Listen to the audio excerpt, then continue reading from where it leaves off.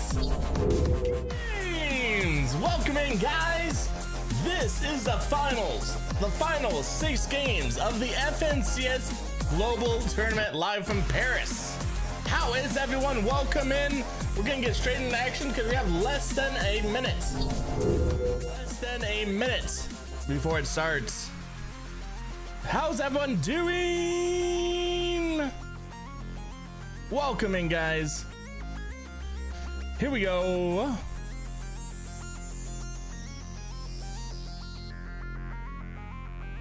I am ready. If you guys are, we'll get it started. It's game time.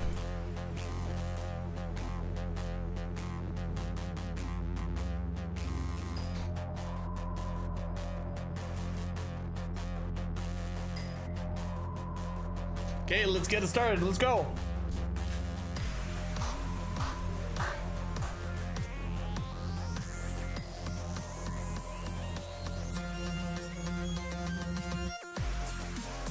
Game time, game time, game time. They're in the pregame lobby currently.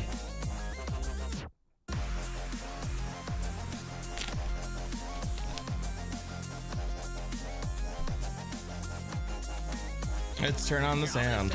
Kanata is going to come back, win 3 more games today, because that's what he personally told me. I'm going to win 4 at LAN. So let's go. I got to believe in NA. We're making a resurgence, okay? Don't call it a comeback. We've been here game for time. years, okay? Everything's all good to go. You heard that. It is But game you heard time. that sound. The battle bus is ready. 6 games here. Championship Sunday. After this, we will know who the new global champions are. It's game time. Red, white, and blue is better, guys. Just had to say it. I'm American.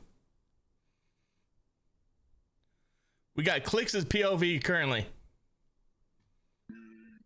Yeah. We got his sound too. We got no game sound though. I can't lie. But we got Clix's POV. Look back. I'm pulling back pretty hard, Nova. I don't see anything. We have drones too, by the way. I don't like there's no sound though. We might switch off Clix's POV. It's very awkward, no sound.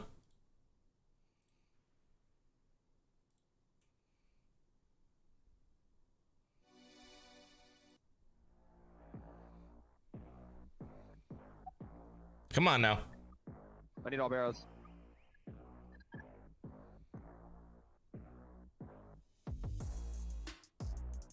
Coming. With. I have 2 men missed. Nice. Yep. Watch anybody for anything weird. Yep. What do you say? Sorry. 2 men missed.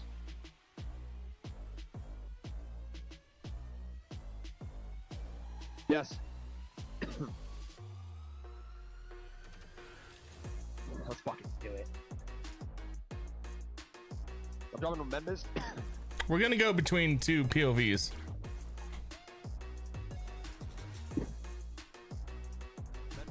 I can carry 2 bigs. If farm metal if you could. Yeah, I can drop a members. Dropping members. Yeah, we're gonna go between 2 POVs today, chat. Where's all the splashes? One 2. being There's Clix's, 2 splashes, right? one being the whole FNCS. Well, that's not good. They weren't either, were they?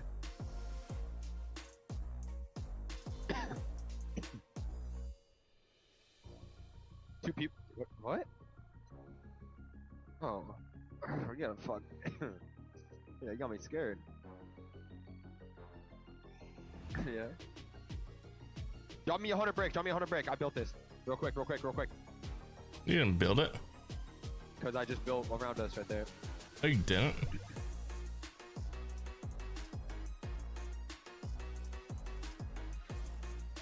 How is everyone doing today? Welcome in, guys. Welcome in. Yeah, 180.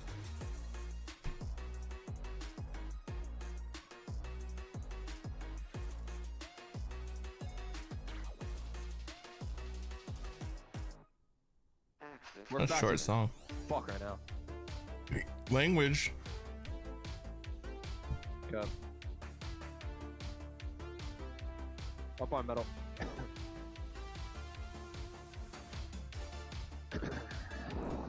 Done. This is serious clicks right here, though.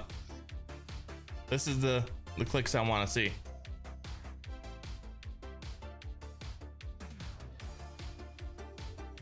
I haven't done my little test yet, so test. I sound fantastic.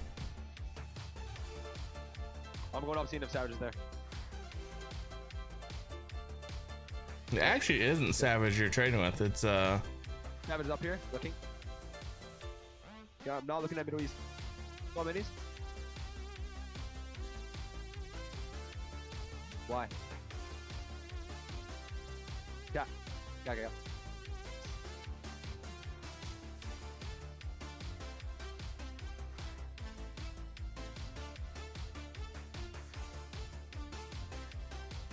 should toss the med kits up there too. Middle East is looking at me. I need one of you to get up here. I'm just peeking them because I'm not doing anything. I'm peeking. 30, 60, 100, 30. I'm looking at Savage, looking at Savage. I'm on 150. Okay, this is off. This is in his POV. This is Zoe's POV. I'm pretty Hey, do you want me sure to double with you? Hey, do you want me to double you? Zoe, we need you up here, brother. If that's Zoe's POV. They have the wrong POV. Ready? 3, 2, Savage, brother. I know, it's because Savage is shooting from the back. Yeah, we're not watching this. Let me get this hooked up.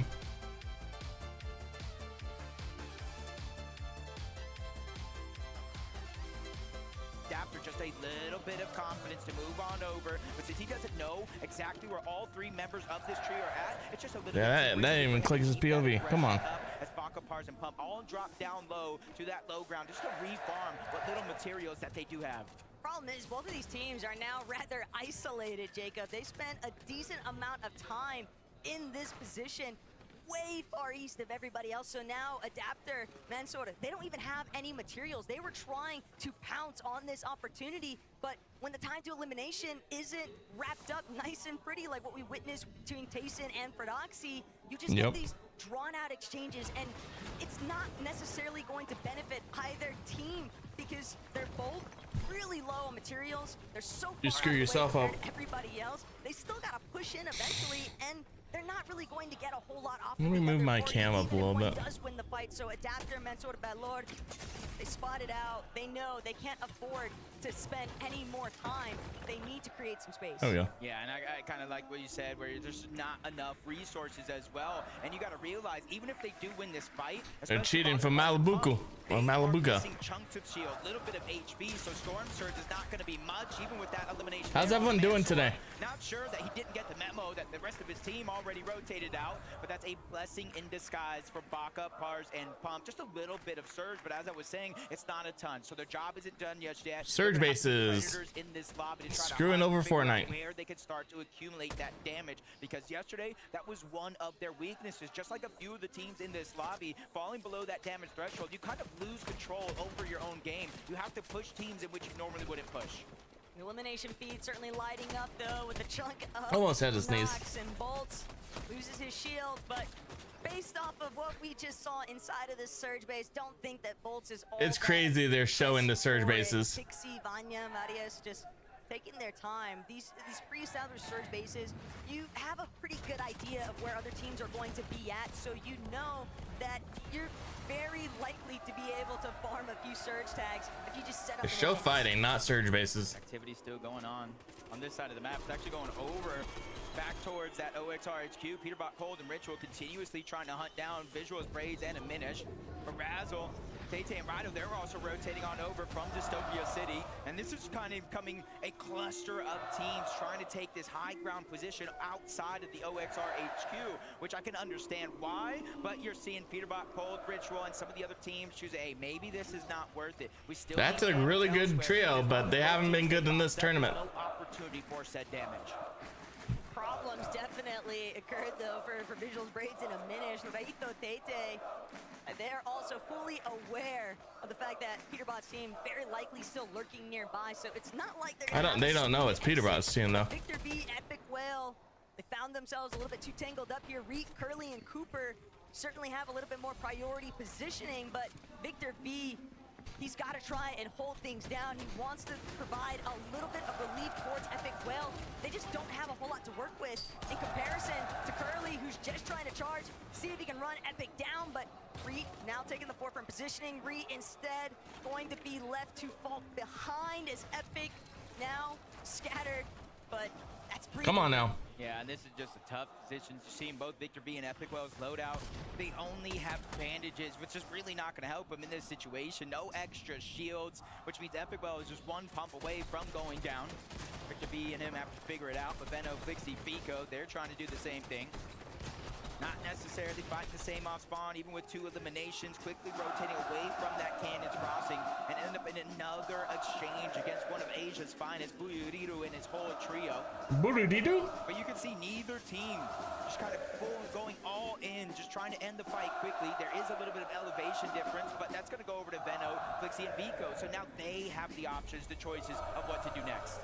The key part, though, about Veno, Vico, and Flixie is you give them an inch, they're going to take a mile here. And they know that they applied a good amount of damage against Madim and Buyuriru, so they could be content with the surge that they built up, but knowing those guys, they're definitely out for more. They want at least 1, 2, even Give me 3 1 second, guys. Madim, Wixie, they're gonna actually get up close and personal, but Wixie bit off more than he could chew. Vico's gonna have no problem shutting that one down, and it's Flixie. I want to get Fortnite up so I can actually watch Nice cleanup all the where way Clicks through. is and what's going on. Nothing play, and just the team's timing wasn't there. Madim got kind of shut down. Buyuriru wasn't able to put down pressure because he had the DMR, but now it's turning around on him. Vico, Flixie, Veno, they're dropping down from above. They know they have a huge numbers advantage, and that's why Vico's playing from the top down, trying to cut off any paths, any escape through toward the top, takes a shot, reassesses the situation, going down. knowing his teammates do have the pressure. It's going to allow him to heal just a little bit. It's fine, just getting a good shot. Buyuriru doing the same thing. Veno's being forced back, but the numbers are just way too much for them to handle. Vico gets the last laugh on the Buyuriru. If it had been anyone else, might have been a little bit more worried there for Veno, but I'll move the Fortnite up so you guys don't have to watch Fortnite or his POV, but 52 HP missing, guys. though, for Medium, and whether or not Flixie, Veno, Vico decides to stick around, they might realize there's a third party that could easily roll on over, but they found the eliminations they needed to, so now they can just look to cut off Anon in the process. Yeah. They got that same feeling that you did. Somebody might be pushing over. The fight might have taken way too long, drawn a lot of attention, and guess it actually has. All the way from across the ocean, OCE from that low side on the map. And a page crashed. Nice. Like a good neighbor, State Farm is there. Jake from State Farm, everybody. Team that you want to take your chances on. Sadly, I have to watch ads because I'm not subbed to them. Poyo, Agers, and Acorn, 10th place. Subbed to Clicks. That's because I thought he was gonna have his POV, but Unity had this team in their top 5, in their top 3, possibly winning the entire thing. But now, Acorn, one of the best IGLs, Poyo, one of the best fraggers in the game. Yo. Ager's the guy that can do it all. Notifications. Thank you for follow. How you doing? 6 games, just like Cammy, Audi, iDrop, haven't left their top Welcome in. spot. Not any bit, but this fight continues to come to them. From Epic Whale's team to Tay-Tay's team. They're Here we go. trying to get as much Storm Surge's damage because they know that's the kind of currency, that's the flexibility that allows you to rotate early when the zone pulls towards the north. That's something you can focus on versus everybody else. But these kind of scrappy box fights are exactly where Asia tends to shine, and that's why we see a little bit of Hey, thank you for liking, from iDrop, Nodi. and Audi. They know what Thank kind you. of position they're currently holding on the leaderboard. They don't want to give it up. Poyo, Agers, and Acorn, though, they just continue to take advantage of all the objectives surrounding them, even if they have to make some earlier rotates. We saw how difficult their day 1 started out, but by the end of it, we started to see that little bit of a bounce back factor, Jacob, and now with the whole night to actually hit the vibes, I'm so certain that Acorn has definitely cooked up something. Yeah, in this game round, they did actually get the medallion that lands had Demon's Debris. They have the Mythic, and because of that, they have the A rank, which unlocked that vault, and they have the exotic as well. The Wrecker Revolver that shoots faster. with Yo, each and every Wes, thank you for the fire. follow. So that's Welcome in, something Wes. We're really gonna have to watch out for, especially if they're looking for a comeback today through elimination. Savage, Chad, Reason trying to do the same thing. Slow to rotate on out. They're prioritizing getting Storm Surge. A lot of these teams that are slow to rotate, those are the ones that are making a focus on this fight. This is a big turnaround right now, though. It's only Cammy and Hydra left to duke it out up against some of Asia finest, but they're going for the double revive. It's a little bit greedy, but Tay, he's actually the only healthy member. They're gonna opt for possibly trading out revives, but no, Tay recognizing just too far away. Crash pad out, going for the escape, but Hydra and Cammy aren't gonna be able to give pursuit, at least not right away, but there's nowhere left for him to run. Tay, he's just gonna have to pull off bail. Yeah. Sometimes you just really don't get a choice. They're trying to just bring all the loot back into their box. They know other teams potentially nearby, but Adi's the one that really kind of opened up that opportunity, gets the knock, and the rest of the team was there. And that's a confidence-boosting feeling, knowing your entire team has your back. You can make a move, sometimes without even not saying anything. Clix, Higgs, and Yamzo kind of, I wouldn't say changing up their overall strategy, but all three of them as a team, they land towards those RVs just outside of the Supernova Academy. Interesting. They get as much of that brick as possible, which kind of maxes out for the most part, and then they go and loot Supernova Academy. Try to get all the loot. I know everybody hears the crowd roaring right now. Swizzy, Mustache, and Queasy, business as usual, getting their early game Storm Surge, getting their early game breakups, and then accessing the ball. And the main thing to take note of here, Jacob, is that these guys aren't changing anything. Queasy, Swizzy, and Mustache are running this back as if we're still in day one, despite it being game 7. And if nobody's going to force them to change their strategy, it's hard to believe that Queasy won't end up taking over height later on. Definitely a possibility there in first. They don't have to change up anything because nobody even looked up yesterday.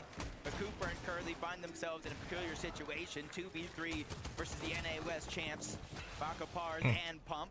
But Curly's doing a good job holding down his walls, holding down his defensive and fighting back, forcing the Flowberry Fizz out on the other side. The triple hill is going to get him back into action that much quicker. But they're just at the edge of zone with not there far you to are. rotate Okay, cool. before they make their way in. That's going to give them the luxury to stay There we a go. little bit Sorry, guys. longer, but a I'm back. massive haymaker onto Pars. That's going to slow things down just a little bit and continue to build the confidence for Cooper and Curly. Cooper and Curly are really having their mettle tested this weekend. It's so unfortunate that they had to leave Reap behind, but they are still a powerful duo that can definitely pop off. Rise has gone down. Visual's gone down. To be all the momentum shift that they need. Two big duos. Cooper has been here so The many trios. times before, Jacob, and he knows that they've got to try and capitalize, but they have no idea what kind of duo is crouch lurking behind them. Balor and Adapter, they've also encountered some early strugglers, losing Mansoor since he didn't get the memo, and Adapter and Balor, they don't even get the chance. They thought they were gonna get the jump on Cooper and Curly, but Nope. instead it's been 180. They're almost 500 damage below the threshold. Cooper Curly, they don't see if it activates. They won't be able to get that visual, but they will hear the shields crack if it does come down to it. But they're just kind of hunkered down below, biding their time as much as possible. Time that they may not necessarily have. They have extra shields in their loadout, but they don't have any extra HP heals. So sooner or later, they might be pushed into a situation where they have to get elimination, especially now that a whole nother duo starts to make their way in. That's Tay and his teammate, but up goes Cooper. So has without taken no some damage HP. from Bolts Exactly what I and said. Kanata. They have to go for eliminations, but Valor, he's at least going to be able to steal away one. That's one less chance, but Storm Surge activates, making it just a little bit easier as Cooper and Curly have to go, and they have to go now. It's a 2-tick. They're on the clock. If a Cooper does it, he dunks on him from above to get the siphon. Wow. The same can't be said for Curly. Cooper. He has no siphon to profit off of. Cooper. Just yet. They're gonna have to find another elimination. They're gonna have to find it now. Adapter has fallen. Cooper and Curly just continuing to make something out of nothing here. But Valor, that surge stick is just destroying him. The shield crack goes up yet again. He's using every single bit of healing resources he has, and it's still likely not going to be enough. Yeah, like I said, the shield's cracked. That's a giveaway for Curly Cooper, and immediately turned around, tried to land shots. Valor's doing just that. Got above. He barely gets himself above that damage threshold, and he knows he cannot go back for his teammates' reboots card. This is a solo journey from here on out for Sucks. him, and he does some good damage yet again. Will he pick up the elimination? We'll wait and see, but Pixie, Vanya, and Marius, you can see the zone just outside of OXR HQ. These guys have been smooth sailing so far in this game. Marius and Pixie being the top 2 players for shotgun Come on now. damage and moving zone says See enough, anyone big go Jacob. down. These Paper guys went have down been hitting Fraggy, with and they Epic, plan to continue their streak, Epic especially 6. with all That's the Epic companies Whale, that isn't run it? a dogpile around them. Like you saw in the distance, Baka and I believe Pars both going down, looking to get cleaned up by Chap, Savage, and Reason. 410 damage above the threshold, slap dab in the middle of the zone. Oh, they're booing Peterbot. I was talking to them before today. That's funny. They didn't have too many game plans other than just play better. They know Cooper goes down. was abysmal. Cooper's That's just a huge team find goes under down. his belt to do just Baka's that. team Have to goes come back. down. Chino's just fighting on the other side. That's Anon all the way from Cooper's OC. team goes down Teammates 22nd. coming in. Baka's Has 20th. arrived. Chino's just getting pushed back further and further. Resign's starting to feel that confidence, but there's too many players all around. Prodoxy. Oh, he gone. Resign's catching him off guard. Multiple players just trying to push in, but Prodoxy making sure to save the day. Down goes Resign's, and up goes their chances to win this fight. Just look at the way that Prodoxy and Chino played this box fight, though. So many separate angles opened up at once. Resigned Let's go, and Alex. Keith Come on. just disappeared. Prodoxy and Chino still looking to try and hold things down too here, Jacob. They're fully aware of the fact that they've done enough to at least push Oshi back temporarily, but that's not to say that it Vino's has got had the height right same now. effect on the Polish counterparts directly next It doesn't to really where mean they're anything, but They do have that extra med kit down below, just in case. Anon, Alex. Nice trying to come back from damage. revenge. Chino's gonna be the first one to go down. Well played shot by Alex. Fed had some nice damage there. Forcing Prodoxy to try to back up and get the revive. The audio visual is coming out. Prodoxy trying to reposition. He has to let the cone go. He has to let his teammate go down. That one's quickly cleaned up, but that doesn't mean he has to stop fighting back. he does have a slurp. He doesn't want to waste the One in slurp, but situation, and him being slightly on the edge of zone, if not out, he has to start getting information that is vital to his success. And even one more team going down, he'll start to get placement points on top. Problem as a solo, though, is that there's only so many directions you can look at once, and overhead, Swizzy, Merstash, Queasy, they're already starting to break through. You saw that first knock take place right now. Now we have 2 eliminations, Swizzy, and okay? he's still after another. Holy crap, they're just destroying what's above them. They're being shot from underneath, but it's actually Sphinx who's taking down Peterbot in this lobby. Shadow Wow. never sees it coming. Swizzy's got that elimination, and Muzz trying to save his teammate's life. But can the double revive actually come to fruition with Swizzy applying so much pressure? Yeah, multiple players, and he has that exotic, which is so much damage, just tearing. let him revive. But you can see it. Interesting. Hold on over. They kind of brought themselves back. Probably Queasy making the call. We have to start to rotate. This zone is vital for our success. If we can get high ground here, The that Clicks could goes be down. our 4th game win. But one Looks team's like having an Poyo easy maybe game. took him down. Yamzo and Clicks, with one of them being down. Yamzo's trying to get him back up. They have 1 crash pad left in their inventory. 6 splashes for the HP if they need it. Some Flowberry Fizz, but it is a Oh, far pool freaking, to have. Little bit Higgs sad went for down Merstash. He somewhere. really wanted to see if he could get a good chunk out of Acorn, Agers, and Poyo on that rotate, but crash pads are out along with the Flowberry Fizz. Yamzo's immediately going to try to claim a position towards the front side, but holds back for a second here. A little bit split from Clicks. Clicks gonna Zoe push is right so back good up at for his teammate placement. that He needs some of these chuck splashes, but of course, another Zoe rotate. is There so no amazing at time to placement. stop, especially with Queasy, Swizzy, and Merstash right back at home base on the I'm watching high Clicks' ground. POV in replay right now. I'll see how Higgs goes down. The team on top. They're getting battled out, chopped down even once, but the consistency for them to remain in the clouds is absolutely amazing. Swizzy, Mustache, and Queasy Oh, they got attacked. easy down below. Everybody is at their disposal, and this is where we know what they do. They just target out second height over and Yeah, they just got attacked by a team. Connect along the way, so teams are gonna have to think of something different here compared to yesterday. Savage Chef and Reason seem like they're a little bit more intent on just trying to stake out these front side rotations. But for Clix and Yamzo, it's likely going to be a backside of zone play. They're going to have to find Come a on now. refresh. They have hardly any materials to work with. Yamzo doing what he can to drop whatever builds he can for Clix, but there's nowhere safe to tarp out through inside of these lower layers. Nope. Everybody is frazzled here. Yapko, Panther, and Seti also in a very strong top 3 position, and they want to hold on to it, Jacob. They don't want to let it go. They work way He's too just getting hard to get focused this right now. far. Panzer's done. Here in Oh, maybe not. 15th place.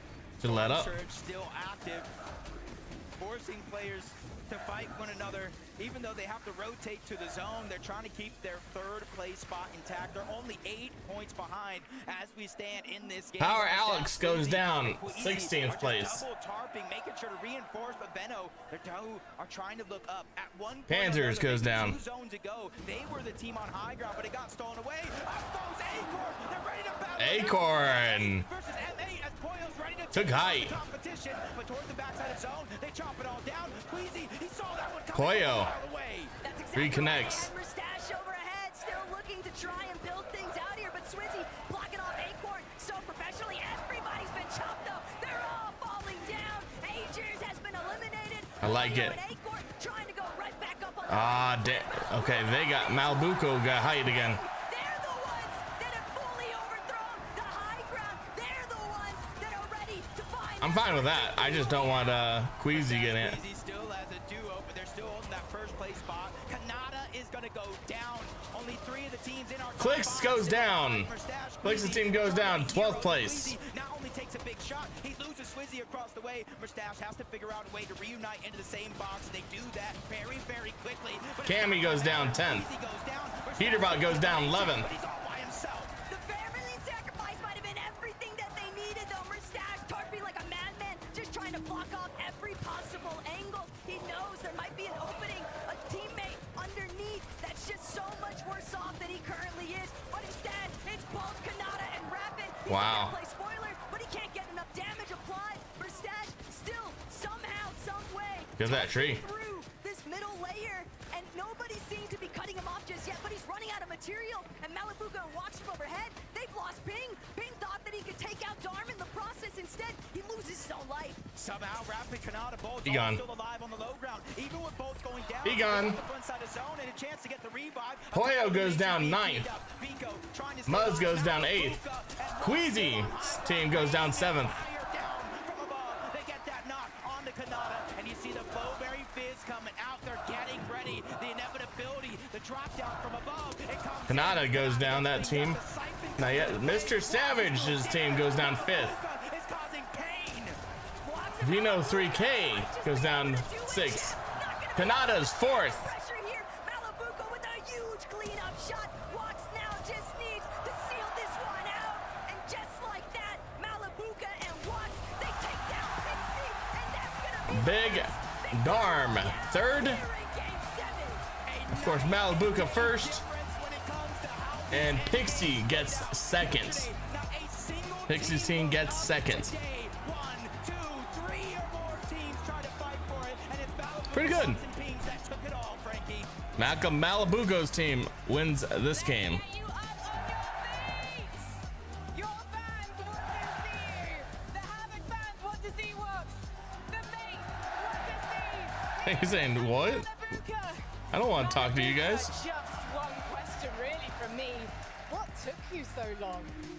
I don't know. We were not sure what to do on first day, but maybe we'll figure out something today.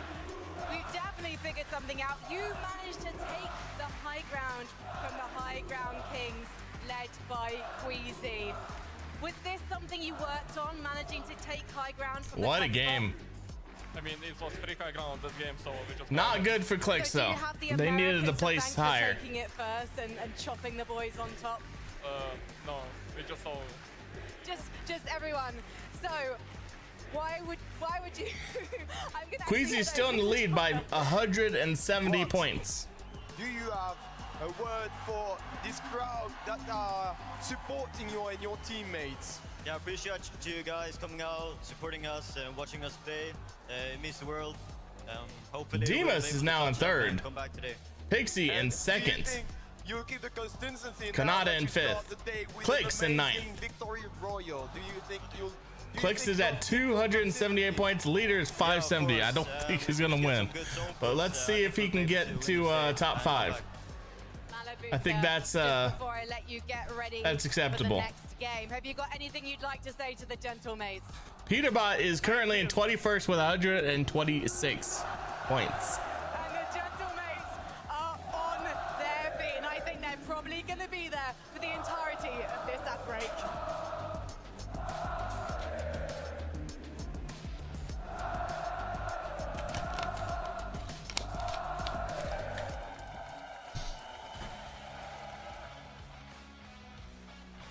Okay, we got 5 minutes. I'll be right back, guys. Give me 1 second and I'll be right back.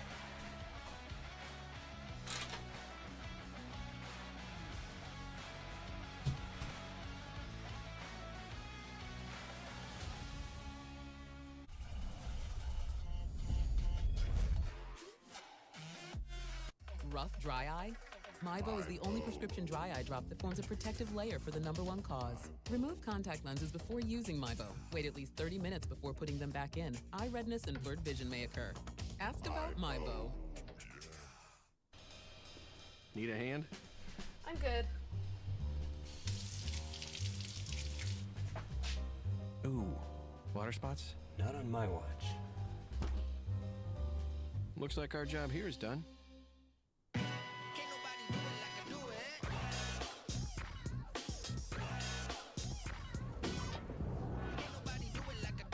Kraft mac and cheese. Get 'em up, get 'em up. The one and only. A sign. Booking.com. The family must depart. Stairs to die for, indeed. Find exactly what you're booking for. Booking.com? Booking.com? Yes.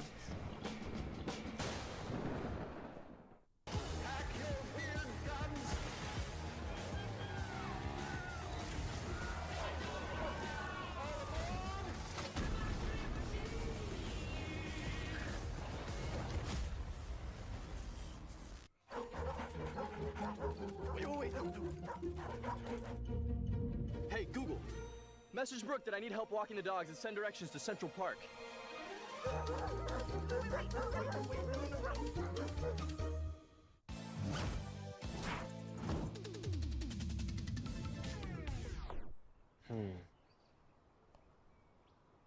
And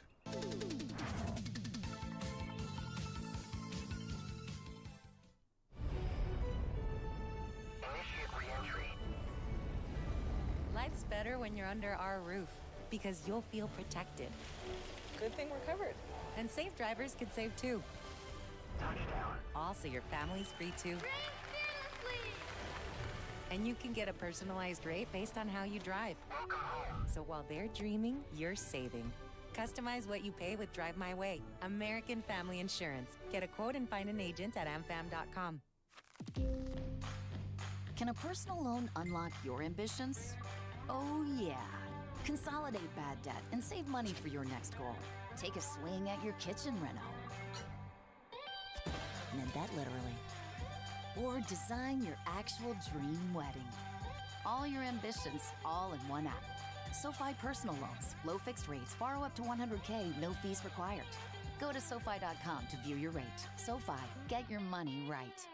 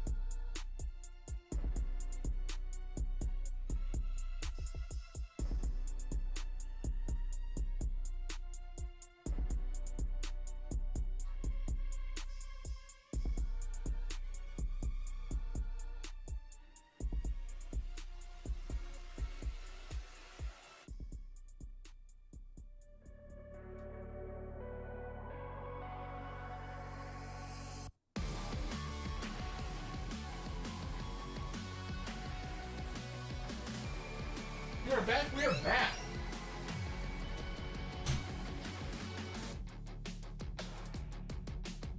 "42 seconds. Welcome in, guys. Welcome in to the games.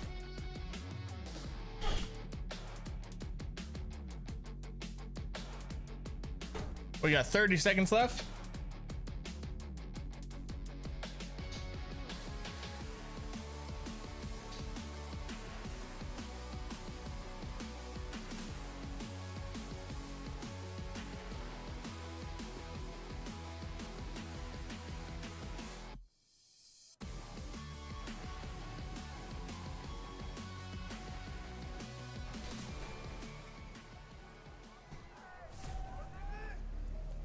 What is going on, everybody? Welcome back to the Fortnite Global Championship. This is day number 2, Game 7, the first of the day.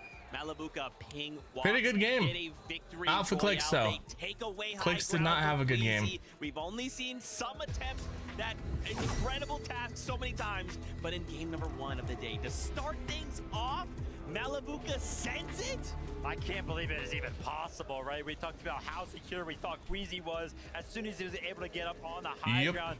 I can't lie, though, Minnie, it kind of felt like it was the team effort, right? Multiple teams kind of going for it. At the end of the day, though, Malibuca walks and ping. They were the ones that waited for the exact right moment, and oh my gosh, man, Malibuca got to the high ground. He quickly was like, nah, I don't want to be up here. I want to get in the mix. I know I need these eliminations to soar up the leaderboard. Yeah, what was crucial about this height take is, of course, we saw Queasy on right at the beginning of He that just, endgame. he Then just we went saw in. Apex Went team in. going up to I didn't see take that. it. They actually were successful in He that just height went take. in and just The said, crucial mine, thing mine, that actually mine. ended up allowing Malibuca to take height was that zone pulled back. That 10th zone pulled back over all of the old builds that Queasy's team ended up making, and then of course it allowed Malibuca to save all those materials that they would have expended by extending out. They could then use that to then take height. So really well played endgame from these guys. More of the same needed. I think they made a few adjustments early game as well because things were going a little bit wrong for them at the beginning of the game yesterday, and this is what they can do when they make it to endgame. So insane, man. I love that we're starting to attack high ground, right? Like, we know high ground wins games, in some cases wins tournaments, and now as you turn attention to those standings, look at this. This lead is not what it once was, right? Now we're starting to close up. We're trying to just say, Queasy, hold on a minute. Let's not get crazy here. 570 points. It's a lot of points. Oh, man. I mean, look, we still got a lot to do if we're hoping to catch Queasy. Yeah, I mean, you know, you're talking about a lot of the lead points. Isn't what it once was, but it like barely moved. I'm pretty sure, right? 170 points, still very, very comfortable for them. And this is kind of what Minnie was talking about as we were watching the game. Because They need Queasy to go to die off spawn. Still potential for We need Queasy to die off spawn like twice, 3 times. game they need. They don't need to soar ahead. They just kind of need to pick up enough points to kind of fend off the competition. Yeah, this is technically their worst game of the weekend, right? I think they got a 7th in this game, but still, I know. Oh no, we'll wrap it up. But still, it's still a good game. They made it to end game. They took height. They did It was a what very good they game know for how to do. all but Clicks. Again, unfortunate, as I mentioned. Wasn't a bad show, game for day Clicks, 2 but people are going to go for height, so things are it going is to look a 1 lot point, different. Maybe 1 that's now point just behind their place on 8th the place map. and They need to go down, play mid-ground a little bit more, but 20 it's not points bad. They're behind still getting points, 7th. they're still clutching when it matters. The result won't show it, but I just cannot believe how quick and decisive this team can like switch It's very strategy spread. on a dime. A We lot saw of the it on NA high ground, teams right? are hyped The up. trio, they These crashed foreign teams Canada, are and they were instantly dominating right fighting now. for it. And I swear it was within literally like 4 or 5 seconds. The entire So we'll trio of see how Queasies this was ends up shooting up with and trying to break Queasy out a in the trio lead. to prevent them from actually securing that. It was literally 6 instant. minutes So till good, game and that's what 8. makes Queasy such a great IGL. He has those things on lock, whether it's to try and retake height, whether it's to actually then drop down and try and take a different position. Yeah. As long as you're all doing the same thing, that's what's most important. When you get teams that are trying to split, one's going up, 2 going down, it doesn't work. Queasy's got that team really, really well prepped, understanding it's my call, whether we go up, whether we go down, they're on the same page. And I kind of talked about it, right? They defended it. They defended Excuse against me. the take Let's from go. Acorn. Come on. Unfortunately, Malibuca's trio Let's just just skip to the game. They don't need 5 minutes to talk. Like, hey, listen, you guys can keep fighting. We'll take the height. That is crazy. We have a listen in from that last game. Let's see Ooh, how listen things are in, going for guys. Queasy. Watch out high. Things left and right now. Wait, take it. Maybe take it. I have it 100. I have it. I'm up. I'm gonna get shot. Yeah, I think. You need to think. I dropped the chop now. You got time. Chop it now. Chop. I'm coming back. I'm dead, I think. You got chopped again. Fine.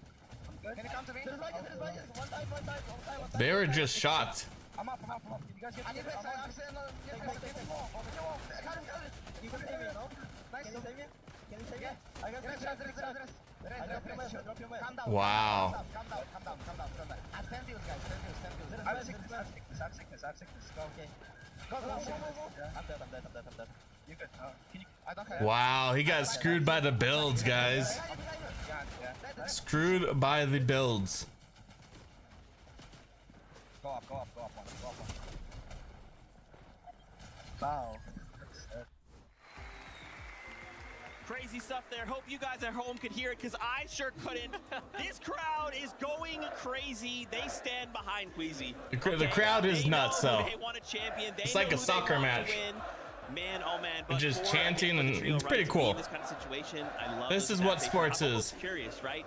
Now that they had someone contest them, now Pretty I almost cool. wonder, what are they thinking going to this next game, right? What kind of little micro adjustments are we going to make sure that doesn't happen again? Yeah, in this scenario, I would not want to be Queasy, right? Because he's kind of got to be the guy that decides that for his trio. Hey, listen. do we That's the kind of one give thing up about on foreign, the high ground ring? Obviously, that is our foreign, best as I say, strategy, outside but, you know, America we're kind of at sports. this comfortable lead to where They if we get have to play hyped. mid-ground or low We ground just sit and make down, sure we watch a pick game, up, cheer for you know, our a team. decent placement every single game. We'll still hold on to the lead. Foreign Or do they just countries play get what they know? hyped. It's these Usually moments soccer where champions or are made, football, right? When things aren't but quite going your way, when it's something pretty happens cool. that you didn't expect.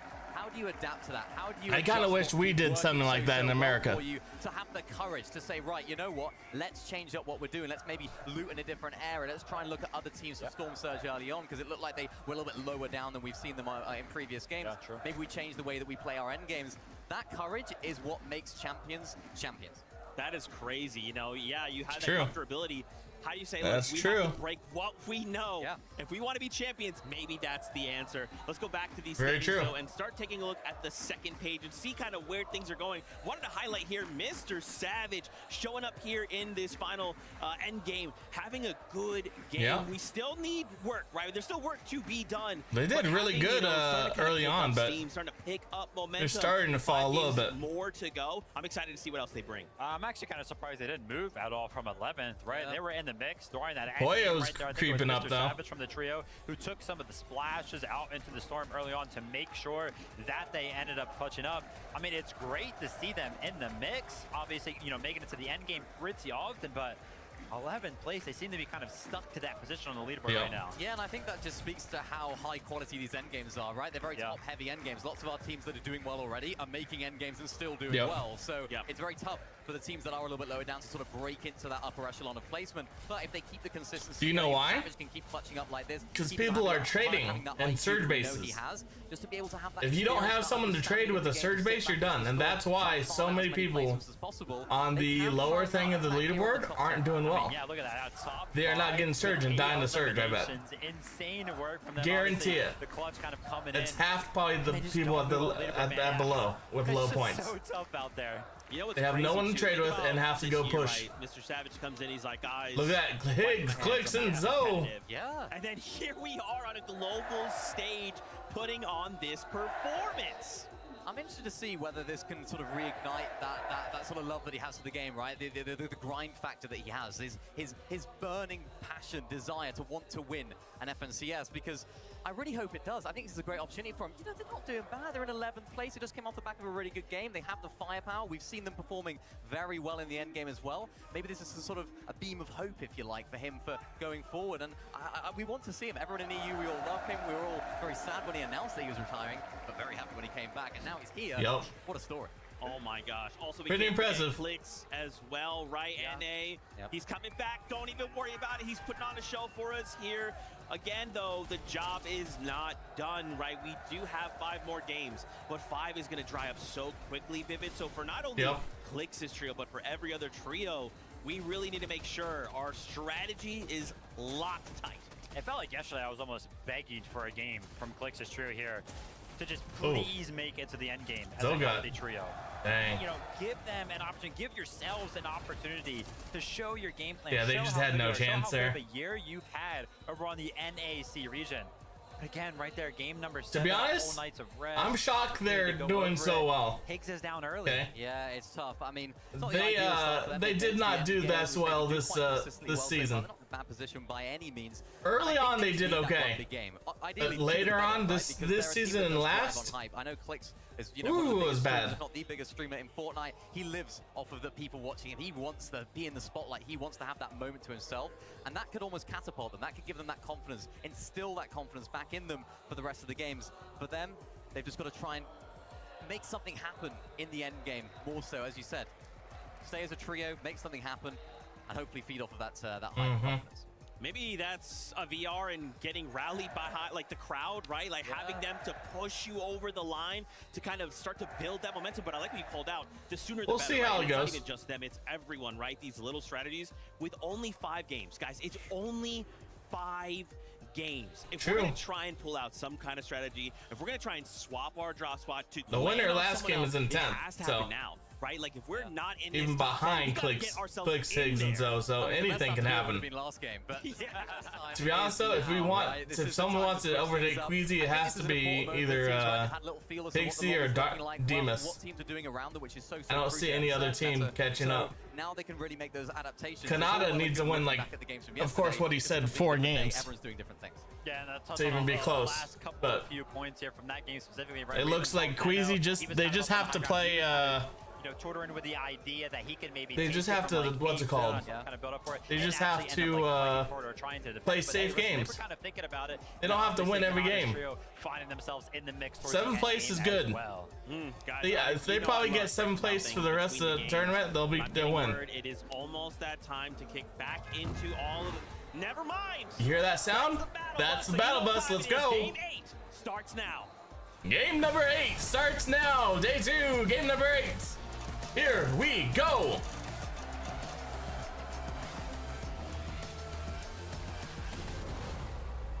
Having a little bit too much fun with it, but you know there's so much fun to go around. We just couldn't keep it Heck all yeah. to ourselves, Jacob. So Levin, why don't you give a big hello to everybody here for Game 8? I had to get involved in the action, Taco. I mean, the games have been way too good. Ooh, this guy's casting today. I just wanted to jump in for at least the 1 game, if you'll have me. I'll have you, bro. We could be here for the rest of the day. We could just put a day 3 tomorrow, and we can just cast all those games. But Levin, this fight, one that's been going all weekend long. It's been relentless. Prodoxy's trio have had the better of them of late, but can they do it again? We know. Can they do it again? They do incredibly well when they survive off spawn, but the surviving part is the hardest. And that's the real issue here, Levin, because Tyson, Chicho, Atris is the most split that we've ever seen both of these teams drop, but we know exactly what comes next. If they're not quick with these eliminations, if they don't clear this out fast enough, somebody else is bound to roll on over. Yep. That one looked a bit different. We're used to seeing these guys get to scrapping straight away. Both teams getting some time to loot up. Veno actually got that first elimination on the Coyote. It looked like Yuma was trying to play aggressive and try to clean it up. But so where's Veno? Oh, he lands here. Okay. Much of a risk to continue to try to push it down. But back and forth, these off-spawn battles looking to get chaotic more and more so. Tayson almost piecing one up, but they found an exit. Chicho is in a struggle. He goes down. That's the first one knocked, but Prodoxy down as well. That's going to be a 2v1 situation. That's knocked. Tayson getting knocked. It's all a twist to try to get away. He's scrambling around. He goes down. Up with a knock onto Pablo. But the damage is Tayson goes down. I think Tayson won a game, didn't he? Yesterday? Pretty sure. And this is why these off-spawn battles between these two teams have been happening so quickly. Both teams are aware that once they take a second too long, this trio is going to roll on in and make it a nightmare. Again, Chino able to get away, and maybe his trio still has hope in this game, but not the start either teams would have wanted that. And they're still gonna have to revisit some other method to reestablish all of that lost surge from those full eliminations. But Chino, still, bit of a mastermind play there. He knew the fail was the perfect moment. This is it right now. Uncontested yet again, but the biggest difference from that last game to every other game. Wow, before. uncontested. There's more and more players looking up. There's more and more teams ready to contest it. But they realize there's only 6 games left throughout the entirety of the day. 5 now with 1 already done, and their chances to That's such a good loot spot. is going right out the window. I mean, you know, watching it on the sidelines, it doesn't look like anything really can get in these guys' way. I think that's they showed their crazy. ability to still get so many points out of games. Peterbot running out of the city. Interesting. And that's the thing, though, is can anything stop them? Not necessarily, but can anything catch up to them? There's nothing scarier, in my mind, than a wounded animal, and that's exactly the position that Peterbot Cold and Ritual have been in after yesterday. But Gabzetta, Way, Scarpa, they picked up exactly what they needed to. Chino's not going to have that opportunity to try and play hero. Uh-oh, the third parties, maybe in this case, going to be a 4th party overall. They're trying to move in. Braids, Visuals, and a Minish. They realize with 105 points, that's not nearly enough, or at least not close to what they thought they'd have. So they're now just going on the hunt. Eliminations, 4 points each. They look at Gabzetta, they look at Way and Scarpa. That's 12 possible points. 1 less team in their path, and a chance to try to at least steal away some of this loot and XP. Thinking about Gabzetta, Way, and Scarpa having priority control right now, though, on the Queen. Braids, diminished Visuals. They see just how distracted Gabzetta, Way, and Scarpa truly are. They are lurking.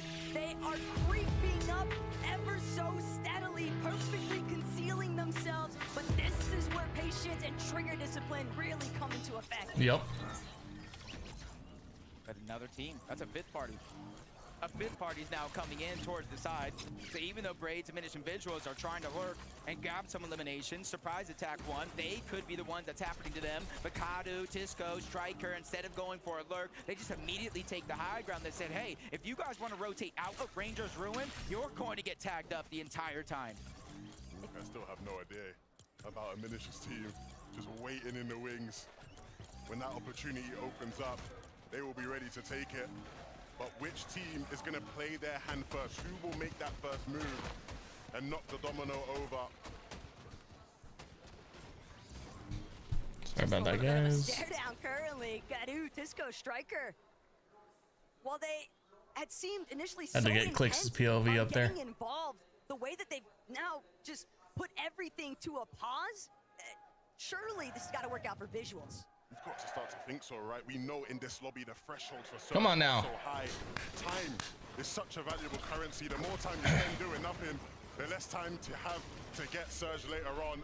Someone has They to still do have a team something near quick, him. and I think they're starting to realize that. Oh, but yeah, I think everybody's realizing things aren't pushing. They're not happening as quick as they should. The 3rd parties don't got their opportunity to lurk. 40 eliminations, so Striker, Kadu, Tisco, they're going to be the first ones rotating on out. But Arc School and Salco, look, instead of going towards the south, typically they were fighting that team. Kadu And Clix is trading. pushing up towards the north. Vortex, Goofy, and Mountain are going to be in their line of sight.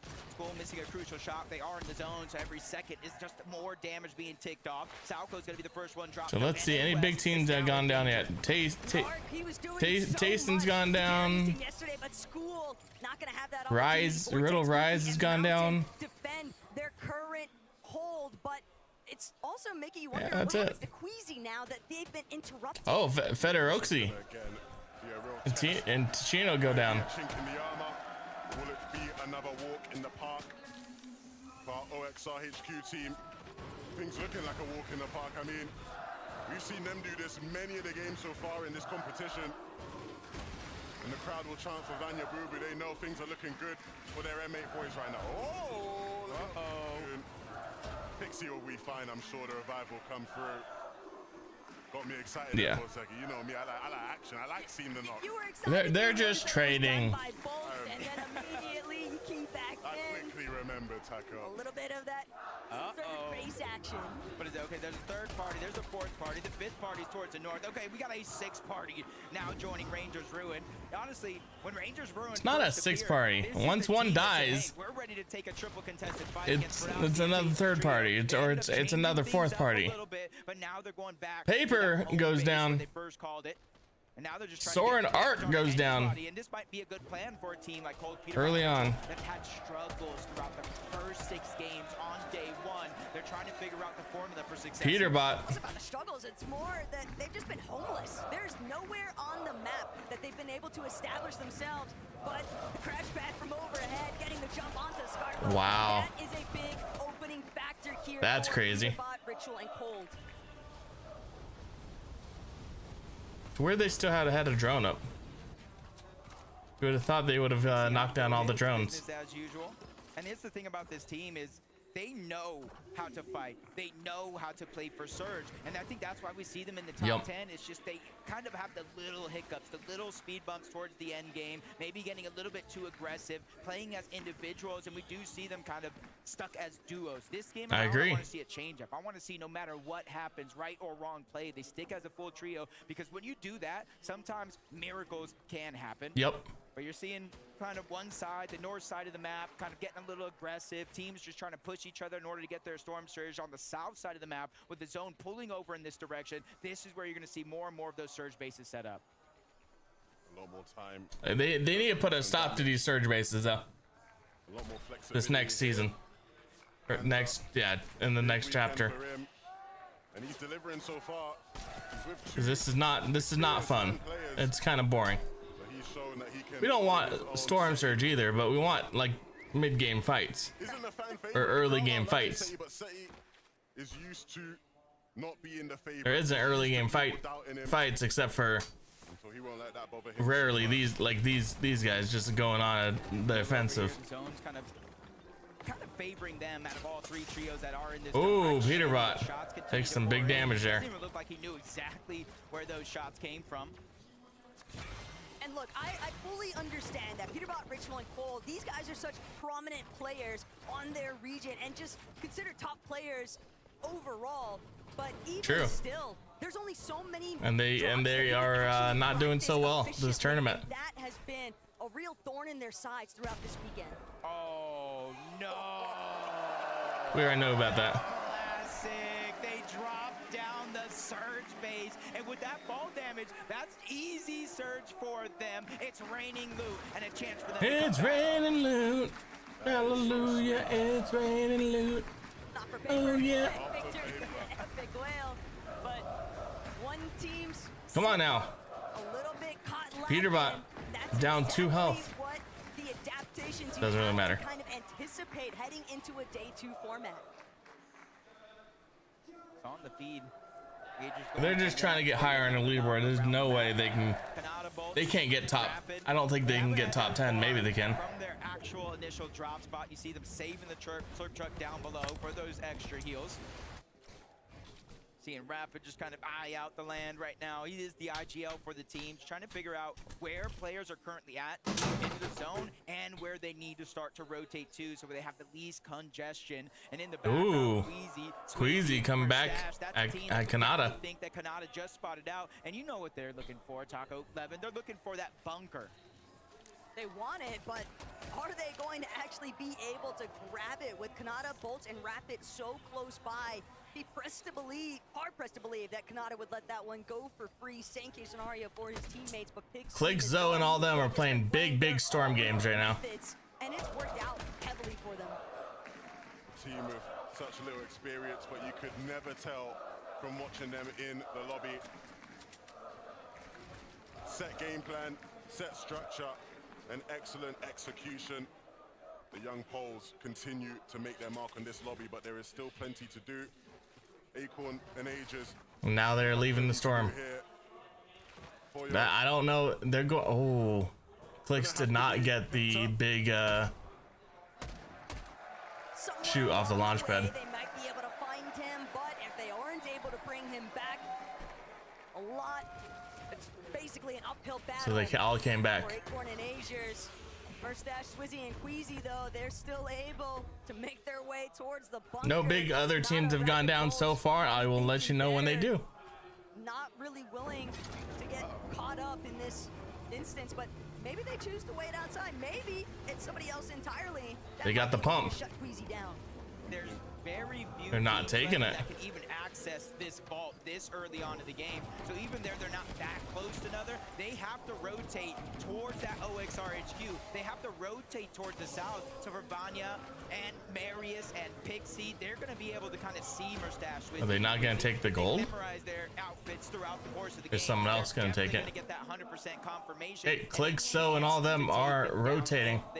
No, they're looking to drop on Kanata. Kanata is not there anymore, though. So we'll see if that ends There's a up launch leading pad. to a clash between the two teams. It's something Vanya predicted would happen. He said he wants to play for Height today. We'll see if he's a man of his word. Looks like they all got it, and they're headed into zone. I am a few minutes behind, though. Saeed goes down. I feel like we can do even better. We And got Snowy. another gear to go up. Don't dance. Yeah, multiple games yesterday inside of the top 6. Can you imagine going from, hey, I'm done with Fortnite, to a chance to win even more money, continue to build your legacy? And for someone like Chap, he's a youngin'. You know what I mean? He's still earning his stride, earning his respect. And he's doing it in such a good fashion. Their road through Major 3 to get that qualification spot and then showing up big in day 1. And now they got to lurk onto Sphinx, Muzz, and Shadow, waiting for the countdown. 3, 2, 1. Wow. Sphinx goes down. Reason, Chap, Savage, they're ready to start this fight. That's going to get cleaned up with ease, but instead of running away, they realize with a 3v2, it's now or never. They need the points if they want to climb that leaderboard. Reason, Chap, and Savage, they're trying Great to job be by as them. quick as possible. They don't want to allow the opportunity for Muzz. They're wasting a lot of to mats already escape, here. but they're just not fast enough. Chap, Reason, Mr. Savage, they're gonna have to be content with the body loot off of Sphinx alone. But Chap's still seeing if he can try and pull out a little bit more here. Good tag into Shadow's HP bar. They've got Muzz a little bit cornered, but Chap, Reason, Mr. Savage, this One is more. all that they want. They're stuck just outside edge of zone, and they know if they clear out Muzz and Shadow, they're gonna have free rotation pack with nobody left behind them. You see Reason. His instincts are to make plays happen. You don't want to be Went up one. too ambitious. Don't want to give them any room to. They're wasting a lot of mats here, though. This ain't great for them. Things down just a moment. And again, they did well to get the first. Of course, they want even more out of this. They know these guys are going to be weak. These guys are going to be on the back foot.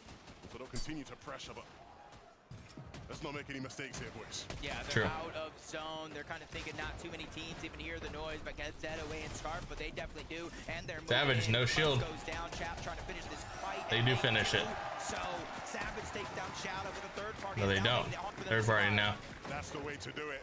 You saw Savage, Chap, both shotguns in hand, playing together, taking advantage. That's how you do. You play together. That's how you win. You don't win as a solo. You win as a trio. Well played from Chap, Savage, and Reason. Not the same story though. For Oh, looks like Clix is screwed. Since it didn't work out at Rangers Ruin, they're gonna have to find that surge elsewhere. And unfortunately, it's only Clix, last man standing from Yep, his Clix is team, screwed. and just being absolutely Clix goes down. battered. There's no way he's gonna be able to withstand the pressure. The worst performance of the tournament for Clix. Which, to be honest, dying off spot or dying mid game once is not too bad. Cooper goes down. Cooper's team goes down. So Clix got 22nd. Cooper 21st. And you can see the frustration on Clix's face when he went down. Such a frustrating way to get out of this game.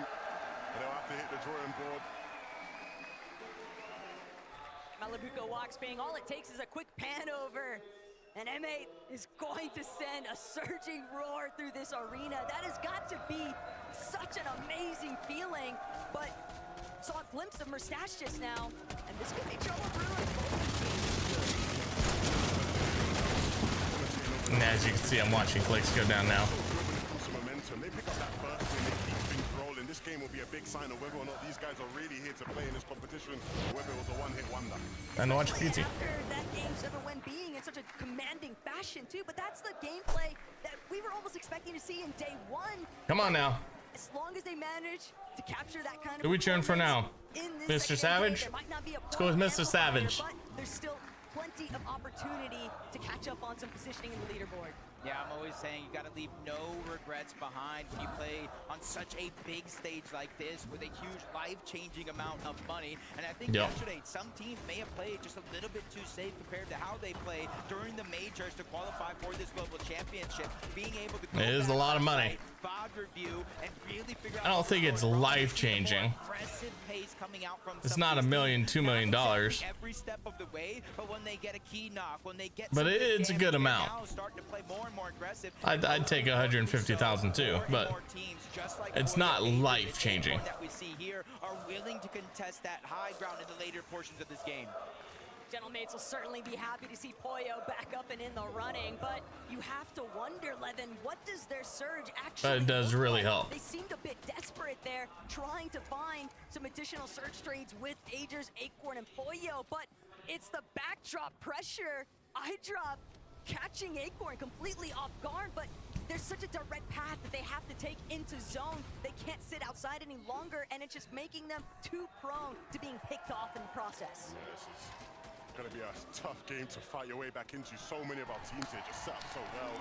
Everything looking incredibly cozy for Demus, and Picks right now. And they'll continue to pressure some of the teams looking to make their way on into that safe zone.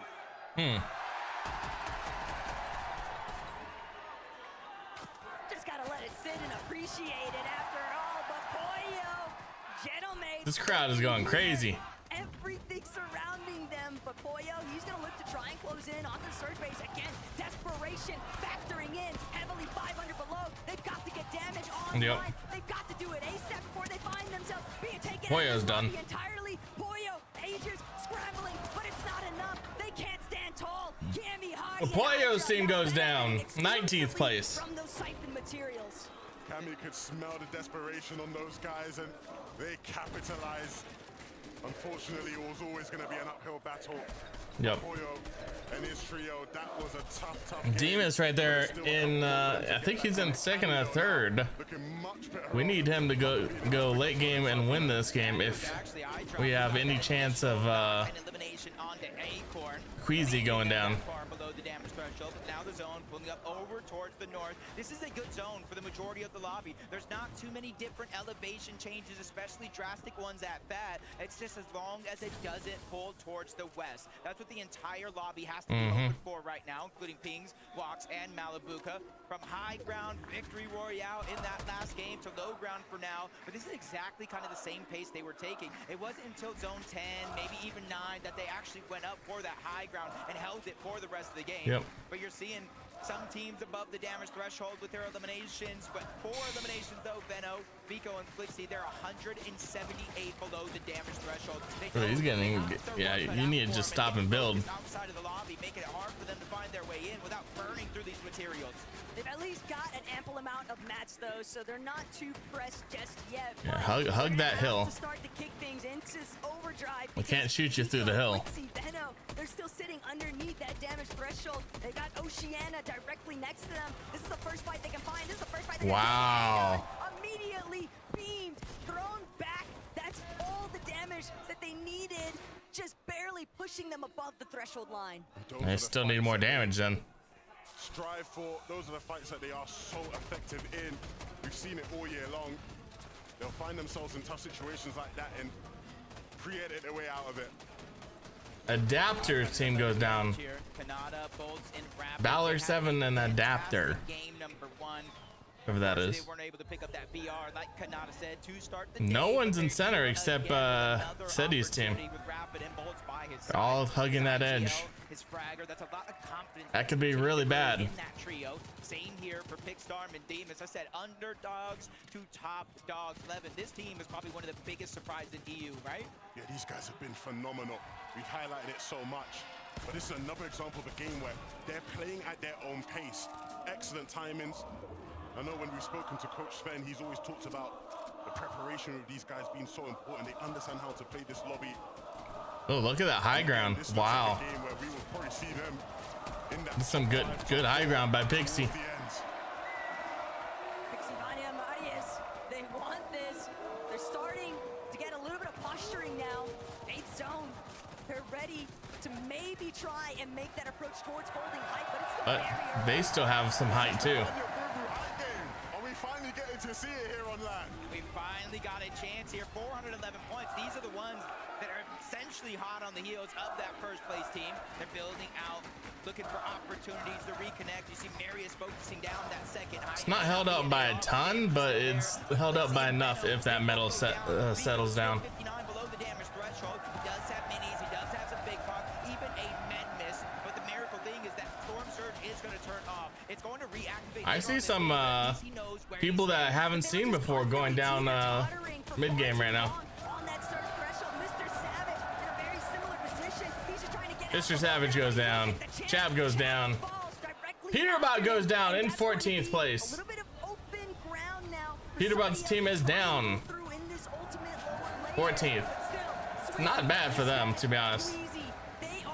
Visuals goes down 13th. It's never a good sign when you see a team fighting on zone transition. You want to be ready to rotate. These guys are Queasy scouting out the rotate. Where can he find an angle to use that crash pad? Gonna have to create more space to do it. That one's going to be easy. Gets to the other side with ease. He's not even distracted by the other players in his path. He knows, get to the front side of zone, control the pace, N-Star. control the tempo, worry about it later. And there is UPL team goes down. on that side. 12. The eye drop, Howdy going to be one of them, but on the high ground, Yo, what up, Jennifer? How you doing? Pixie, Marius, Vanya. This could Welcome in, Jennifer. to get that BR, and they get another elimination. Hope you're doing well today. Can they clean it up though? I like this from Vico though. Still. Yo, I like this multi-angle. This multi-angle is really good. Welcome in, welcome in. We're just watching some FNCS Globals. This is the final and the biggest tournament of the year in Paris. Hey, good to hear, good to hear. Vino 3K goes down 11th place. Darn Demas, waiting till the last second, crash pad into the front side of zone. Swizzy, Mustache, Queasy, they have the materials. They did not play for the high ground. They're okay being down low in the dirt. They know they're the most dangerous. Come on now, come on. At this event. Let's see some action. Come on, Kanata. Kanata bolts rapid, scrambling around, trying to heal up. The splash is coming out, but that's the last of the white heels. Come on, let's see some good playing. Up above, there's a team trying to put pressure down. You see them scrambling and forcing them to split up momentarily. Chari goes down. Okay, Baka and Alex. This team gets eliminated. Alex going 10th and Baka's going 9th.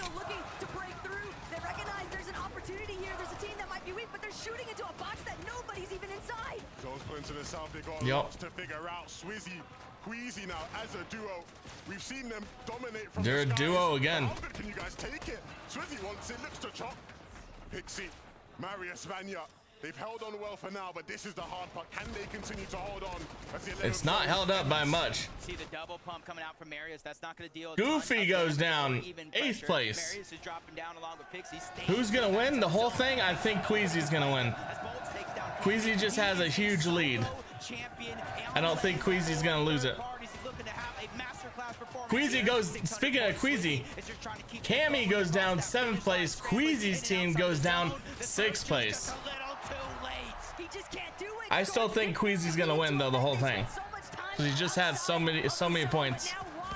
Trouble on the high ground here for Vanya. Boo Boo. Watt's still trying to see if he can commandeer it for himself. Gonna have to use the Flowberry Fizz. Probably only a matter of seconds before he might get chopped down or force the drop and enter the fight down below. Kanata goes down in 5th place. They're so healthy.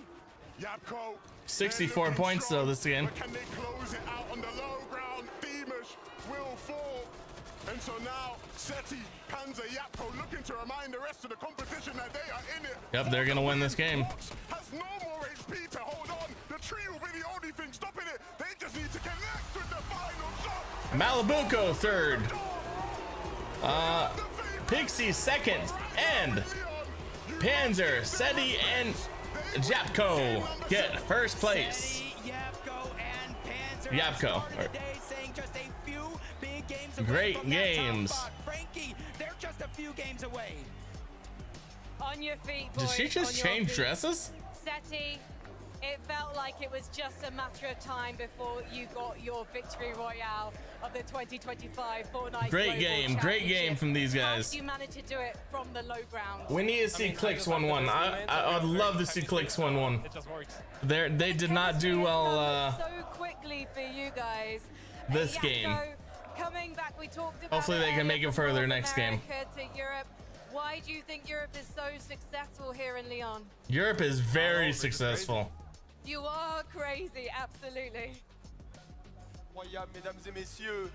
Félicitations, congratulations for this first victory royal. Victory Royale. This victory is the beginning of a lot of victory. Do you think? Do you think you have more victory now that you started? Yeah, I think so. Do you think you have more victory when you started? Victories now, and to His keep going English on is this. not good. I mean, we've just maybe found the secret right now, so we're just gonna keep trying the same thing and gonna see how it That works. did not make sense. Do you have more victory than you do have now? They just won their first game, so yeah, they have more victory royales than they had now. You to enjoy them a little more because we need to take a break. We'll be back with game number 9. Game number 9 coming up soon. Guessing about 15 minutes, guys. 15 minutes for game number 9. I'm assuming.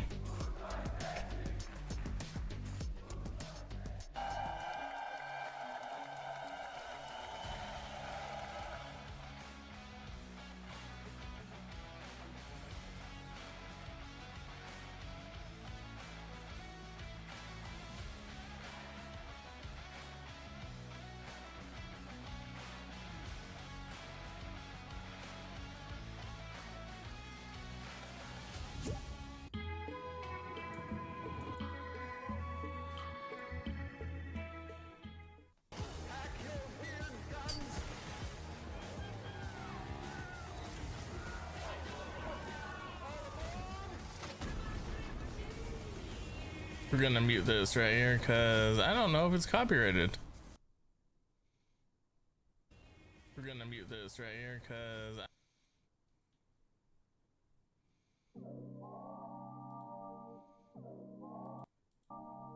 I don't think this is. Maybe it is. We'll give it a little mutie. How is everyone doing though today? Welcome in, guys. Welcome in. If I did not. Oh, actually, I have to put it in. If you're not using the one's code, please use code SNIPERMAN in the item shop.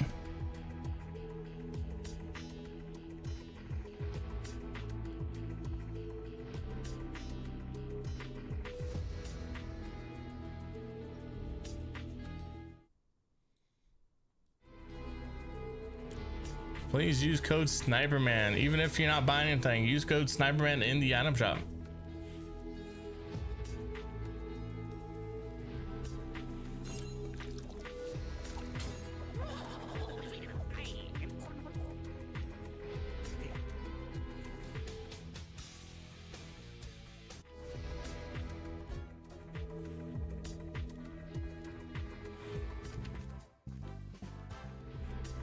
It's a pretty good item shop out there too.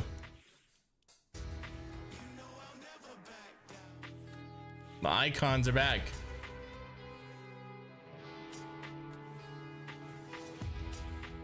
A pretty good item shop if you haven't looked right now.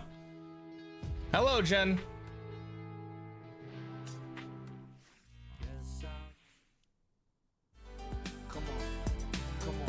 Oh, that is definitely copyrighted.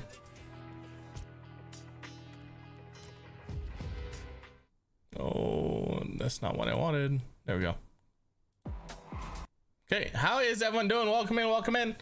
We are minutes away from the 9th game of today. And our third game of today, 9th of the Globals Finals. You guys better get excited. It's gonna be a fun time.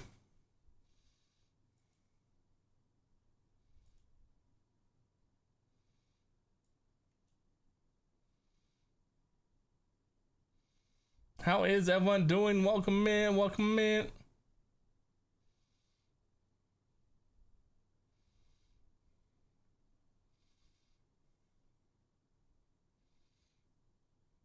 We just have it muted up right now because I'm not sure if any of the music's gonna be played that is copyrighted.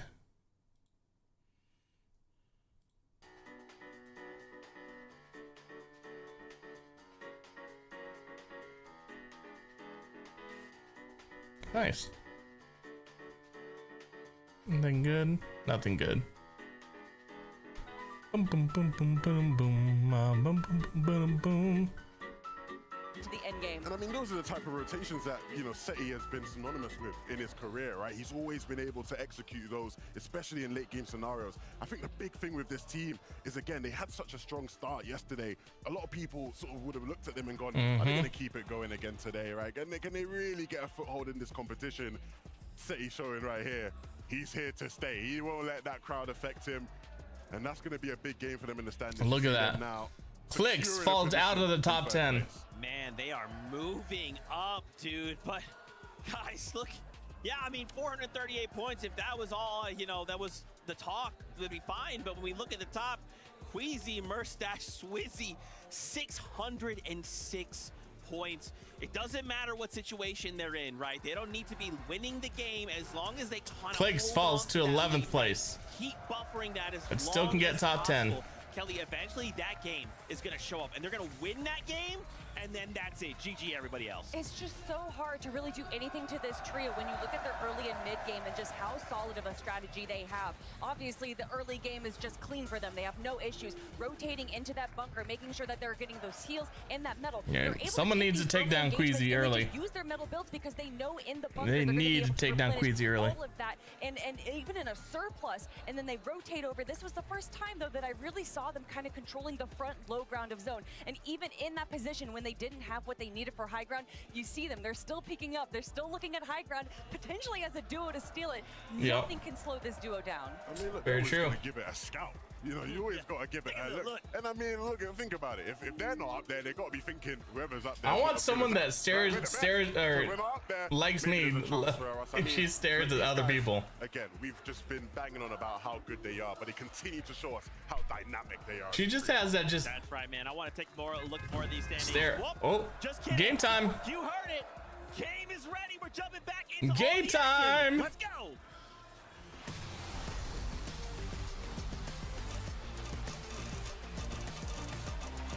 Here we go. Next game starts now. Game number 9. They're looking at the Pickle Factory right now. Teams are jumping out of the battle bus. Another phenomenal game. Even without wins, it's looking like teams aren't able to slow down the masterclass performance of Queasy, Swizzy, and The bus is dropping straight down the middle of the map. Everyone has kind of equal drops unless you're going close, far. Queasy's trio in terms of managing. Come on, let's go. Game number 9. Game number 9. Played a heavy part into how they're able to manage some of these moving zones, but right now we got to worry about what's happening with Prodoxy. Tayson, Ooh, takes them down fast. Prodoxy knows though he can't afford to let up the pressure anytime soon, but he can't get close either. He doesn't have a shotgun. He's only got this hammer assault rifle to work with. Pablo, Chino, Prodoxy though, because of that initial knock and elimination, they're gonna have the advantage here. Pablo can't get You need to get overhead. up there. Tayson and Chicho are scrambling. Chicho with an excellent shot, delivering straight damage. So this is the off spawn you want. This is the interesting off spawn. Coming after him, everything crumbling at his feet. 3v1 situation. Almost even more than that with the bugs. Tayson goes down. Tayson's gonna fall, and another off-spawn victory for Prodoxy, Chino, and Pablo. We talked about this being the team right here that will try to win it all and take matters into their own hands. But the drop spot roulette is not just for one team. Veno, Flixie, and Vico, they've had enough of Canyons crossing. They go toward the north side of the map. Balor, Adapter, Mansoor, they're the ones now getting surprise contested. The issue for Veno, Vico, and Flixie as they find that last elimination onto Bellord is that they know it's just not worth dealing with the delays of being contested at Canyons Crossing. They'd rather stake their bets elsewhere. And I like that Interesting. to pivot. They have a very realistic chance of taking over the top 3 if they're able to actually play through their own There's strategy. Pixie's team. Pixie, Marius, and Vanya, every time they're on the screen, you almost anticipate that the Vanya boo-boo's gonna follow shortly after. Marius, just what a supportive I'm tired, guys. Tired. everybody has ample white heals to play tag off Surge. Yeah, essentially consolidating all of those extra heals into one Come on now. spot. Clixie, Amzo, Higgs, and Doing their usually rotate. Supernova Academy uncontested. They're sticking to the plan. They practice up until this point. They land over towards those RVs. They get some chests, but most importantly, it's how quick and fast you can kind of max out your brick material, and then they go right back on over to Supernova, where this time it's a little bit of a hot. Ooh, Epic Whale facing off with Paper. Epic Paper, Victor B. Almost they're the same team. Cammy. This is a good fight. This is big. This is big for Cammy. High as Victor B looking to go toe to toe with Cammy there on the other side, fighting for pieces, knowing he has his teammates behind him. He's ready to go all in. Ever since Victor B was able to shut This is down huge for Cammy right now. lobby of yesterday, Jacob, it seems like he's been playing with an all-new level of confidence, and that's the most lethal Come on. kind of confidence a player See could some fighting. possibly have. Victor B still looking A lot of wasted mats right now. onto Cammy, and I drop barreling at the walls here, and Paper directly underneath. It's a lot of pressure, and there's nowhere to run. Oh, That is we have a until third party. possibly decides to enter Third the party exchange. time. Directly overhead. Victor B closes off the back wall though, but he's scrambling. Knocks Tracker is Victor. down. It's all up to Epic Whale and Paper to recover this. The aggressive nature coming out of Pump. He's the one Wow. that locks in and gets a lot of the damage and eliminations. He was the one that won Major 3, forcing that spot to roll down to Victor B, Epic, and Paper. But at least 2 of them Pars are still drops alive. down. The IGL, the 6-time FNCS champion. And with Cammy just said, iDrop, no, I'm going, leave, Cammy bye. rotating out of this, they have a chance here. It might not be a massive one, but a chance to survive. They just Get need to Victor stay B crouched. back into the game, but you can see on the minimap the zone is kind of telling. It might kind of center up this game instead of leaning one side to the next, but it's all about that north or south pole where these And they teams do have to leave. rotate quicker than ever. Different scenes for Chino, for Doxy, and Pablo. They get the Ever pump. since they won that initial battle at Rangers Ruin, had full control of the swarm. Now they're getting the priority access and double the trouble. Gonna enter the conversation. Yeah, they both get pumps, which is nice for them. Scenario in terms of exotics, considering their playstyle. Yeah, Slapberry Fizz could be good. Extra heals. Yeah, a Wrecker Revolver, the exotic could be good. But the way these guys fight, 2 different one-pump shotguns could possibly change the game, especially since they ended yesterday with a win and 19 eliminations. They're trying to channel that. Arc continues to take the fight towards the north side of the map. Goofy, Vortex, and Mountain, they're the ones they had enough of throughout the day. And Arc, yeah, they're scrappy, and that's the big thing here, is that Arc South was Shockingly, a lot of teams have not gone down yet. Only 2 teams have gone down so far, and that's Tayson's team and Balor's team. distance. So we're gonna take the battle to them. We don't want to waste any more time as issues continue to pile up elsewhere. It doesn't mean players on other teams haven't been got, but So tells me that Peterbot, Gold, and Ritual, they're still on the move. They're still looking at third party, any instances they can get their hands on. But Salco, Art School, first they've got to deal with Oceania. And the longer this draws out, Jacob, the worse it is for both of them. Yeah, when they won their major championship in Major 2, it was through aggression. It was through running down teams, forcing them back to the lobby, whether they liked it or not. They're trying to channel that here, but it's just not that easy because Cammy goes down. Cammy's team goes down. teams in the world. I think that's a different Cammy though. To this stage. Goofy, Vortex, I want to say it's a different Cammy. Maybe it's not. fight with every fiber up there being I thought Cammy had 2 M's, but maybe. Higgs goes down. Goofy just kind of gets tricked a little bit. Damage continues It's just to pour Higgs in. though. Salco and Arc are feeling more and more confident. That's not good. Second passes in this fight, but Arc might have bit off just a Oh, little bit. Clicks goes down. 40 HP are left is all he has left. A little bit of over-aggression So it's, possibly. so it's only from Arc, and that's going to give it's only Alvin Zoe Goofy left. Vortex much more priority. It's inside looking of like box only fight, Zoe. but teams are continuing to collapse around the map. Pico, Veno, Flixie also looking to establish a little bit of a surge strategy. It comes as Let you know if they go down. Some teams are still looking Mr. Savage gets knocked. from from their surge-based positions. But again, when teams are caught up in You know these what? close encounters, they don't have any other choice but to The fight question their way is, through, it- and that's exactly oh, what School Art and someone Salvo are pushed looking and for. pushed But they clicks need to and have Zoe and all them. commitment. Vortex, I'm looking at her now. Goofy Reed just did. continue to delay. It is a worst-case scenario for both of these teams. From the off-spawn fight, taking down Tayson. They're now putting their aggression on the Curly. Acorn and Pollo. They got that first I don't know what elimination happened to already Zoe, off though. the IGL, leaving We'll see what Acorn happens to on the Zoe. back foot. And it's not Zoe only that has team not they been have to worry eliminated about. yet. If you look at the minimap, the north, the south, even the east has third-party potential written all over it. Pollo's taking a lot of that pressure, and this is exactly what I warned you about. When you have that one-pump potential, they're immediately going to put it to use. Down goes Pollo. Doxy, Pablo, and Chino are looking to take Pollo over went game down. 9. It's less about the one-pump potential for me, Jacob. It's more if you see Ferdoxy, Pablo, and Chino win that off-spawn as quickly as they did, you never know where they're going to come from. I don't know These how guys Zoe gets are out of this, experts at to be honest. executing He needs the to lone run. strategy and finding And he their does. surge through sheer elimination, firepower, and Agers left to pull back the Demon's debris. But this is like starting from square one. 2 builds. Zoe See a little is bit running where into things work Storm. out here, checking back in with Ferdoxy, finding that initial knock, leading into the elimination onto Pollo. It's just disastrous. Still hasn't gone down. Vino 3K goes down. No Savage, he was not. Mr. Savage goes down 29. Him and Reason just That is go horrible. down to Snowy and Sod. Ryu, he was eliminated early on, but they have to watch out. The third party's now looking to crash. They know, they heard it. That's Reed Cooper and Curly trying to make up for lost time. They were able to get the revive off, but saw just a sliver of HP, looking for survival. The launch pad comes Okay, out, good. so they have to abandon Curly's ship. Cooper preoccupied, sees so he's him not going to go this is after his only chance. They cannot Zoe. let him survive because But they Zoe need needs a the med kit. points. They need the surge, and they're going to grab it all. Curly and Cooper, just the perfect tag team to nail He's taking those players the moment that they try to escape. Yeah, clicks went down. Yep, Jen. And it's crazy But to his think, team has Jacob, not. at how much action is really taking place. But he's inside not the going to be able to get the reboots right now.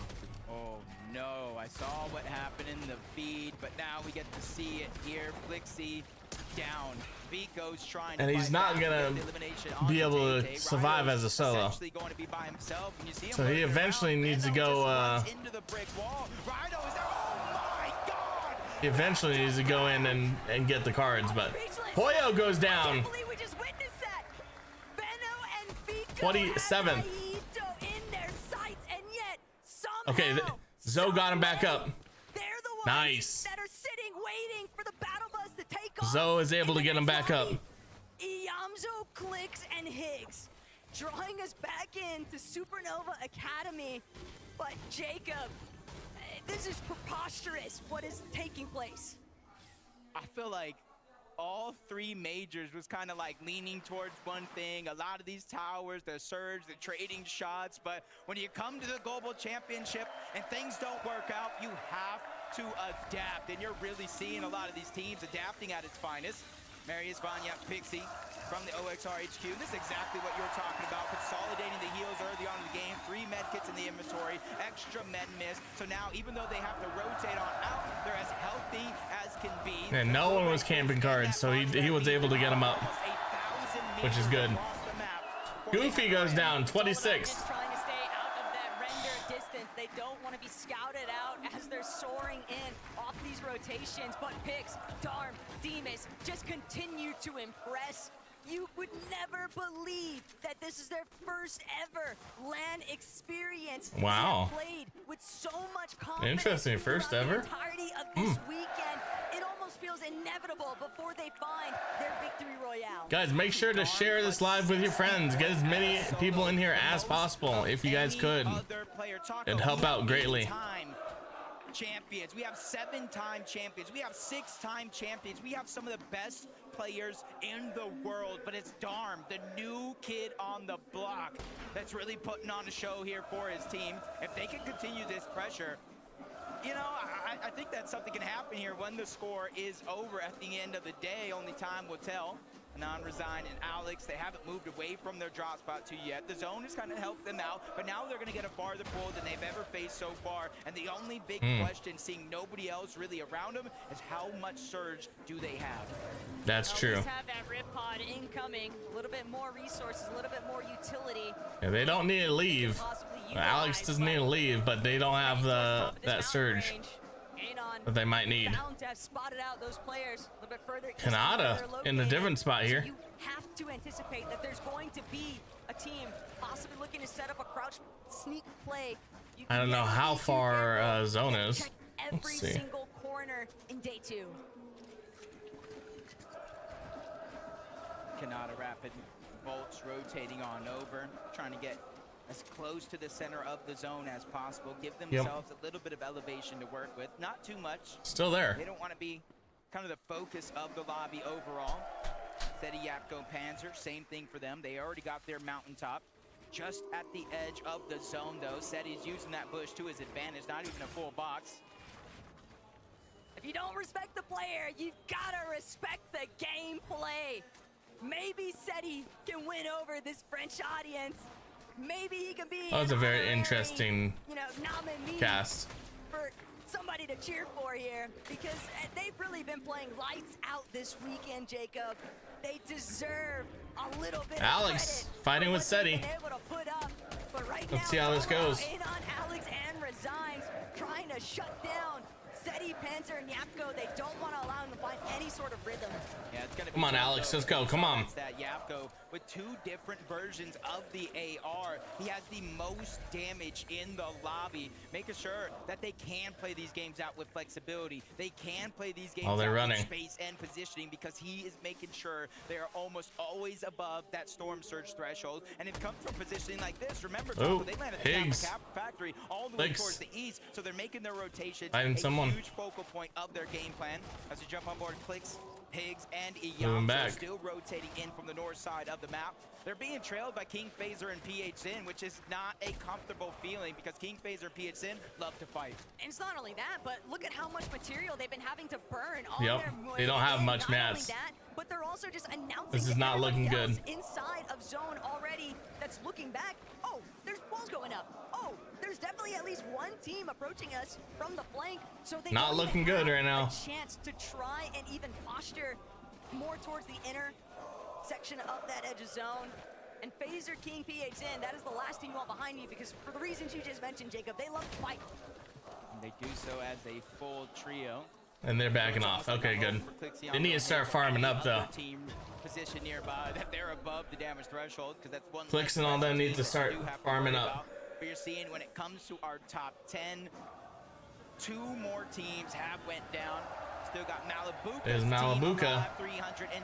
Very favorite to the crowd. Only 2 points down from 8th. 2 more points after that for 7th. A little bit more of a run to get into the top 6, but with that player and team already down, it's a realistic chance.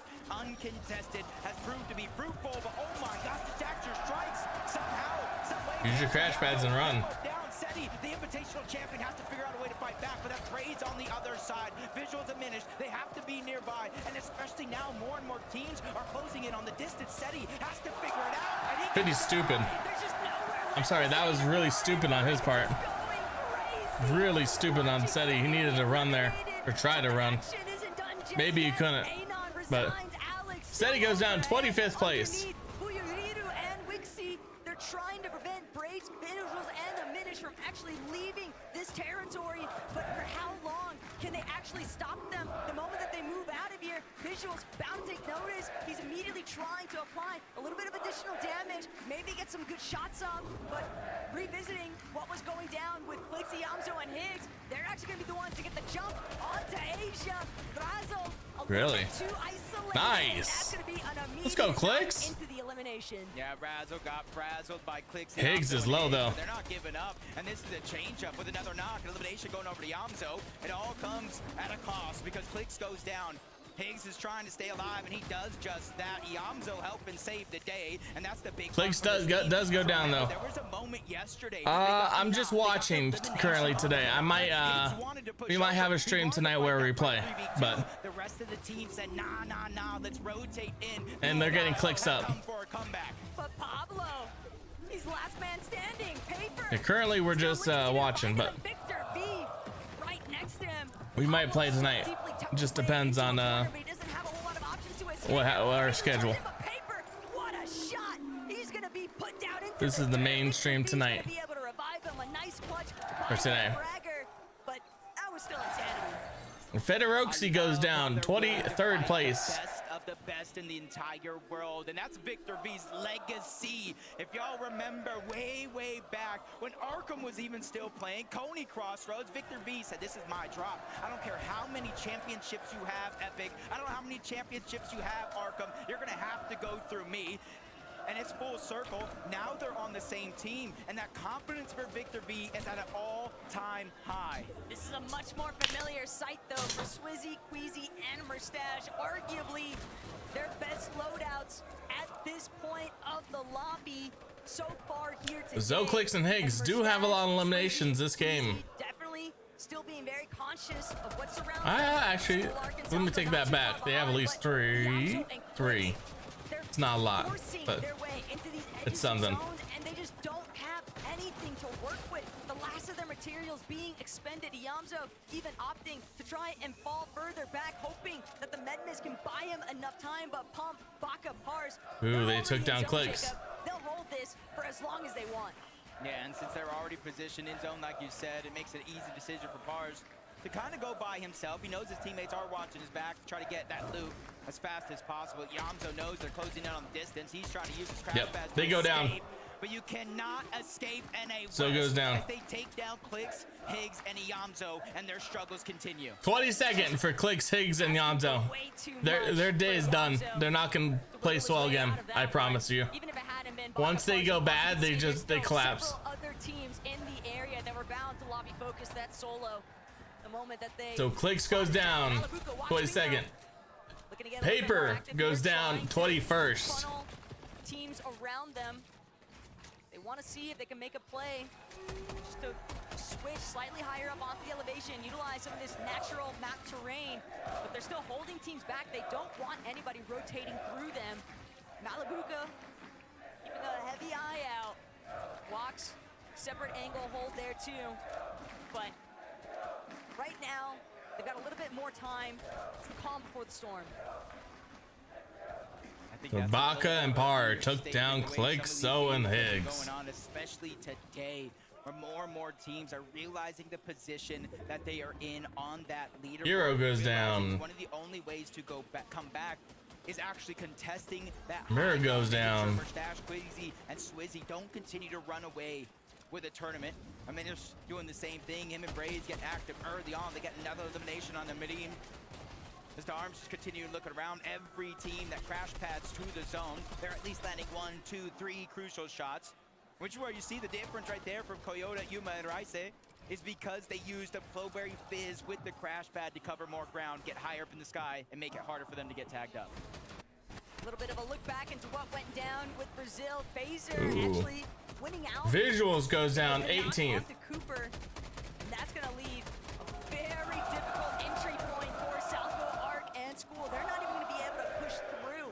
Just completely forced back. The interruption so steep, but up on height. Watts, he's been knocked. He never had a chance to close it off. He's going to have to depend on Malabuka to get him back to safety, but they're going to have to. Hey, very nice, Jen. Very nice. Another team bound to try and jump I would be too. Actually, I'd be making some content right now, but and that is actually insanity to witness. And it's the surge underneath. That's the yeah, today I need to do a lot of editing, so we'll see if I even play tonight. They get some shots, but they're still 160 below. Every 7 or so seconds, 25 damage pours out, and you don't get knocked. You get straight eliminated. Crash pad, Flowberry Fizz, they're doing what they can to rotate towards the zone, but it's Queasy, it's Swizzy, it's Merstash on the other side. M8 versus M8. Malabuka has no choice. 128 below the damage threshold. Queasy down, Swizzy, a sliver of HP. It's all up to Merstash. But Merstash knows how to play it through as a solo. He can maybe clutch up big Merstash, Queasy's team going almost down. Aspect goes down 16th. Reed goes down 17th. Everybody around them knows it too. They're not trying to allow the opportunity to let these guys break through their builds. But Merstash is a solo. What more could you possibly do? Get him, come on. He's still buying points. He just needs players to fall around him. But like if anybody could start to make this clutch happen. Pixie's got height. Above the damage threshold, but no Queasy, no Swizzy. They're not in this lobby, and that means a new team is able to claim that high ground. Pixie, Vanya, and Marius. Last time we seen them on this high ground, they weren't able to convert, but this is a second chance for them. And this is a big chance because we're still into the top 15. They have no eliminations from Mustache, Swizzy, and Queasy. They only have 2 placements versus the placement points. This is how you close the gap. They're certain to have seen what that elimination feed looks like, though. But Demas, Darm, Pigs, seeing them control the low ground comes as no. What should you play? You should play Fortnite. You should play Fortnite, Jen. Malibuku goes down. Malibuka goes down. 15th place. He doesn't realize it. He only has 6 builds. He's trying to conserve as much as he possibly can. He's just so quiet in the background. Yep. Yeah, he's kind of waiting for the zone to force him out, that all these teams bypass him on this rotation and hopefully try to get some sort of a sneak attack. Peterbot Cold and Ritual still alive in this game as well, but their material count rather low. A lot of the teams being affected by the high ground and the pressure that they keep pouring down, but at least they're 134 above the damage threshold. When it comes to Storm Surge, I think they're good from here on out, and even Pixie from up above getting another knock onto Coyota. Alex cleans that one up, so Luke going on over to him, but they're just pressuring over. You should play whatever you love. There's an AR, the double pump. They're not letting any team look up. It's an issue though. Anon, Alex resigns from the low ground. They might be able to pick off Yuma, but they gotta work. And Queasy's team goes down 13th place. They've completely surrounded Oceania. They're gonna be the ones to overtake the front side of zone now. And with Darm leading the charge, spraying back next to Pump, Bars, and Bot. Queasy's team goes down 13th. Worst performance of the tournament. Placements, worth of points still left, more than half still on the leaderboard. Resigns trying to go in. They lose Alex along the way. Underneath, Alex goes down. Reigns goes down. That was not the play. Peterbot goes down the first. Alex goes down 12th. Peterbot goes down 11th. And M-Star up goes down 10th. Opportunity, Marius, Pixie, and Vanya could go all the way. Without Acorn or Queasy in the lobby, we knew Height was probably going to default to Vanya instead. But Darm, Demas, Pigs, they refuse to give it up. They're still looking to bring this one home. Kanata has a solo. Kadu goes down 9th. All of the resources back to his Tarper. Vanya down to his final couple of builds, but thanks to that refresh, a little bit further, he can extend that Height take. Pixie thought he could maybe drop. He's got Marius right next to him. They're causing so much catastrophe. But Pixie Baka goes down 7th. They might be willing to take. I could count on one hand how many healthy teams are still left in this game. Kanata has no choice. Kanata to get as many placements. goes down Eventually 6th. does go down. Vanya, I'm not sure what happened, but he gets knocked. 2 players up on the high ground. Sphinx trying to battle back, but Pixie gets dropped. Marius falls as well. Pixie's team goes down 5th. The underdogs are looking to take it all because they might be one of the only trios left in this lobby, but I spoke too soon. Darm goes down. They have to get the revive. They're the only team on the low. Rise goes down 4th. Shadow, they don't have a chance. They can't push through. They know they need to find a way to break open. But Darm, that's a big shot. That's all. Muzz goes down 3rd. Last man standing on high. Pig still trying to see where's this last player. He's looking to chop out Phaser. Whether or not Phaser can even drop, does he have the Flowberry Fizz? Will he fall before he gets the chance? He was hoping somebody else would deal with Poland, but Pix and Demas, this is King goes down. Pix, Darm, and Demas win the game. Wow. Wow, 93 points for them. 7 eliminations. Crazy. I don't know what their secret is, but I have to say, all year in Europe, we've been looking at Pix, Darm, and Demas.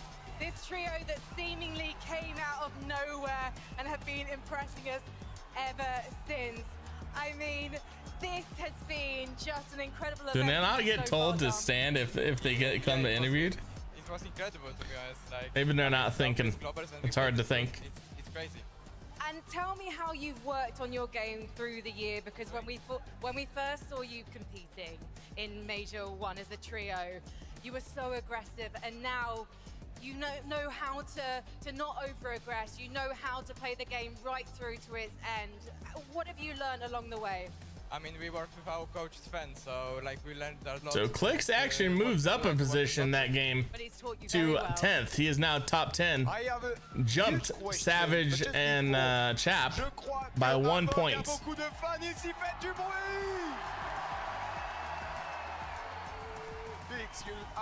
Ooh, hold on. This is getting closer. Queasy now has 621 points. Pixie has 540. Okay, Kanata is still a ways out. I think this is a 2-horse race. We played the game actually like the best we can. Definitely think this is a 2-horse race.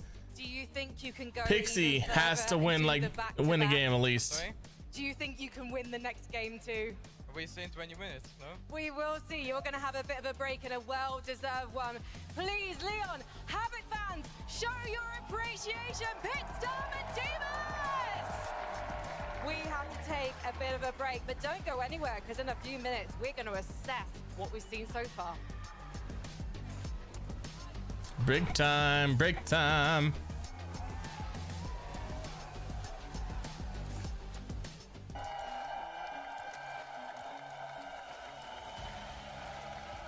We're gonna have a break here, then basically a 20-minute break. 30-minute break. Halftime, guys, halftime.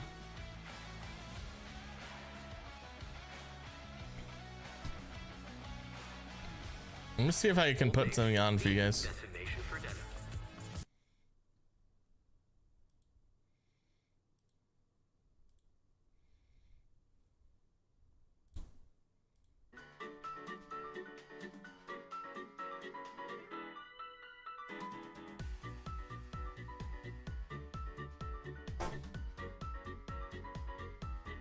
Bum bum bum bum bum boom, bum bum bum bum boom, bum bum bum bum bum boom.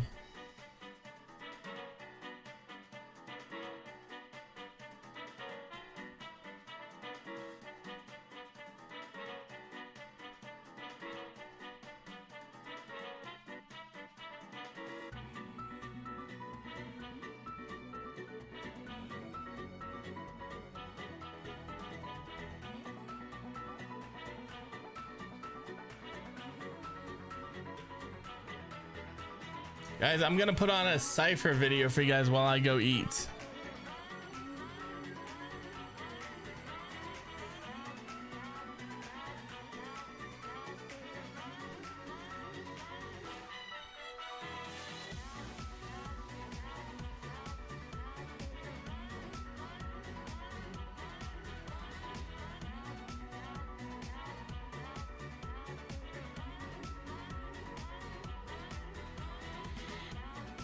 Imagine being able to build an app with your name on it, just by thinking about it.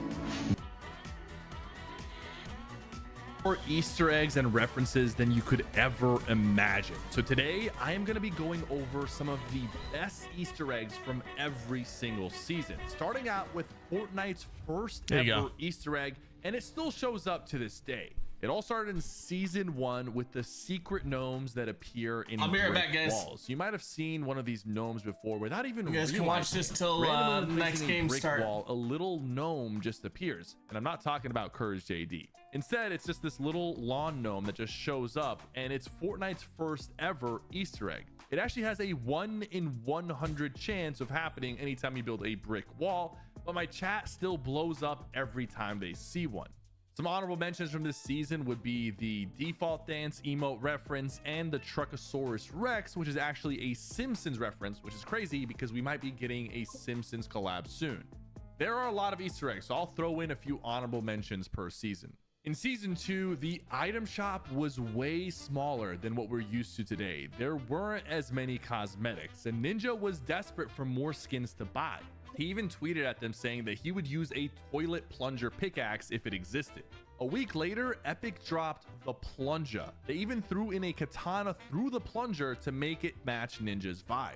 It was such a cool moment seeing Epic responding to the community in real time, and it wouldn't be the last time they do something like this. We also saw the floss emote added, which was from a viral moment from the Backpack Kid, and this wasn't the only time this emote went viral. In Season 3, a table with a special letter read, "Andrea, will you go to prom with me?" signed from Eric. This was from a Fortnite player of the name Eric Grulk, who asked Epic Games if they could help him make a special proposal to his friend Andrea. And for those wondering, Andrea saw the note. We also had a Snoop Dogg reference in Season 3, which is insane to think about because now there was a whole season around him. The tidy emote is the exact dance that you see in the Drop It Like It's Hot music video. There weren't icon emotes back then, so this was just a reference, but it didn't come back to the game for a long time due to it being a little too similar. Speaking of icon emotes, this was actually the first time Fortnite added a streamer reference as a cosmetic before we had the icon series, because CDN the Third and his positivity logo was actually included as an emote in the battle pass. In Season 4, Risky Reels was a fan favorite POI for many reasons, but one of the Easter eggs you could find here was that the now playing sign actually changed every update. Not only did it change, but the names of the movies referenced were real movies. There were some movies like Carbide Returns, which references Superman Returns, Valor Origins, referencing X-Men Origins, Omega's Revenge, a nod to Star Wars Episode 3, Revenge of the Sith. These were some really special details Epic cooked up. And in Season 4, we got the fork knife meme from this tweet, and it became a classic. We also had one of the craziest teasers we've ever seen in any game. Llama started showing up in Europe. A Durr Burger was found in the desert. There was a card that people found at the burger that had a phone number on it, and when you called it, it played the sound of a rift. Epic went all out for these Easter eggs, especially in the early seasons. And it doesn't stop, because in Season 5, we got Worlds Collide, and Fortnite started blending real world with the island. We saw a drift get dragged from our world, a new desert biome, the ATK was the first 4-person vehicle, and the Durr Burger came back. Fortnite started blurring the lines between reality and game, and we had never seen this before. But the iconic Easter egg from this season came from Muselk trying to save Chapel Doodle. He tried to do it and it went completely wrong. He ended up sending him back to the lobby, but Epic placed a memorial grave for Chapadoodle, and that is just insane. Season 5 is also where Ali A finds his first Diplodocus. What's the name of this guy again? I forgot. Diplodocus, isn't it? And that ended up becoming his icon emote. In Season 6, we had the first fan-created skin concept that ended up being added to the game, Tender Defender. This one has a very wholesome backstory. It started as Chicken Trooper, a drawing from an 8-year-old named Connor. His father posted the drawing on Reddit, and the community absolutely ran with it, turning his idea into a full concept. Epic saw the hype and positive energy and decided to bring it to life as Tender Defender. Also in Season 6, we got Little Kev, who was added as a backbling. Epic added it as a direct nod to us calling the cube Kevin. At the time, nobody expected this random giant cube to become one of Fortnite's most iconic characters, but here we are. In Season 6, Fortnite also introduced pets into the Battle Pass, but then in Season 7, one of those pets actually turned out to...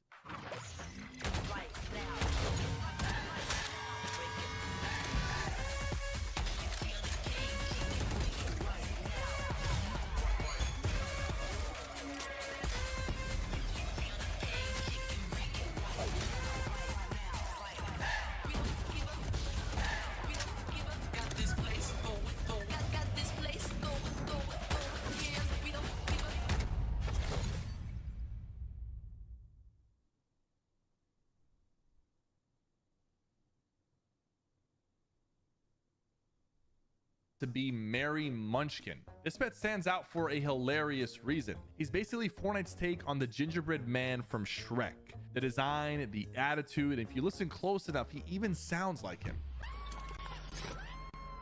And in the movie 21 Jump Street, you might remember that Channing Tatum had one of the most iconic scenes in the movie with his... My name is Jeff. Well, Fortnite actually went and added it on the bottom of the paper plane glider. It's kind of hard to spot unless you're looking through replays.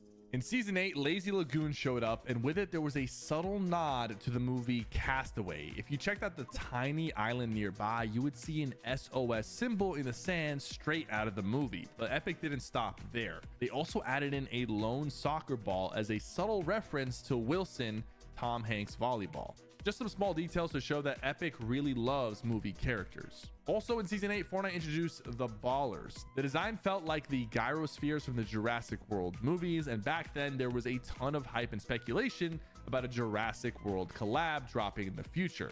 It never happened, but Epic's always full of surprises.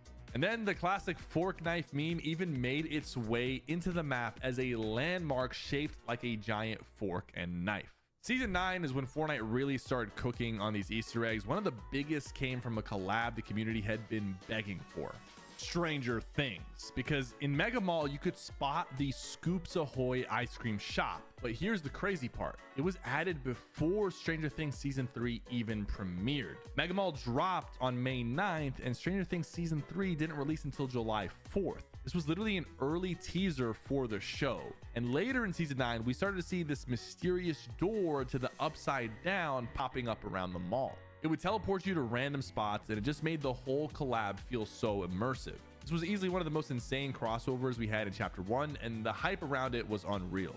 And the fork knife reference made another appearance because Epic turned it into an actual fork knife pickaxe during this season.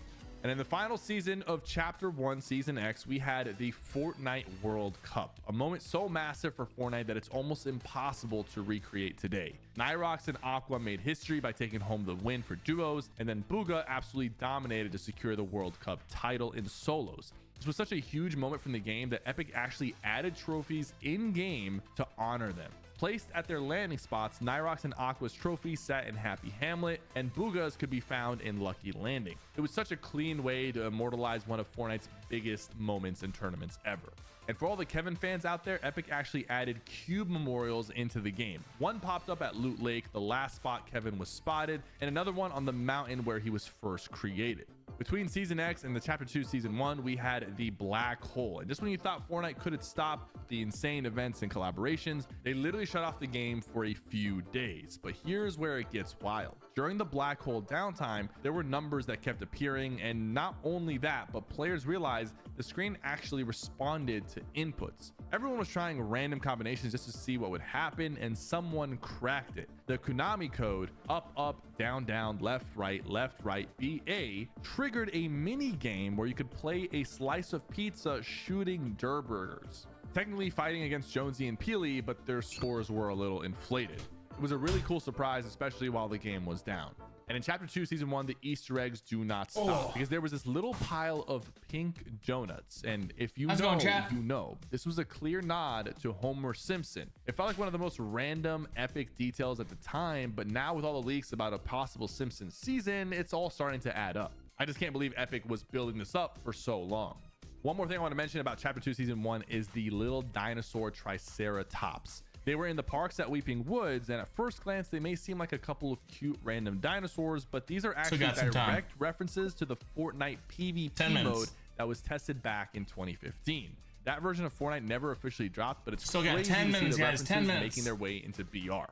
Chapter 2 Season 2 easily had one of the most unique battle pass layouts we've ever seen, but it gets better. If you clicked on the vents in the menu, it would take you into Deadpool's secret room. Epic went all out with Deadpool's details this season. There were notes and drawings, classic Deadpool breaking the fourth wall, fully aware he was about to show up in Fortnite. He even had a computer where all of his challenges were listed out, and it was a fun touch and made the battle pass even more special. Looking at the battle pass, TNTina looks like Fortnite's version of Tiny Tina from Borderlands. The shark actually came straight out of another Epic Games project, Spyjinx, Epic Games spy game. It wasn't just inspired by it, they pretty much did a one-to-one creation and dropped it right into Fortnite. Interesting. The last thing I want to mention from Chapter 2 Season 2 is that players noticed torn up posters all over the No Sweat Insurance building in Lazy Lake. At first, they looked like random scraps, but once the full images were revealed, you had a floating house in the middle of the water. The house was chilling waist deep with floaties on, and even Peely swimming with a massive shark underneath him. Sure enough, they were teasing the massive flood that would completely change the map in Season 3.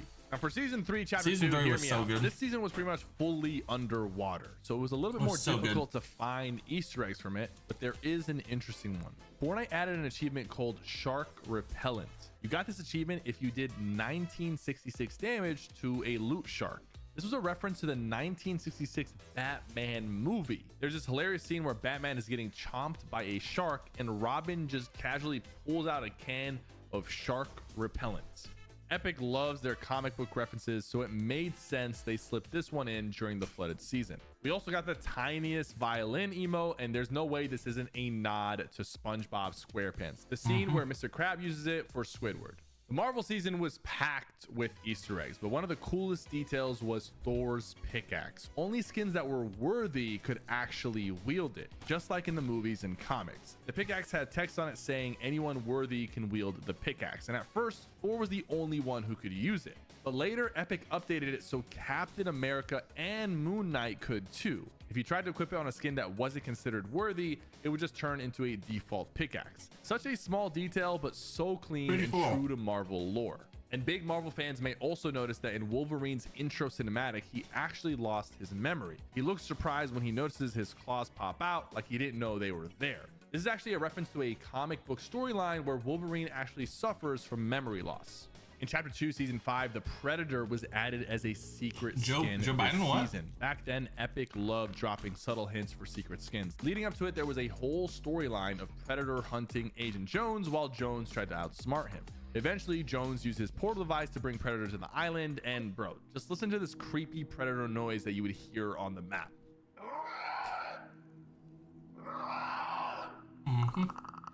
And during the season 3 trailer, Epic showed us Midas getting absolutely destroyed by a shark, and everyone thought he was dead. But over at Holly Hedges, players started noticing random golden items like this golden toilet, which felt like someone was stealing Midas's stash. And then the royalty loading screen from the battle pass had fans convinced a female Midas was on the way. At this point, the idea of Midas returning became a full-on meme in the community, but it turns out they weren't too far off.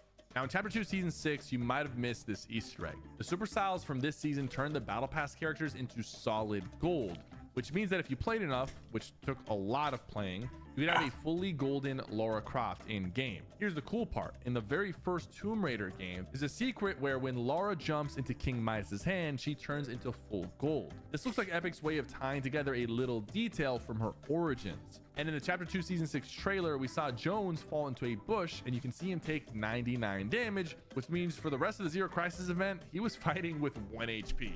What an absolute legend.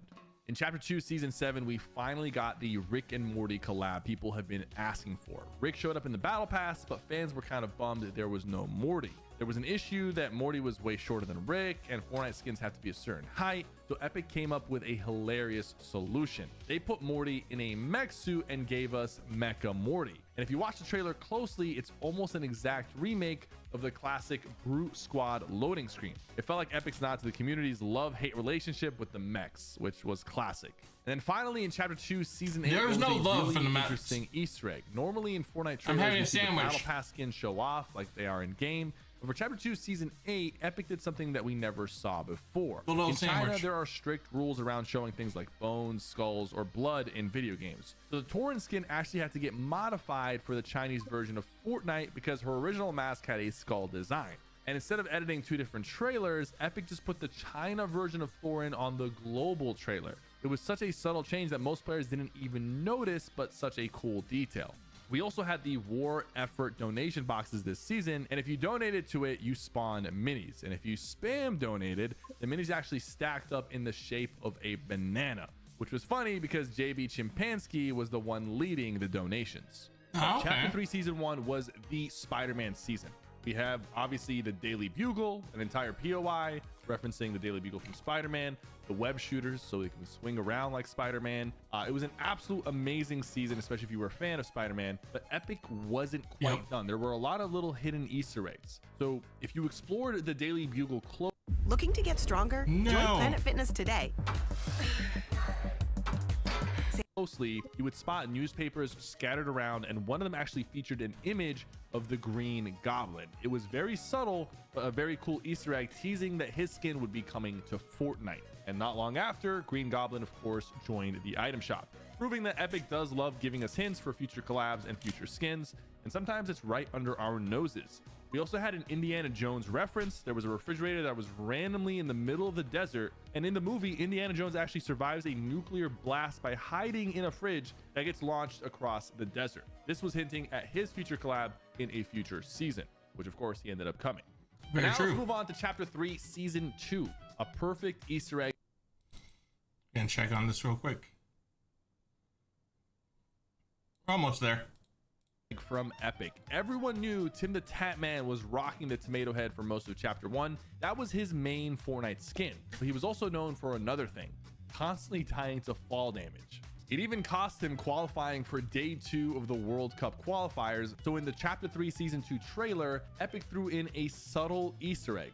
Tomato Head was casually falling, taking fall damage in the background when all the builds disappeared, and it was such a clean and hilarious Easter egg, and everyone knows it was referencing Tim the Tatman. Even he ended up tweeting about it. And you might remember this glitch where if you threw a tire at the Foundation statue, it would cause it to fly across the map. Well, Epic made it so that the Foundation NPC actually sold tires. And in Chapter 3, Season 3, there was a sick detail for Dragon Ball Z fans. Before the Kame house officially showed up on the island, players noticed a corp capsule sitting on a table in an unmarked house sitting on a tiny island. The house already resembled the Kame house a lot, but Epic hadn't confirmed it yet. Later on, it officially became the Kame house, and the capsule was an awesome teaser leading up to that. On top of that, when Beerus arrived to the game, Epic nailed his aura completely. He's still the only skin in the game where if you use the charge up emote, you'll get the signature purple glow. Game number 10 is coming up soon, guys. And for the football fans out there, you might know how much Patrick Mahomes loves ketchup, to the point where he puts it on his Thanksgiving turkey. So naturally, Fortnite packed his Fortnite icon skin with a bunch of ketchup references. All right, so in Chapter 3, Season 4, we saw Midas's gold finally meet its match. For the first time ever, Midas couldn't turn weapons gold because the chrome effect was actually stronger. It literally overpowered his ability. But let's talk about where the chrome inspiration for the season might have come from. Fans noticed huge parallels to the Matrix. The way Chrome takes the scientist in the trailer is super similar to how the liquid metal consumes people in the Matrix. And Donald Mustard himself even showed up in the Matrix Resurrections, which is wild to me. And speaking of wild, in the trailer, we actually got a glimpse of Luke Skywalker floating in a tank next to a llama and a banana. Pretty interesting.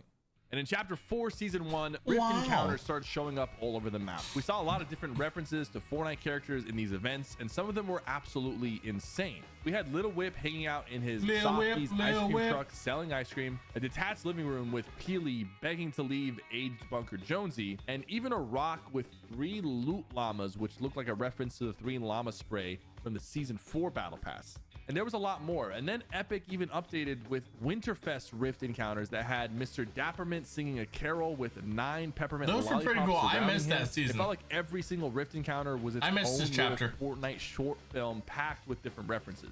Over in Slappy Shores, there was this tattoo parlor where players started calling it the Ink Squid. It felt a lot more Fortnite into a full-on than what we have now. History museum. And there was a llama statue from the old Coliseum, a giant skull from the desert biome, and even skateboard decks showcasing styles from the different years. There was a ton of art on the wall showcasing Midas, Meowscles, Peely, and Fishstick, and Chaos Agent even had an entire wall dedicated just for him. The details in the shop were insane. In Chapter 4, Season 2, Fortnite went all out for the Attack on Titan collaboration. Anvil Square felt like it was pulled straight from the show. There was even a secret base in Anvil Square that was an exact replica of Aaron's father's room. It was actually insane. And then in Aaron's rewards for his cosmetics, you could earn a world just trying to figure out how long we have before we an exact copy of the Season 1 Attack on Titan poster. It was such a clean reference, especially if you're an Attack on Titan fan. So we got a few more minutes. Fortnite did not hold back with the Futurama collab. It was literally a 1-for-1 recreation to Futurama's iconic Planet Express intro. It's so spot on, you would think that Epic just took it straight from the show. And in-game, they kept the references going, because you could actually spot the Planet Express crashed right into a massive billboard in Mega City. And then there's Bender. When you would interact with a vending machine, he would ask, "Didn't I have a baby with you once?" Which is a hilarious nod to one of his classic lines to the show. Epic just continues to nail these collab references over and over again.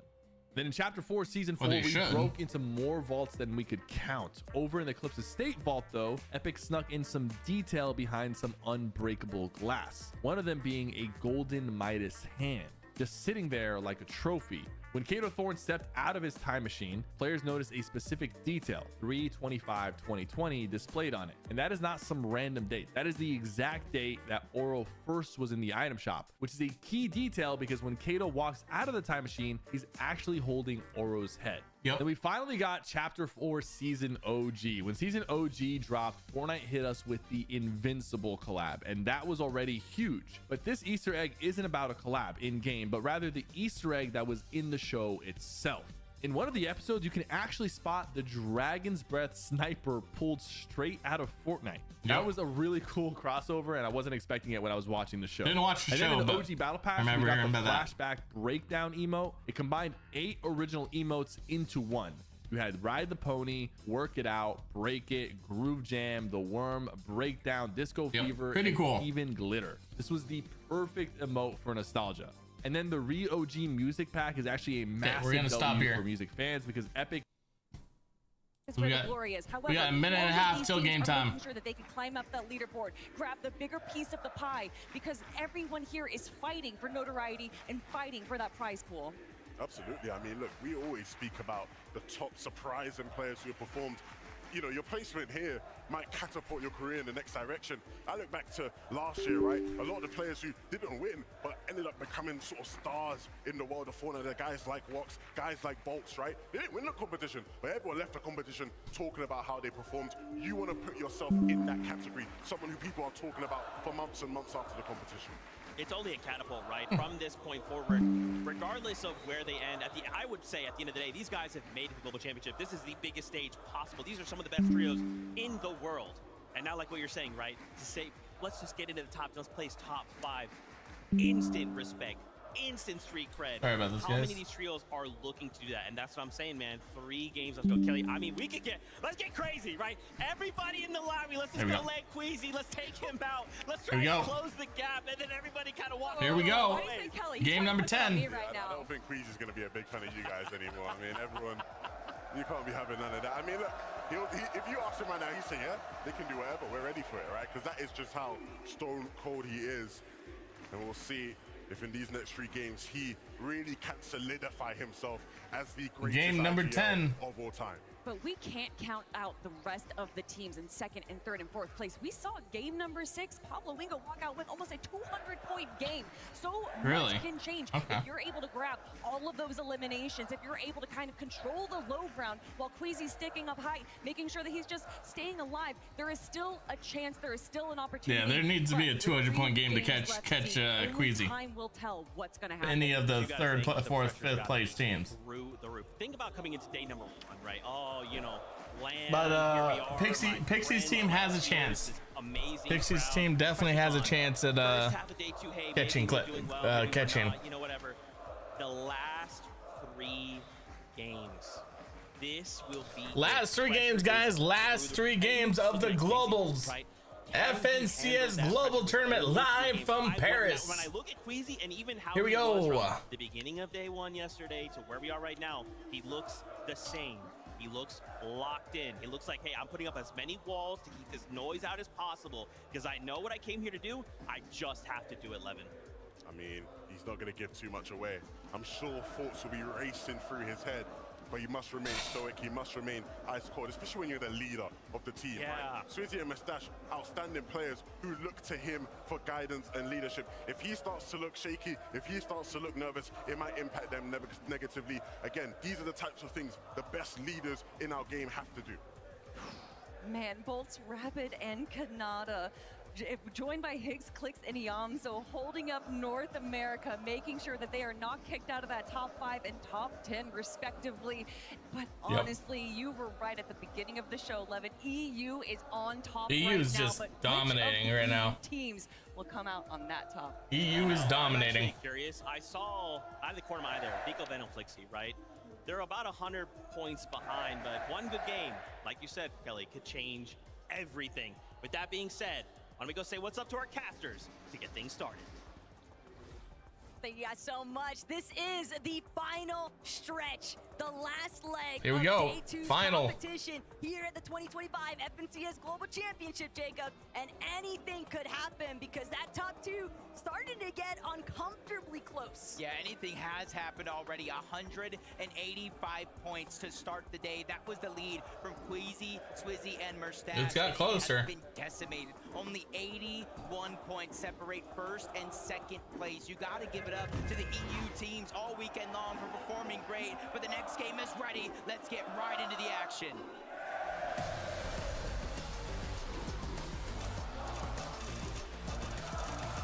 It is game time. Here we go. Game number 10.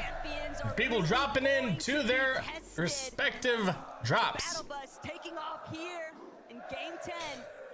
And there's one off-spawn fight that I have a feeling we're going to need to see a little bit of a resurgence from Tayson. What, the Rangers? They always show here because it's the only big off-spawn fight. So far here today, it has been largely Proxy's team coming out on top, but anything could change in the blink of an eye. Here we go. Wait a minute, who invited Aspect to this party? A whole nother trio now joining the fun at Rangers Ruin. That just put a huge switch up on how these things have been playing out, but instead of a straight 50-50, the majority of these fights, they're trying to take two different sides of the POI. On the outskirts is Aspect and his trio, Tinka. Wow. They're trying to loot up. This is the team coming into the Global Championship. Three teams at Rangers Ruins, or Rangers, whatever it is. I wouldn't want to land there either. So Is Rangers Ruins, isn't it? Seems a little bit bizarre though that Kazi Aspect would choose to actually try and land as a third party here at Rangers Ruin.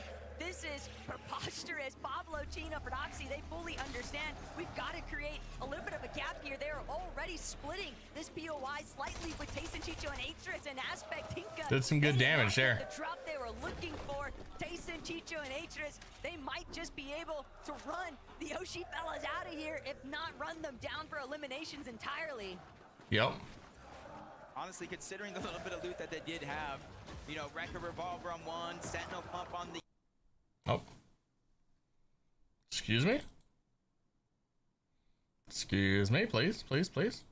Cool. Now we're gonna have to watch an ad. Sorry about this, guys. My apologies. It is okay. There we go. Oh, give me 19 seconds of ad. Give us 1 second.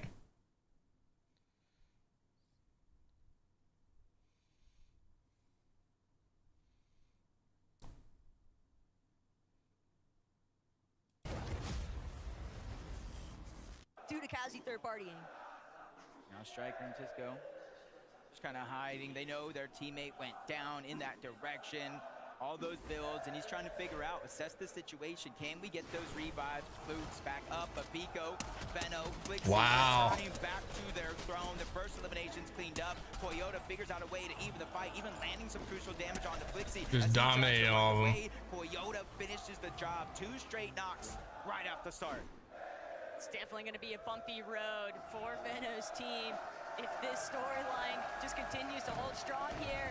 But someone who hasn't had any issues with their early game, it's going to be Swizzy, Queasy, and Merstash. Just taking full advantage of everything that's provided by the Hive. That's such a good place to have to have uncontested. That's insane. They're ready to start getting some tags in. So insane. Oh my, another team, Aspect Tika Cat. Did they say, you know what, we already affected one fight at Rangers Ruin, what's the harm in going to another? They immediately make their way on over toward the top side. Tayson, Chicho, and Riz say, you know what, we're gonna chase him as far as we can towards the edge of the zone. Once they reach that point, they realize they don't have the loadout they want. 30 builds on one of those players, an empty item slot. They're immediately about face. They're trying to figure out where they can pick up the scraps from. Okay, so this is Pixie's team, okay. Be operating with scraps when players like Marius, Pixie, and Vanya just have so much at their disposal. Uncontested, Poix are headquarters. They can spend so much time here, Jacob, and they tend to more often than not. Yep. But Visuals, Brave, Diminish, they might have something to say about it. Well, they might have a third party come, or not a third party, but a duo trying to come behind them. Follow through that last lobby, but now Pigstar and Demas, a little bit of a fickle position at Kappa Kappa Factory, no one else in sight. But I wouldn't be too worried about these guys just yet. I mean, they're rolling off. Does they just get rebooted or something? Yeah, and I know we're talking about it, but to start the year, Pigstar and Demas haven't even played a single game in a regional FNCS final. And now you look at the end of the year, they've not only won a game on the biggest stage Fortnite has to offer, they're in contention of winning the Fortnite Global Championship. If I've ever seen a Cinderella story, this will be one right here. But they have so many juggernauts in their path. Not just Mustache in the trio, not just Pixie, Vanya, and Marius, but Seti, Yapko, Panzer, Kanata, Bolts, and Rapid as well. But something that took place in the last lobby, Jacob, is that we saw many of our top 10 players on the leaderboard getting eliminated early on. Polio, Agers, Acorn, well, they're still looking to try and break into that in the first place. Are they going after Alex? No. And sure enough, Gentle Mates letting everyone know just how much Now they are. Polio prosper as he continues trying to apply damage. Looks like Alex is going to be going down early this game. That sucks. Agers, Acorn, and Polio, that's been one of the biggest thorns in their side. They kind of thought they would have multiple teams in the distance from Demon's Debris that were building surge towers to trade shots with, but they're getting pushed. They're forced on a roulette drop spot and having to force and fight just like this. So a huge change in the game plan coming into the weekend, but Polio's not going to slow down. He doesn't want to stop or be denied this opportunity. Acorn picks up that elimination on the Resides. OCE is out of this lobby in game 10, and that's continuing to build the confidence of Polio, Agers, and Acorn. And the main Australia is no longer playing. is because the team that they've been typically trying to establish. Alex goes down on 30th. Action with FKS, Hero, Halad. They have not been faring well off spawn. And so with that trio being eliminated, well, Acorn, Agers, Polio, you've got to look elsewhere. So where do they end up? Tackling Alex in on Resigns. That might be a recurring theme. Hard to tell just yet, but they still got to make up for so much. So toss that med kit up there. Yamzo, Clicks, and Higgs. We've seen just how stone-faced they have been between each of these lobbies. They were starting off day 2 in that 8th place position, but they have been getting pushed lower and lower in that leaderboard. Yep. They actually improved a slot last game. They were 11th and jumped up to 10th. Be off the drop on this spawn, but they're all ready to go. Back at Rangers Ruin, Tayson looking across. Pablo's there, but he's going to go ahead and try to disengage as far as possible using the crash pad, even if that means going further and further away from where the zone's actually at. And you can see why Gapseta, Way, and Scarpa have been third-partying Rangers Ruin all weekend long, but they have that awareness to watch out for it. The difference, though, is that they've been third-partying a weekend Proxy or a weekend Tayson trio, and now they're having to deal with Proxy, Pablo, and Gino perfectly healthy and ready to strike. Not only that, but they're still also tangled up with Tayson underneath them. Penguin Malabuka, though, on the ropes here, trying to get out of their way, out of this box fight position. Come on now. Kappa Kappa Factory, this is all just spilling over and against them. They're seeing whether or not they'll even have the opportunity to go for an immediate fight here, but Victor B, he's immediately cranking up onto height. We're all stuck inside of these early storm ticks. Yeah, he's gonna knight with Paper on the top side of this fight. Epic Well kind of stuck down below as a solo, but with Paper and Victor B being a distraction, Walks is gonna get dropped down to only HP. Epic Well is moving up that high ground. They finally figured a way on the side of Malabuka, Walks, and Pings to converge into the same box. But this is their chance now with all those extra hills. This is their original Surge base. Just try to sit towards the middle and figure out the plan for Epic Well, Victor B, and Paper. So that way they can try to make that smart move. But Victor B, Paper, Epic Well, they're just going to go ahead and disengage on out. They got that early. Hey, Jaden, thank you for the follow. And now they just want to beat teams on that rotation. Thank you very much, Jaden. Welcome in. A little bit of watching some FNCS Globals now. Because eventually, Bing, Malabuka, and Watts are going to have to move from this position, but might have been little bit too ambitious, trying to just crash pad out. Hope you're doing well, Jen. Thank you for the likes. Malabuka and Ping, of course, are going to eat some damage in exchange. Boyo got his AR and the vault. Rangers and Acorn, not only did they get their Demon Debris Medallion, the mythic weapon, they got the eliminations onto Anon, Resign, and Alex.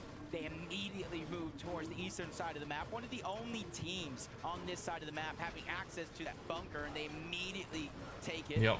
And this is where they start to replenish everything from materials to resources, their loadout. And since they're ahead of all these other teams in that path, they have the time to go ahead and continue to rotate towards the north. Same thing for some of these teams that are working their way from the top down. Savage Chat Reason, even though they are missing some shields, it's in the name of Storm Search. Taking those shots, taking those chances, that way they don't have to worry about it later in the game. So Savage, Reason, and Chap are going to have to dig deep here. Oh, he got knocked. A way too early departure in the last lobby, and having been chopped just now. He got chopped. Chap, Reason, able to utilize wow. Berry Fizz, their surge base, obviously stockpiled with more than enough resources. So not too heavily in danger, but at the same time, fully aware that's that different. Teams are looking to try and catch them slipping. Yeah, for that team that knocked down, even though they survived, it's like, do I invest the resources, build another surge tower, or I just try to rotate? Chino, Frodoxy, Pablo, one of the more aggressive teams in the lobby, especially Chino. The most eliminations in all of the Fortnite Global Championship so far when it comes to individual players. And guess what? Let's add one more to that total as Gabzetta goes down, and that's a little bit personal. It's not just for the points to catch up on the leaderboard. It's not just for the Storm Surge. It's just to shoot that fly away from their picnic. That's really all it's been, kind of just that gnat But in your Roxy. face. They won't leave them alone, but you know what? For Roxy, Chino, and Pablo, when they've actually got some materials and a loadout to work with, this is the last team you ever want to get caught up with in a box fight because they have such a commanding presence in those aggressive instances. Yeah, here's just that. Wow. Chino's gonna make sure we do Not not miss all the action. That was only his first elimination. We saw this one on the Gabzetta. Hit him hard. Back to back with a little bit of help from Fred. Why'd that look like a little edit course though? He's just like, this It's is true. another day for me. Like another day at the office. It did look like that. But King, BA's in phaser. Scouting out area. Never want to leave yourself too overexposed, but for Noxy, no intentions of slowing down just yet. Now they can finally enter this fight. Tayson has been knocked. Chino, once he gets going, Taysom goes down. like impossible to shut him Arc down. goes down 28th place. Racking up the eliminations. Not many people are getting eliminated so far in this game. Head for Doxy and Pablo also rocking their own individual eliminations, but they are a little bit hurt. They do have so much to bring themselves back up to full HP though, Jacob, because of these win outs on their fights. Yeah, even after taking down Tayson's team, you still see Focus, Upple, Mixon, here, Tinka Aspect, and their trio were there at one point or another, but they immediately saw what was going on and said, hey, it might be better for us to try to go to the zone. Worry about the Storm Surge a little bit later. At least there's Visuals goes down 26th place. Falcon Tayson goes down 27th. They're just trying to assess the situation. They know another team is up there. They just don't know exactly where they're positioned at. After yesterday, Upple, Focus, and Mixon, we saw opportunities for where they were able to shine, but dealing with a team like Doxy, Pablo, and Gino, it's usually not worth sticking around. Better to just prioritize the positioning, shoot out the crash pad from behind you, but both these trios just gonna head their separate directions, two different styles of rotate. Ooh, it may not be the biggest upgrade for them, but they are going to be able to replenish their crash pads if it does spawn out. Maybe upgrade their Sentinel pump if it does drop as well. 3 different ones, but that's what they get. A little bit more loot to work with once they get that rank upgrade. And it's only a B rank though, so you can see the kind of the slow play, no eliminations, not necessarily their game plan though. I like this dead side wraparound though from Seti. They still have won a game though. They still have won a game. Already locked in, so they're gonna opt to already make a direct line in towards the elevation. Click So Higgs right here. Essentially push back other teams that might be looking to try and rotate a little bit after the fact. Well, they got the gold minigun. Agree with that. Clicks takes in Yamzo. This time around, the zone pulling towards the north, which means they kind of have the luxury to be able to sit in their base. I believe this might have been the team that we saw kind of get chopped earlier on in this game, but as we tune in, Ager is feeling a little bit of struggle. That's Peterbot, Cold, and Ritual on the Ooh, other Peter side. versus Pollo. Peter versus Pollo right here. Pollo, Acorn, they're going to have to work this as a duo, and that's a huge disadvantage going against NA champs, Peterbot, Cold, and Ritual, and they're looking to get aggressive. There's only one way back into this game, and it's through eliminations itself. This is starting to feel like Major 3 and NAC all over again right now, Jacob. Peterbot, Cold, and Ritual seemingly in the driver's seat right now for this box fight. That is up until Cold loses a good chunk of his shield. He's going to retreat back towards the high ground. Pollo, Agers, side by side, holding down this lower layer. But the longer this drags out, the more time it provides for Ryu, Snowy, and Saad to move in. Yeah, just a kind of scary situation, because even with the knock on the Agers, Peterbot, Cold, and Ritual didn't play aggressive, and that's usually something you see out of this team time and time again, especially since they have a deficit that they have on the leaderboard, 14th place versus 18th. You'd expect both of these teams to try to make some sort of a play, but they also know this is the two teams we've been seeing all year long, essentially. Razzle goes down 25th. No one is going down early in this game. There's going to be some crazy storm surge. Pollo and Peterbot, Jacob, they were just global champions. They did that together. And now, here today, both of them going on huge recovery tours just to try and bring themselves back into contention for top 5. But Peterbot, Ritual, Cold, they're just continuing to push themselves. I think none of them have an A tier, so they can't get the vault. Acorn Pollo even decided to pick back up on that engagement, but for right now, why are you changing this? This is dangerous.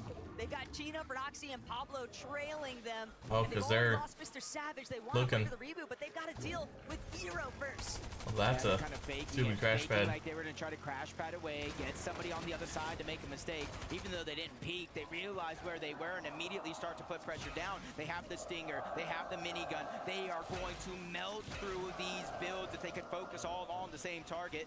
For reason in chat, they are 1,300 damage above the threshold. They saw them run, so he's. But they have more than enough to someone's rebooting by them. Back into the game. No other team, or at least not many, can say that they have that amount of comfortability. And so for Doxy, Chino, Pablo, they're just going to continue to try to rotate, use the Flowberry Fizz, use the crash pad to get out.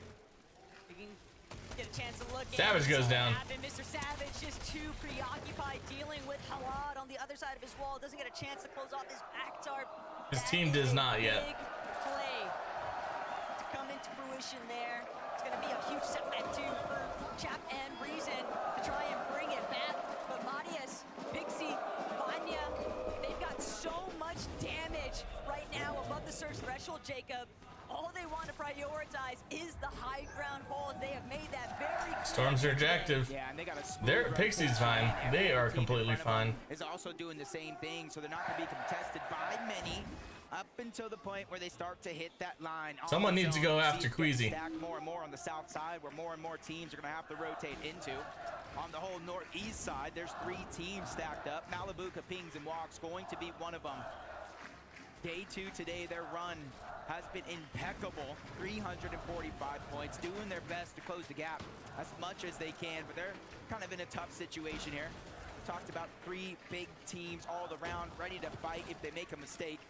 And they're all going to rotate out first, beating Malibuca, Pings, and Walks on this rotation.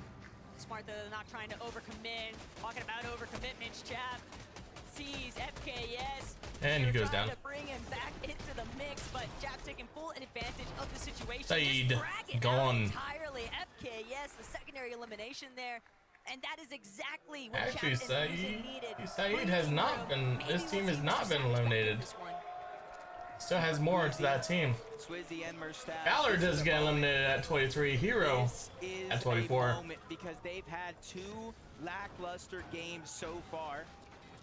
One decently well played one, and that 185-point gap got dropped to 81.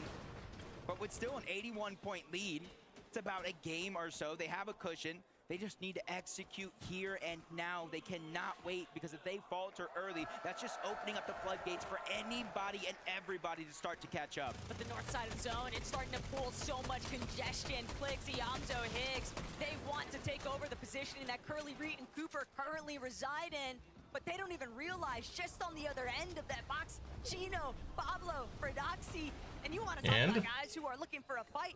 Just look at the amount of eliminations they've already acquired by the 7th zone. This is one of the few teams, might even be the only team finally goes down 22nd. elimination win. Capable, they did Scarpa goes down 21st. 19 eliminations. This is giving me flashbacks of just that. They're moving from Clicks, Higgs, and Yamzo to a whole nother trio towards the north side of the map. That's Baka, Pars, and Pump. And they have the luxury. They can wait. They can let that team make a mistake, but you're seeing Storm Surge really start to affect this lobby. Kanata, even while he's 1,500 above, finding opportunities and not trying to let them pass. They started off the entire tournament with a Game 1 victory royale and doing their best to remain consistent ever since. NA's best hope to win the entire tournament and stay inside the top 5. They've got a lot of surge. We got to root for Kanata now.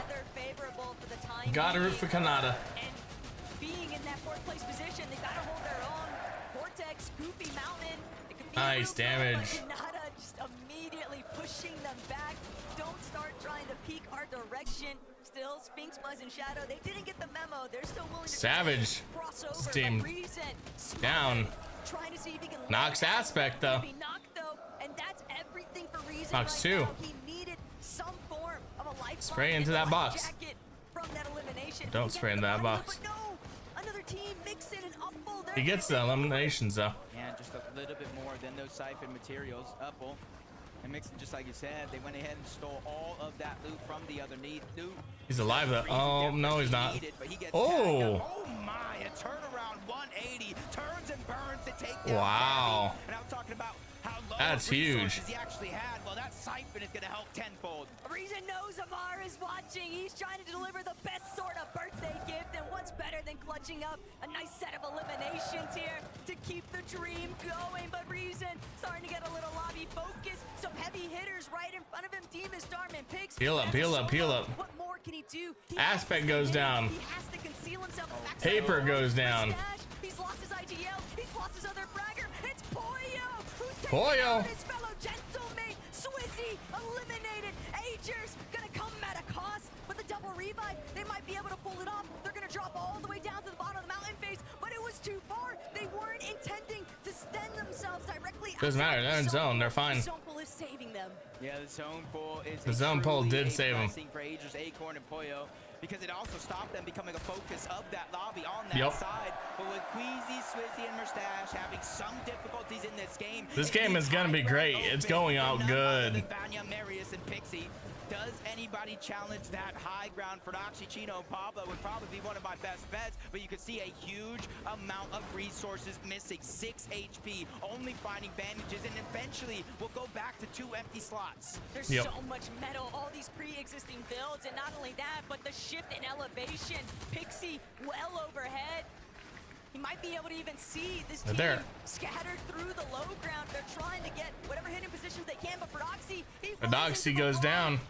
Feroxy's immediately put down into N-Star goes down. They're gonna have to get it out the mud, and Pablo with the elimination onto Upple now means that they're stuck inside the building. They've got to break out. But this is the point in time in the Who's game. got height? Top 17. Pixie's got height. Left alive. Placement points will start to click in with every team that falls and cascade further and further, with the eventual winner getting 65 points. But in the feed, you see Chino. He's going to go down. Oh no. Yeah, that puts pain and hunger inside as Pix is down. Demas very low. He's gonna fall. Demas is being stuck by himself. He has to try to figure out a way out of this situation because they have no resources. Darn, they're separated just a little bit. No materials, and now the zone and somebody else moving in. Nice knock. Poyo goes down. Darn is gonna take down Cooper's team goes down at 17th. Prospects of Poland.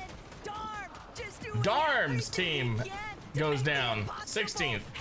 Queasy down at 15th. Darm is gonna meet his demise at the hands of Mustache, but Mustache just not enough gas left in the tank. He's taken out. The rage coming through, the frustration. Wow, that's very good for people coming up. Queasy goes down at 15th.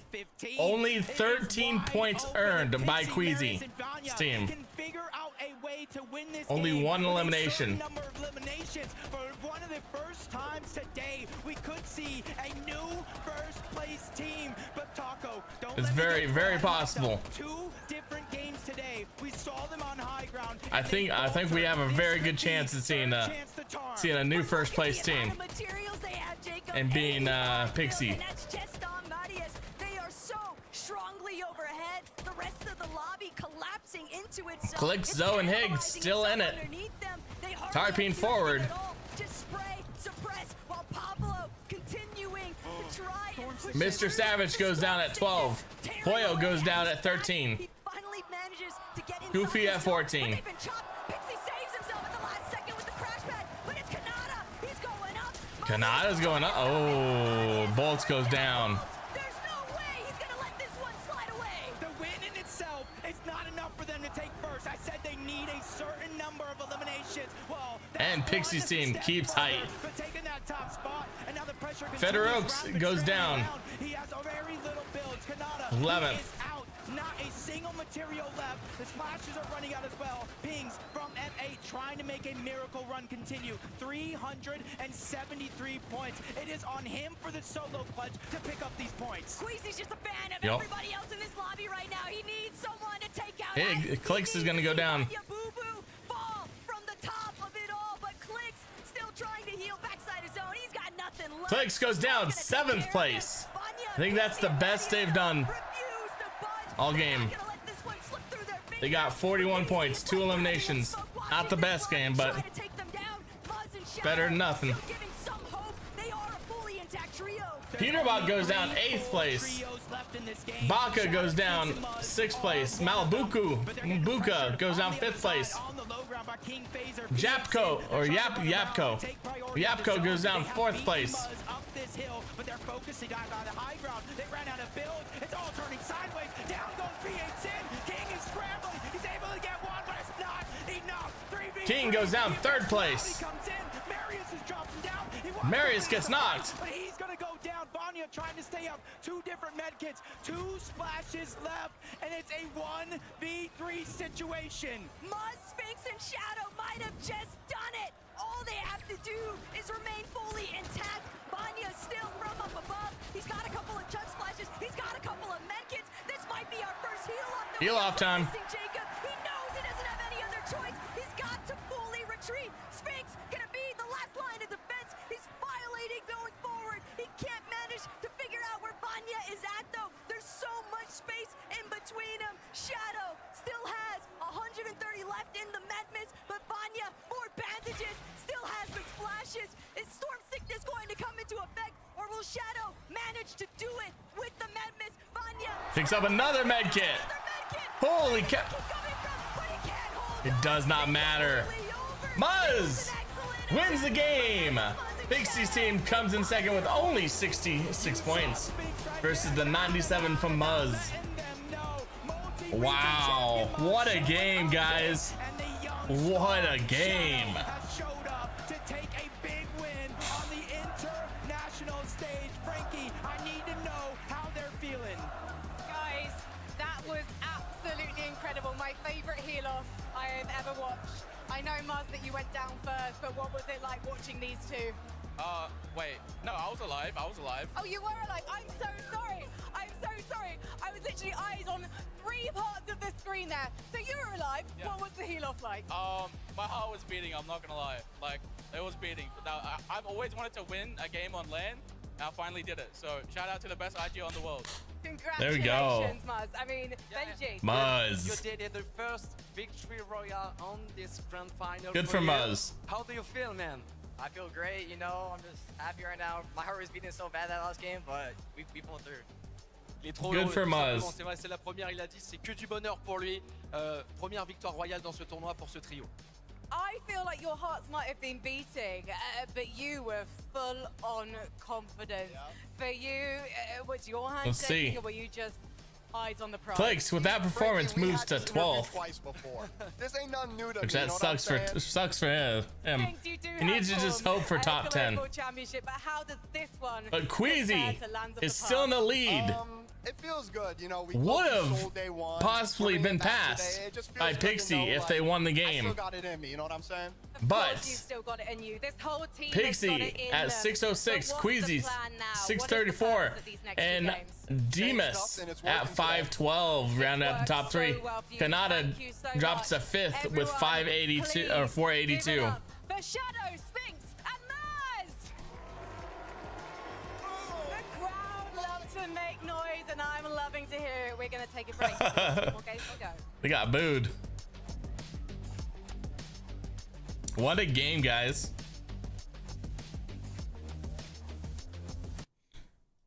Brought in Metro Boomin, the producer behind Future, The Weeknd, and Drake. We got a little more time. Let's finish this video up. Whole different vibe. Let's finish this video up. Tina used to worry about bad I don't breath. care about Now- you, Tina.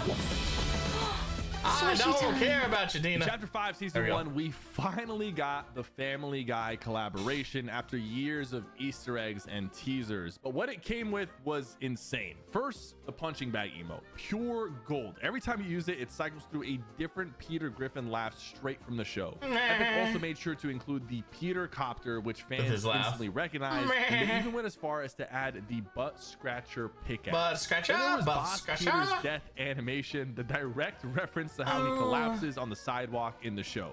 It's easily one of Fortnite's most detailed collabs. Also in Chapter 5, we got one of the most viral clips of the season. A player's car somehow got wedged between two trees and it just got stuck. They posted the clip to Reddit and it absolutely blew up. A few weeks later, Epic decided to lean into the meme and actually added a permanent car stuck between those two exact trees. One more hilarious Easter egg this season is there was a weird deer-shaped bush outside of Grand Glacier with a chest hidden behind it, and when players asked Epic about it, they responded with a pain in the butt. All right. But then in Chapter 5, Season 2, the Avatar collab had come with some really cool references to the show. Before Aang was officially released, you could actually find an iceberg with a glowing orb in the middle showing him frozen inside. This is exactly how he's first introduced into the show. And of course, we got the My Cabbages emote, except in Fortnite's version, the poor guy actually manages to save his cabbages.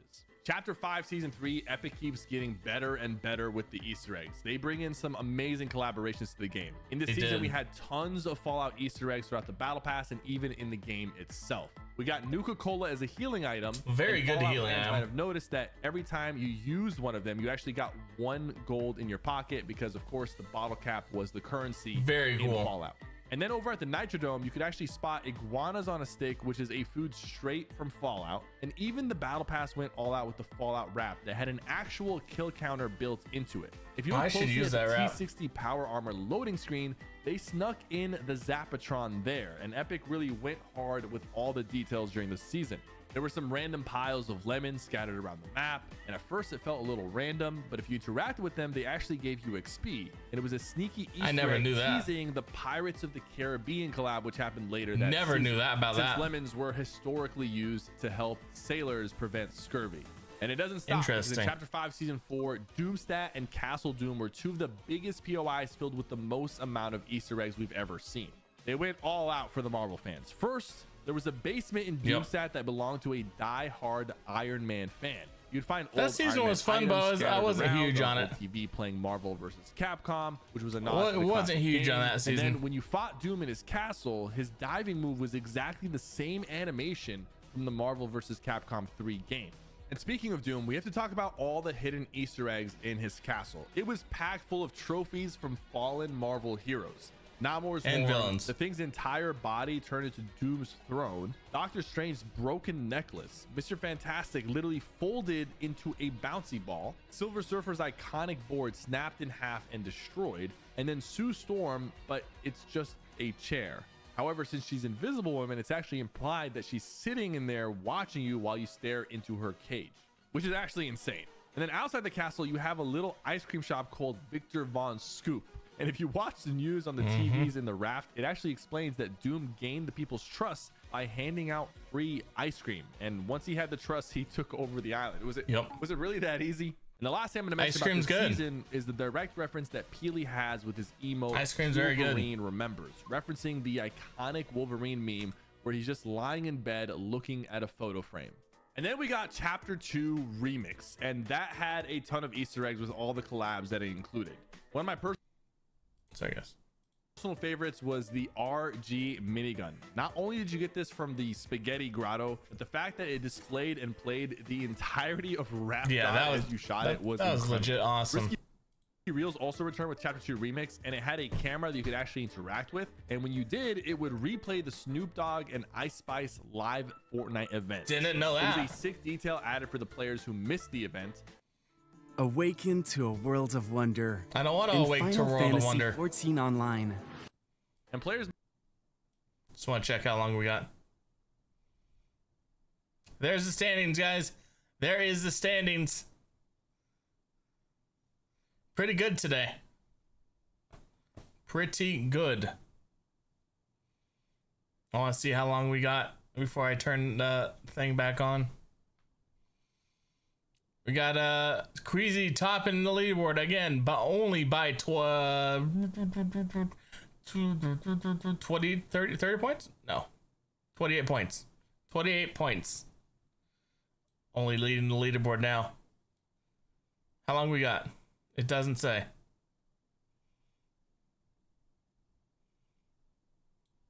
You might also remember Gonna how play it insane like the this, cars were so I this can season see. with their hydraulics. But a little detail you might have missed is if you stayed idle in Snoop Dogg's lowrider and had the radio turned on in the car, it would just start bouncing on its own. And for the current Knew chapter of about that. Fortnite, there's still so much to unpack because in Chapter 6, Season 1, Epic added Floodgate as a POI. And when you go to check it out, there's a basketball at the top of a zip line with a basketball hoop at the bottom. And this is a reference to the world record for the highest basketball shot ever recorded, which just happened to be from a dam. Over near It is not the Dojo, players highest found an recorded, by the way. underground Dude maze Perfect that did that actually off hid the a stratosphere secret in Las gnome Vegas. hideout. Then across the map around Mass Meadows, there was a smiley face made in Cypher doesn't do his research and slurp barrels. before And for he show makes these references, videos. Fans spotted a random toilet and umbrella, which felt like a nod to Rick and Morty. There's a lot of small, fun Easter eggs throughout this season. Okay, we got but 3 it gets minutes. a little bit spicier in Chapter 6, Season 2, because that's when we got the Mortal Kombat Perfect- collab. perfect If you amount don't to take finish damage this while video. using the Sub-Zero gloves and you eliminate an opponent, you get a flawless victory voice line, which sounds like it's straight from the game. This is one of the coolest Easter I eggs got the they've ever flawless added. victory even if I took damage with that, so. And then the frozen treat car emote was the exact Seemed same more move random. Sub-Zero does in Mortal Kombat 11 when he pulls out his ice cream cart. Another small detail from Season 2 was in Lone Wolf Mansion. Fletcher King actually had paintings of himself all over the mansion, but if you look closely, he's actually recreating the iconic Leonardo DiCaprio poses from the Titanic to the Great Gatsby. And then probably the most known Not Easter from the egg this Titanic. season Those was the were hot both Great tub with Gatsby, the weren't they? max capacity 3 sign. They Definitely weren't not from kidding. If Titanic. you were in a squad and the Cypher's fourth person pretty- jumped in, the either whole he gets squad was told shot up dumb in the things air, to say, and most of you, if not or all he of just you, does were not dying do to any fall in. research. And now we're moving on to the Star Wars season Galactic Battle. Although I'm not the biggest Star Wars fan, Epic added a ton of Easter eggs from the movies and the shows during the season he's not gonna that know Star any of Wars fans these. can really appreciate. Starting with the trailer. Marshmallow just casually blending in with the stormtroopers like he's been there the whole time, and I'm still wondering what secret Marshmallow knows about Fortnite because he has the most amount of skins, edit styles, and Yeah. he's like always in the trailers. But now True. for Star Wars specific Easter eggs, Evie's Battle Pass style had Easter eggs as well. When you equipped her Jedi style, she's rocking the signature Padawan braid just like Obi-Wan and Anakin, but if you swap her over to the Sith style, the braid's gone. The braid is obviously tied to Jedi training. There was also a lot of questions about those busted up llamas around the map. You'd be able to jump into them and they would heal you, which was cool, but Or a this was tauntaun. actually a reference from The Empire Strikes Back, where Luke had to survive on the Hoth planet, and he hides inside a tauntaun for warmth. Hopefully I said that right. Kind of gross if you know the reference. And then now for the current season, Chapter 6, Season 3. This season's That's already not the full current of season. Easter eggs. Things like Superman being literally invincible. He doesn't take any damage. He doesn't damage back. It's very fitting. However, if you use a fishing pole on him, he will decide to pull out an SMG and want to fight. Then in some of the new POIs like Utopia, there are several Doesn't like signs fishing. using a Simpson collab like Donuts, and possibly the bug theme season as well. There's also a no dancing sign near the club dance floor, and if you actually dance there, you get launched up into the air, which is a pretty good glider redeploy. And while the season's not over yet, I wouldn't be surprised if Epic continues to add more surprises. Fortnite OG Season 4 didn't hold back on the Easter eggs either, because Ninja actually got a hilarious memorial on the map. A tombstone right where he fell trying to climb back up after Lupo tricked him and only dropped him 1 brick to build back up. And then Epic couldn't resist bringing back one of the most iconic challenges of all time, Search chests and risky reels. The challenge that had you literally sweating back in the day. I hope you guys enjoyed these Easter eggs. There's gonna be plenty more because Fortnite is all about collaborations and Easter eggs. Thank you guys so much for watching. Okay, here we go. Game time. A 30-point lead. Guys, very soon, game time. Maybe that reset. Game number 11. Listen, we still have 2 games to go. Kelly, we can still pull this off. We can still do this. Listen, everyone always talks about caster curses, and I think that's hogwash, but then I spend half of our halftime show talking about Queasy's story in 2nd place, missing out on 1st place in the Invitational, missing out on 1st place last year. And now I'm wondering, why did you do this? Are they going to get 2nd once again? What I hope is that he's learned. I hope he's learned from that last time out, right, getting 2nd place. And I hope that they can now hopefully take that into a few changes now into the last couple of games. Remember, they left it all the way down to the end last year. So, you know, they had to make a decision. They decided not to land on the 1st place team. This time, maybe they'll make a decision. Maybe they'll switch things up. I think they need to here, Zeke, because Vanya, Pixie, Maris, they're closing in and they're doing exactly what they needed to do, which is consistency. Dude, I'm telling you. Look at that. That's crazy. Can't make a single mistake. Now, what started like yesterday is like, oh man, this is looking like Queez game. Now we could be going into game 12 super close, and that's what we live for, right? We hope we go into the last game not knowing who could walk away with the win. But again, Vanya, if Queasy makes a single mistake, Vanya's right. He's waiting, praying on it. Yeah, and it was something I mentioned at the beginning of the show as well. The games that Queasy don't do well in, Vanya's team have to make the most of it. It's absolutely essential, and they're doing that to a T right now. After watching that replay, actually, I mentioned that Vanya actually found heals. I have no doubt they actually set that up, right? Because they had 100%. The edit, right? So they had all the heals in there, they had everything that they knew that was there, and even on those comms as well. Really impressed with this team because, of course, their first native language is not English. They're communicating in English. We heard it in that listening right there, and that's so hard for people that live in, of course, different countries and are from different countries, speak different languages. I mean, I feel like we don't talk about it enough in Fortnite, but that is a skill in itself. I mean, and that's a really good call out when you say that when Queasy is doing poorly, that's when Vanya does well. And I actually think those are the few games that they've won for height. Paying attention to that elimination feed, noticing that, oh, the team that is being able to control height is down. This is now our opportunity to take it. They're taking full advantage of everything. Again, it's awareness. And usually I use that in the sense of map awareness, but just all of the game sense that you need to be at a top level. That is what they're showcasing here today.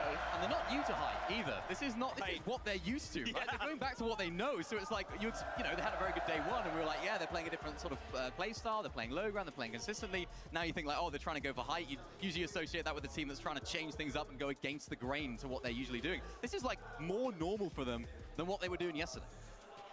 Another team that I really want to give a shout out there too is, of course, one from our smaller region in the top 10 right now, and that's King, Phaser, and PhZ. They played that game so smart, where they kind of went for this dead side rotation. The zone went up a hill, and everyone's starting to climb up, fighting for a position, and they just kind of went around the hill. Here we go. A little dangerous, obviously. Game is ready.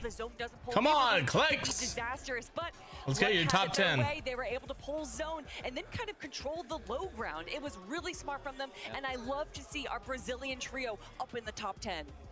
Can't forget as well, they came to NA, right? They decided they wanted more practice. They wanted to kind of refine their skill set. And Mini, that's showing here on a global stage. It looks so good. And also, they played in EU last chapter as well. Chapter 5, they came on over to EU, had a little go there as well. It wasn't necessarily successful for them, but showing what they can do here. That's right. Game time. I'd love to keep talking. That battle bus horn has come, so it is time. Game number 11.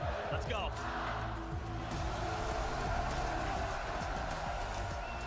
Game time, game number 11. Here we go. Of the FNCS Globals live from Paris. I think it's Paris. Game 11. There's only 2 chances left. 2 more games. Every team in this lobby from around the world to get points and rise up that leaderboard. We're seeing the top 4. Anything is achievable. but we had Levin on the last broadcast hyping up, representing EU. I had to bring a brother from NA over. Vivid is going to grace us here this time around. Yes. They had to bring in all the stops Vivid. for this one. We've been talking about I like all day. Vivid. Yeah, NA's looking a little rough. We're still fighting for third place right now, but we know how the fights Here goes the fight. They show every game. Rangers ruin. And Tayson, gonna be the first touchdown, grabs the chest. Chino running around, but nowhere left to run. Nice. Pablo, though, with the sweeper finds Tayson. It's gonna be Chicho brought down next by Ferdoxy. 2 versus 1 scenario, but Atris, it just has a real chance. Nice Atris takes play. out Pablo. It's all down to the 1v1, and Ferdoxy immediately heading for the high ground. Doesn't want to get trapped with the swarm, but that separation, he hasn't had a chance to utilize his shield potion just yet. Atris, on the other hand, wrapping around, taking out, stopping Fred in the midst of healing. But Atris, he just can't close the gap. He doesn't have any materials. Ferdoxy doesn't have a whole lot left to work with either, but he has the builds in his favor. And Atris, he'll opt to try and trade, but it's the patented Fred Lurk, and he's creeping up. Atris can't get the revive. Ferdoxy through the window, and Atris still can't. Through the window. Got multiple pieces through that wall, and even the cone inside. He's trying to distract him long enough while he backtracks and tries to go. Now they're doing a trade, field trade. No longer going to be a 1v1. Tayson and Pablo are 2v2, back into the game, but the third party is coming in. Kazi, Tinka, and Aspect are looking to third party this fight. Oh my gosh, it's the same story over and over. The hesitation comes in, right? The elongated fight. We're still in a 2v2. We know the third party's gonna come in, but if you take a look at the map, there's only one orange arrow. Maybe the full commit has not come in just yet. We'll have to see how this one plays out. It's almost like sending in the lone scout to try and figure out, is this really worth getting involved with just yet? But Tayson, Atris, It would be. such an advantage now over Pablo and Ferdoxy. Not much ammo. HP rapidly dwindling away here as Tayson now just waiting for that final opportunity, but without a shotgun, he doesn't feel confident enough, and for good reason, because one good bump shot could be the end of it. Ferdoxy's gonna opt to Wow. away, but Atris, Wow. Atris immediately panning the other direction. Atris. And that'll be the end Holy of Ferdoxy's cow. team. When Ferdoxy hit that crash pad, Atris had 9 He snapped on him. bullets left. By the time he got that elimination, 4 well-placed shots. He gets the elim, they win off spawn, and just like Ferdoxy had those chances, a comeback opportunity for Tayson. But Vivid, you know, we've been watching that off-spawn take place all day long. You have to expect that surely third party is still going to want to get involved. Yeah, I mean, the reboot, right? That's going to be on their minds. Is that going to be possible? We know when you go ahead and reboot, there's a giant beam that comes out from the sky, lets everybody know, but oh my gosh, Darm, Damus, and Pix, they're in trouble. Yeah, they're in trouble. Pix is going to be down. Malabuka walks and pings. They have advantage in this fight, and they know how stacked the top side of the leaderboard is, and they're not scared. They want to continue to put the pressure. It's just a matter of, did they see Darm? 2 more games, this one and another one. In that direction towards the rainbow field, and I do think they did. Crash pads coming out. They're trying to close the gap. Battle between 3rd and 7th, it's just not worth it. The juice is not worth the squeeze here for Bolin and Demas Darm. Fortunately enough for them, Malabuka not checking the bushes, a little bit lackadaisical. And this is how we know it's game 11, right? With only a couple chances left for some of these teams to pick up points. This is atypical for Malabuka Walks and Ping. We've seen them kind of base up early every single game. But now the push, the aggression, they got to be thinking about the points they need. Yup. It's just all too close for comfort. Swizzy, Queasy, and Murstache know full well they had such a monumental lead to start the day, but it only took several matches, and they've watched those points quickly go the other direction for everybody else except them. Yeah, you're getting a little bit of a deeper look, looking towards the north, trading shots with Mr. Savage and the entire trio towards the west.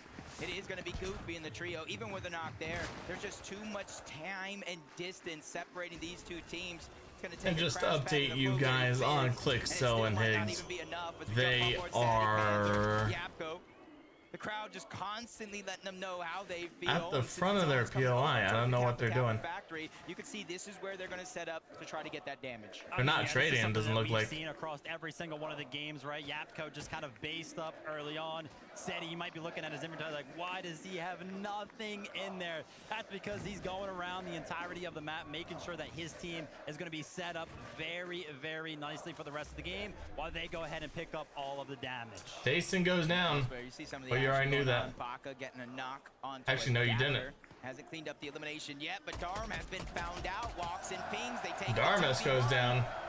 The Demus V. Demus V goes down. Back to the lobby, but Malabuka ends it as well in the 1v1 against Demus. Third place is out of there. Malabuka might have missed them the first time, but they knew they had to Malabuka, one of the crowd favorites, is getting cheered on. Squirm away to, and the fact that they just get completely ran down here by Walks, Ping, and Malabuka, those are the types of aggressive plays you have to make when you are in 7th place and you're staring Thank you for the follow. leaderboard that is so tight knit. You're a bot, but thank you. The crowd just constantly. Oh, they're looking on Kanata. Lurking on Kanata. On the MA or Havoc squads, letting them know, like, hey, take our energy. You guys have this. As Yamzo clicks and Higgs.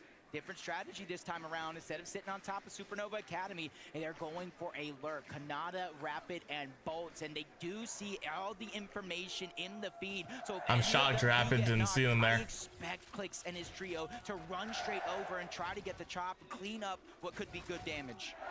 Yeah, but this is something that we've seen before, right? Socials were kind of talking about how Clicks, yeah, they might have gotten a knock on this exact trio before, but they were a little bit hesitant to go ahead and push, right? Are we going to see something similar right now? Will they go ahead and full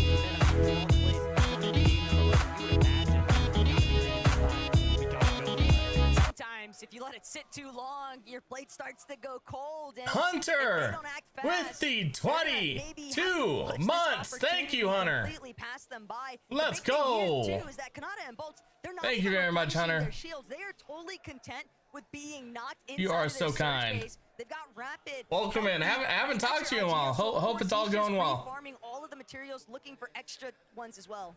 I mean, so let's see. Sharpa goes down 27th place. Right now, Jacob, if I was sitting up there, who's winning right now? Queasy. Queasy is winning, but Pixie is coming up close. But Queasy is winning. This exact competition that plays these sneaky plays. Look at this. Look at these sneaky plays from Clicks. They are made all the time. You have no shield right now. It's just in my head, I'm thinking, don't be suspicious. Don't be suspicious. Don't be suspicious. Don't be suspicious. Focus on top over at the OXR HQ, and they know Rapid is wandering around on the low ground, replenishing all of the materials that they use to build that surge tower, and they're just waiting, like I said, for that knock or for an opportunity to get that 3v1 onto Rapid. You guys need to move. He's gonna see you. But if Rapid goes one step too far, Iamzo, Clicks, Higgs, the moment that they realize that he's by himself, Rapid would actually be the best player to hit a nice 3-2-1 on, because he's the one carrying everything for Kanata and Bolts right now. He has max materials just about. He's still trying to finalize just the last few components. Clicks, Iamzo, Higgs just creeping forward. Rapid starting to make his way up, but they've been exposed. They took moments too long, and now Rapid, red alert Mayday situation here. But Bolts, Kanata with a plethora of heals. You need a chop. Start chopping. This is not the place to be for Clicks, Iamzo, and Higgs. Instantly trying to go for that chop down. All three are up above. Here it comes. They pop the Flowberry Fizz just in time, but Clicks landing an immense amount of damage, getting Bolts down to just a sliver of HP, and they're immediately pushing over. Vivid set. It's gonna be a good fight. They are learning their lesson. 331 points. They fell outside of the top 10 with 2 games left. They have to take. No, come on. These chances. But Vivid, do you think that it's still worth trying to force this engagement, knowing full well that you're looking at a team like Kanata that's got more than enough surge, and they can afford to stick around with all these heals? I think the power behind the push for Clicks, Iamzo, and Higgs right there, it was all about the surprise. Rapid with an MVP performance. It really sucks they got no damage. That's going to hurt him later on. That is definitely going to hurt him later on. Really? So why? Just why?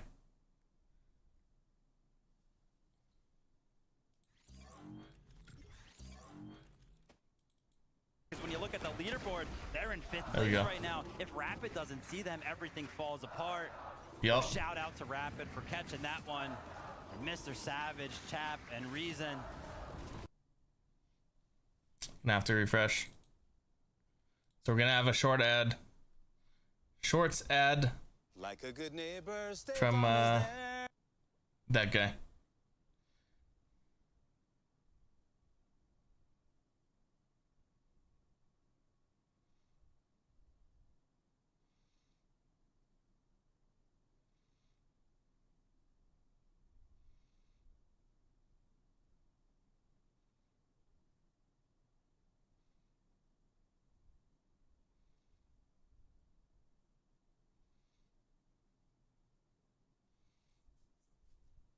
There we go. Sorry, yes.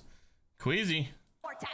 Sitting. Queasy, the mastermind. You Hiding. have to remember, back at the Invitational, Taking damage to Storm. He was the one that made the decision. I want to land on them. I want to challenge it, and it's not as direct, but it's still there. Jacob, this is a strategy. They know they land OXR. They're waiting on top of the mountain. They want to rain down the shots as they fly through the sky. They crack the shields on the one. Good tags. There's just so much distance before he reaches the ground. He's out of render distance overall. Instantly comes the crash pad. Mustache, Queasy, Swizzy, they're trying to rotate in that direction. Finally, they get another Knocked. Knocked. Queasy's team knocked. Mustache, Swizzy, and them. Queasy are going after second place. But what's going to be there faster? The double revive or Swizzy, Mustache, and Queasy. They're doing everything they can to try and collapse onto this position. Vanya's already been back up into the running, but they're going all in here. Swizzy, Queasy, Mustache, they're looking to control their own destiny. They want to take down Vanya. They want to make it so that game 12 isn't even close. But Mustache, Queasy, Swizzy, they're just not able to take some big damage there. He's lost too much HP. He's going to be forced to fall back. This is it. This is the moment. Why wait till game 12? Marius, Pixie, and Vanya, they've given an opportunity here to take down first place and potentially take that spot. Take some huge damage there. Swizzy's probably realizing their backs are up against the wall. Maybe even By the way, Baka goes down 24th place. Try to surprise attack them. Snowy down at 25th. Excuse me, 26th. Rise goes down 22nd. Star up at 23rd. Like you see here. No risk, no story though, and Marius a little bit split apart here. Mustache, Quizzy, Swizzy, they're still chasing them. Hunter, I'm always down to play. So whenever you do, just text me. You text me. It's early zone tick, so they don't have You to text worry me, Hunter, whenever you want to play. Sickness, Jacob. Both of these teams are Because I'm always delaying on. their own endgame. It's something that we saw come into play in that last game, the Storm Sickness, getting chunks of HP ripped off in the end game, but they're continuing to go. They want to chase this one down, but Pixie on the other side, he's the most elevated. Vanya, he's on the low ground trying to heal. Alex goes down 21st. Is making sure to defensively hold that high ground. Marius as well. Flowberry Fizz, just make sure to top off the shields. That way they can force them down further and further. They continuously are getting chased, but you say, you know what? You want to fight? Come get it. They're throwing everything at this one. The inventory, all of the heals, they're disappearing. Of course, this is the main fight they should be looking, but I definitely like if they went to fight at Pump Power. How aggressive they're gonna get. They're coming right box to box, wall to wall right now. But think about the biggest differences here. Queasy's team, they're not actually carrying shotguns. All they have is the Wrecker revolvers in comparison to Marius, who's rocking both, but it's a gray Sentinel at best. And that Wrecker revolver just not able to get close enough. Pixie, Vanya, Marius. Pixie versus Queasy. Standstill right now with Queasy. This decides the game, basically. If one goes further on. Inventory, med kits being used. Essentially almost 200 HP and shields combined between these two. So they do have a little bit Flakes more is of fighting an upper hand. Kanata again. Marius knows they're running out of HP resources to keep this fight going longer. So they are definitely now officially on the clock this deep in his zone. And it's only the fourth one overall. Mustache and them still have splashes underneath. Vanya's dropping, almost getting. You can hear boxed Lil up. Flakes Mustache fight has real his head quick. on a swivel, continuously turning around. But Taco talked about the double pump, and there it is in action. Marius is able to get the knock onto one, but he gets dropped to 30 HP. They desperately need the siphon, but oh no! Disaster strike! Pixie is now the last one alive! Mustache and Swizzy, they lose Queasy, but it's only a knock. He's quickly going for the revive. A miracle in the making. And Flakes is now running. They got all three. That's all that they needed. Pixie goes down. That kind of if Queasy ends up. It's one thing to take him out. It's another If Queasy ends up winning this game is over. This thing is over. Higgs goes, clicks Higgs and Zoe go down 18th place. Yeah, just let me know, Hunter. Let me know. Text me on Discord. He's using his own emote on him, Showboat, and said, hey, you might be ahead of us on the leaderboard, but we know who's the king.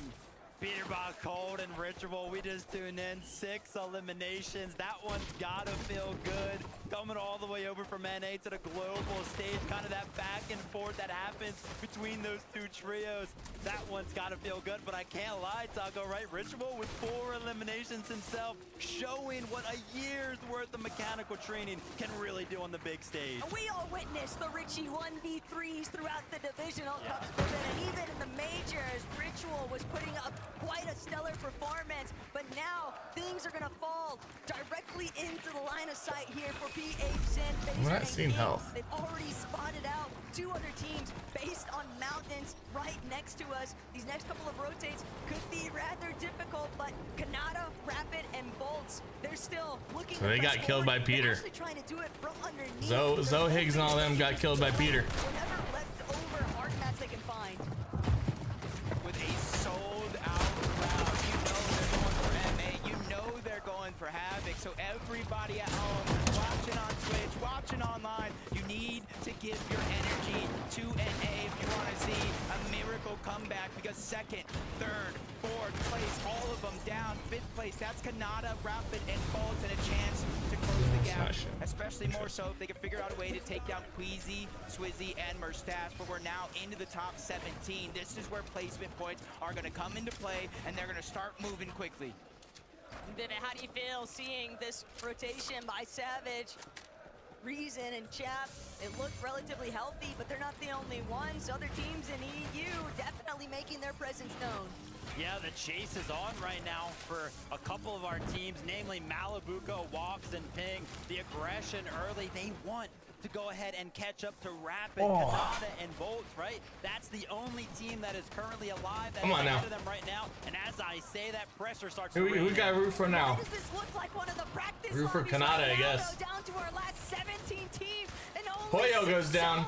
Ping, Walks, Not his team, just him. They're trying to see if they can bring down Agers and Acorn with it. Poyo's already been claimed. Acorn, Agers just trying to create a little bit of space, but they know this might be a fight that they can't Yeah, it's not liking me right now.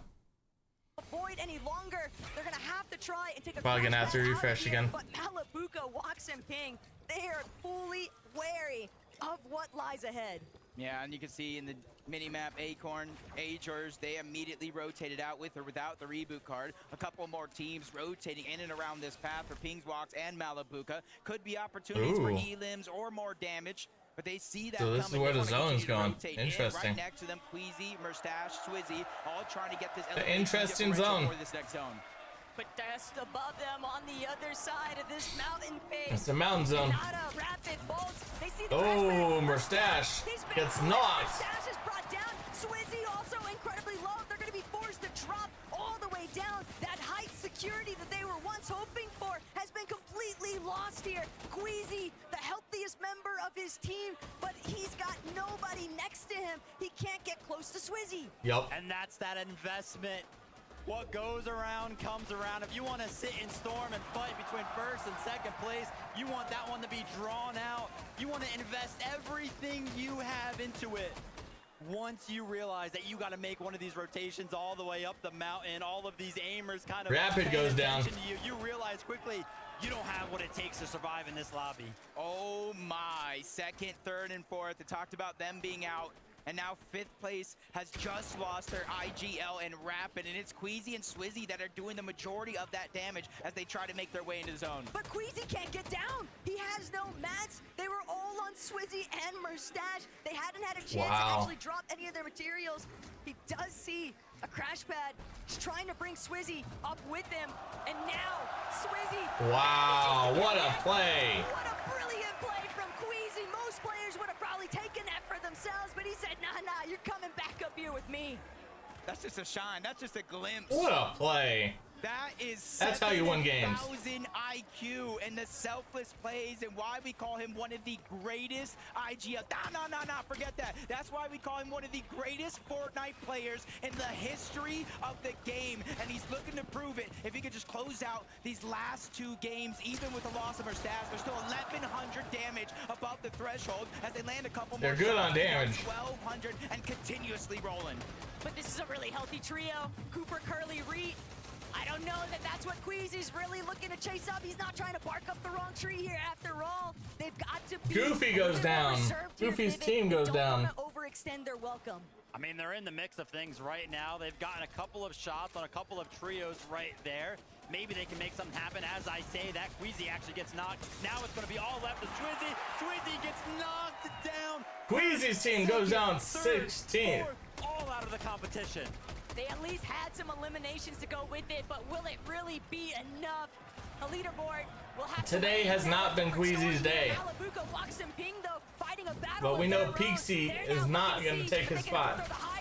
I drop Cammy, Hottie. They've been a little bit tagged up. Can someone else get close? Eats the greater bulk of his shields there. Malabuka walks, now having to head towards the forefront. They're looking back. They're trying to provide some support. They have a slight placement on this side of the mountain, and they are looking down. And guess who's underneath them? Peterbot, Cold, Ritual, Mr. Can Demas and Pix get closer this game? Chunk of the top 10 overall back into the lobby. Even our 5th. Or can Kanata maybe pick up some space? One of the more important ones into Rapid. As Phaser, PHN, King, they know they're not in zone just yet. In fact, they might have one of the farthest pulls in the entirety of the lobby. With Aspect, Tinka, Kazi in their path, they want to continue to roll through. Even with the med kits, even with the minis, they realize they are lacking material. Kanata is very low. Paying attention to the leaderboard of the last global championship. No minor region teams in the top 10. King, Phaser, PHN, they're trying to make that push right now. When you want to talk about a push, Taco, Bolts towards the bottom of the mountain. And Poyo goes down 15th. Rating Viz go down with 16th. Recognizing that the zone's gonna 14th, excuse me. Big Ben tunnel face. He's gonna take a little bit of a harbor safety inside, but King, he's got literally 1 HP and a dream. The small shield potion, he's managed to get it off, but Phaser, only 2 builds remain. He can't keep continuing to hold that leverage over King's head. Instead, Phaser holding on for dear life, but he needs the heal. Lobby focused. He's gonna be eaten alive by the lobby. Oh, he drops the crash. Oh, you're done. Instead, he goes straight up and back to the lobby with that elimination. That one's going to hurt, but a lot of those rank ups coming in, and that's an A rank upgrade. That could be Phaser going down. Underneath, who has to start to think, who has to start to act quick because he has only 8 builds, no heals in his loadout, and no mobility on top of that as we're going high up the mountain. Bolts doesn't even get a chance really to try stop and check. He's just making sure that he stays concealed towards that backside of zone. But on the high ground, Palad, Hero, FKS, they've actually managed to overtake one of the best positions that we've seen them in all weekend long.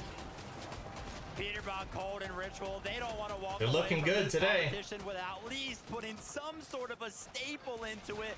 They want to show everybody that, hey, listen, we had and they make top 10. But when we make it to the end game, we can put on a show. Bolts goes down. Bolts just went down off the side of that mountain. Their run in this game has come to an end. Did they get enough to move into the top 4? But Peterbot now battling for it all, and he is by himself. Cold and Ritual are all down below, and he's done it. He's gotten the high ground. He's gotten an elimination. Here he is. He's finally woken up from his slumber, and he's continuing to pressure down and sealing the high ground away. He joins Ritual and Cold on the other side and takes what's theirs. Yesterday, Peterbot said, it's my day off, but today, it's a whole This new game is league Peters. coming alive Peters to here in the lose. final hour.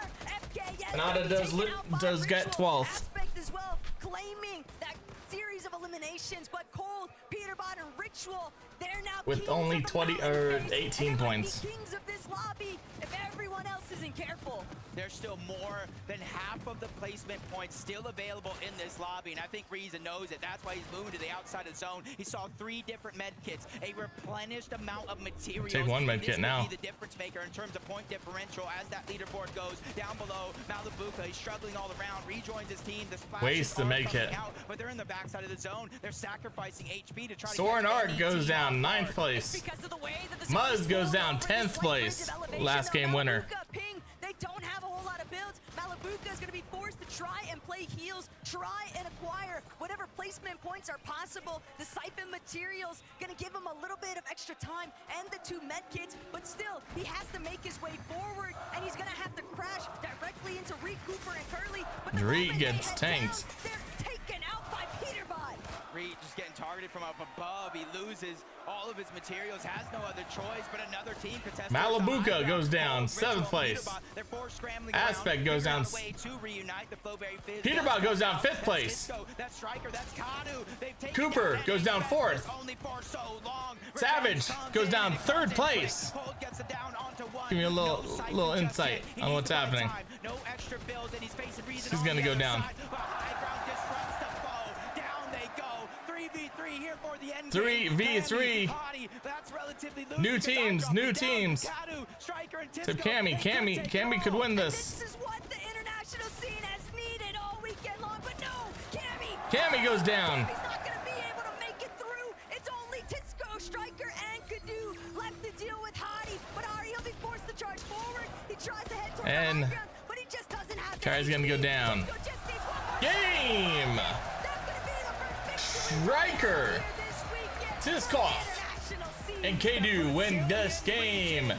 Chari and Cammy come in second, but they both, let's just say, Striker and his team had 16 eliminations that game for totaling in 129 points. Also, Cammy had 11 eliminations, totaling in 98 points. What a game. Translating for us. Stand up, please.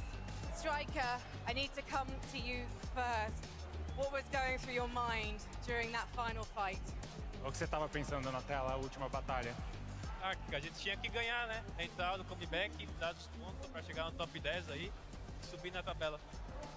The only thought was they needed to win.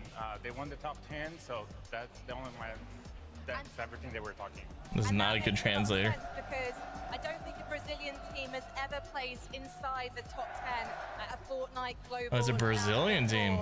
Do you Ooh. think this could be the year? Você acha que esse é o ano que time brasileiro pode ficar entre o top 10? Tomara que os brasileiros consigam ficar, não só nós, sino também o King, Phaser, PH que estão. So, Queasy is still in first place by 50 points.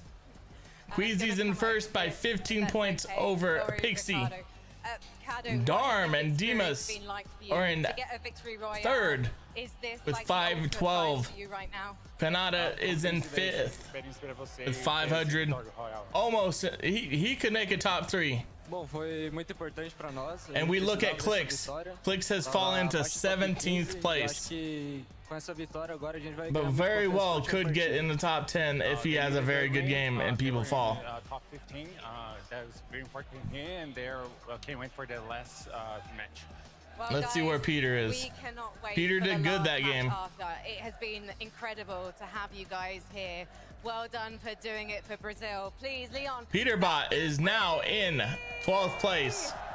They're making a stab at top 10. After this last game, we're gonna And be they very well could get top 10 champion. So take after a not breath. performing this whole game.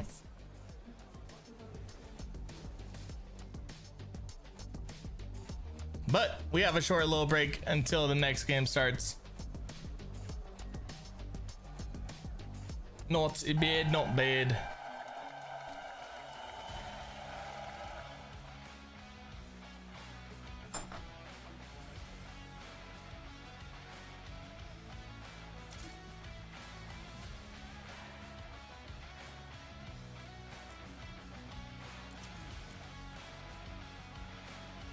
We must fight to secure the future. Fight, fight, fight. Gonna mute up for that.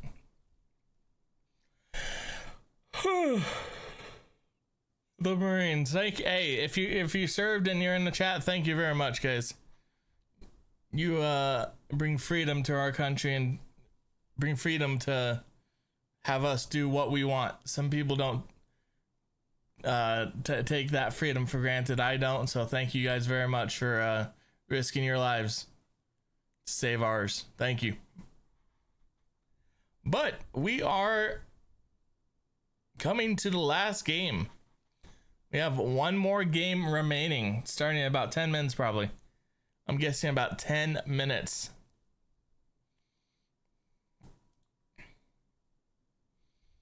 This is turning out to be one heck of a game.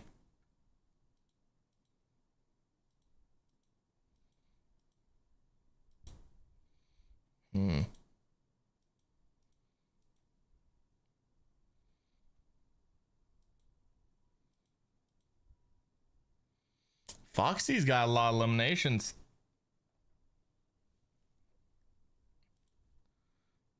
They might have the most eliminations in the game, and they're in 9th place. They haven't placed very well.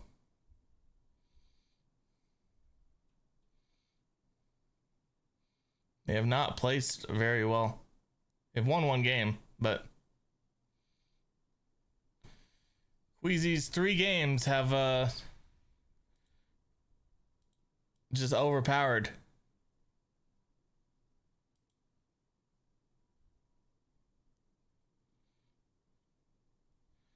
And yesterday, Clix's performance did really well at top 6, but could not transfer over to today. Peterbot though is going a different way, coming up from behind. In the first day, he never got better than, I think it was 12th, maybe 11th. But today, in the last 2 games, 8th and 5th place with 7 and 14 lemons. He's been, his team's been catching back up. Let's see if he can break top 10.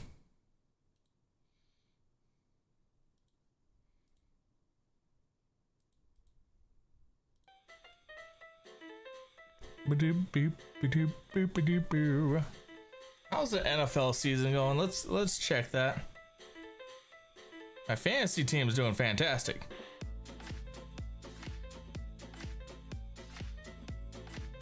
But what else? See how my Patriots are doing. Dodgers are winning. They'll blow that somehow though.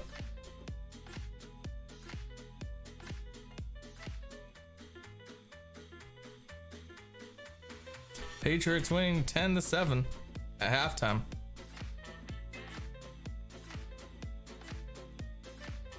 I'll be watching the second half of that after this. I'll be getting off right after this next game. Day 2, everyone is fighting for high ground right now, and they see there's all this contention going on the high ground. Why don't we third party this right now? We are a full trio. We can see that those are wood builds. Players are going down. This is our chance to steal it away from them. It looks so good. And again, you know, we might not be fighting for first place, but we are fighting for life-changing amounts of money. We're going to be sending ourselves straight up those standings. Now, of course, guys, wow, that last game, we've got to talk about the head-to-head. 50 points. Merstash and Swizzy versus Vanya, Merstash, and Pixie. I could not believe Queasy just said, you know what? It's time. It's time, Mini. This is giving me flashbacks. Last game. This is giving me flashbacks too, right? Think back to the Invitational. Queasy and Venno landed on Cammy and Seti. It wasn't successful. Thinking back to last year's Globals, Queasy and Thomas, they had the option to land on Peterbot Boys to try and disrupt them. They didn't make the decision to do so. Now they're taking matters into their own hands, and traditionally, typically, we see it in Game 12. In this game, we saw it in Game 11. They understand how strong Vanya's team is. I mean, They had a 16th in their first game, Vanya. Since then, and since, of course, this game, they hadn't placed outside of 6th. So they had to take them out and had to disrupt their game in any way they could, because if Vanya, Pixie, Marius, if they make it off spawn into the end game, they know they're going to get a good game out. Although they did grow that lead just a little bit, it's a bit of a double-edged sword landing onto Vanya or going for Vanya, because Vanya knew the equation. They knew that they just had to run away. But when you have Queasy chasing you down, there's only so much you can do. But as they are being chased down, they're using their mats, they're using their heals. Everything that they need, everything that they have had to have a successful end game is now gone. So by taking out second place a little bit early, they themselves got a little bit low on mats, a little bit low in heals, and were not able to recover. Can we just talk about how insane? Okay, this is gonna be super nerdy. Okay, super nerdy.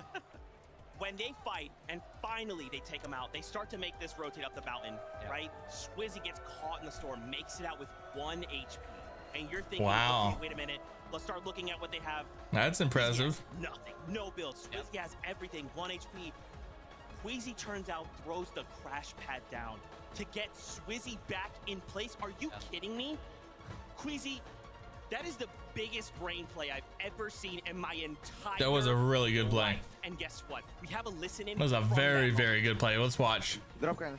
Follow me, okay? Everyone have OXRs, right? Yeah. Okay, follow me. This is not the play they were talking about. Again, this. Okay, don't go in render of Canada, okay? Yeah. No render of Canada. Go this way. Last one, right now. 30 already? What is this play? 30, 60. 50, black him. Search right. Crash.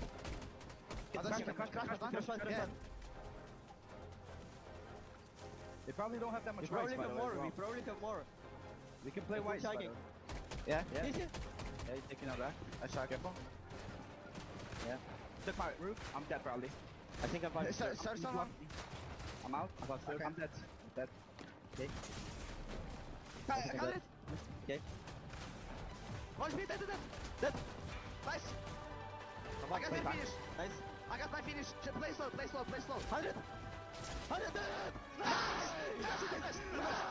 You going nuts? Let's go bunker. Then we go bunker, you think? The crazy thing about this moment, right? Just think about it. If we were to do this again, right? Even though they didn't get a victory royale, even though they didn't get top 5, they didn't get all this stuff, they delay Vanya. They go on, they slow things down. If we do this again, Mini Miner, imagine even if Queasy goes down, you're going to put Vanya in the same exact position to be in shambles for the remainder of the game. Yeah, absolutely. I mean, but Vanya's team now maybe know that's coming, right? They could prepare for Queasy's team to do that and maybe change up their strategy, because if Vanya take out Queasy, that could be a very, very interesting end game, because like I mentioned, these guys don't miss a beat when it comes to the end game. So they're gonna have a good game. So I don't know what's gonna happen. Can't believe this is it, the final game. We're gonna find out who's gonna be coming out on top, who's gonna be the 2025 global champion. No, I like that it's to mate on mate not just someone. Oh, they've already won. The audience, although it's a Someone has bittersweet caught up. moment, they love to see their top teams in the top 2 spots. Yeah, I mean, obviously, if you're an M8 fan, you're happy, right? You're like, hey, one of our M8 players are going to go on to be global champions, right? So exciting to see, but how does that last game end, right? Do we just take it to the off spawn again? Do we change things up? Do we play conservative? So many questions in that game, though. Something of note that happened, Peterbot, Cold, and Ritual finding themselves up on the high ground as well with, you know, they've been quiet for both days, and finally there in game number 11, we see him on hype, we see him pushing teams, kind of what we've been used to seeing in majors before this point.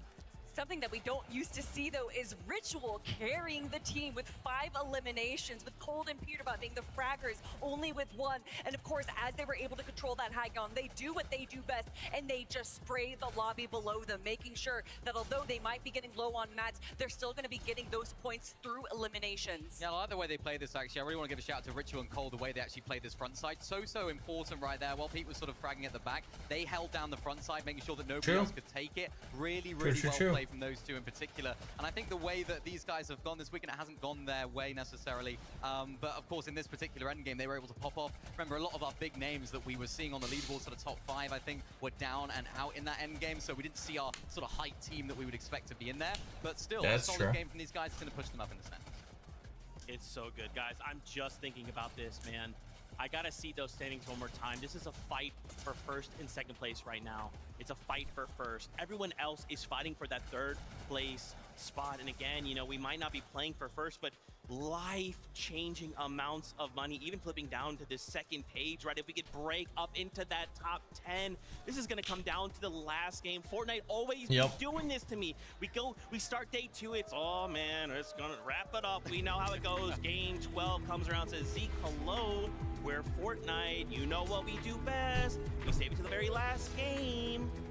Saving it for the last game is definitely something that we've seen time and time again, but to have all of our top teams, 3rd, 4th, 5th, 6th, and then 2nd place going down early there makes me a bit nervous. I want to see all of these teams up and alive in the end game. I want it to be Very close. true. I want it to come down to the final moment. She makes a great point. That might just happen.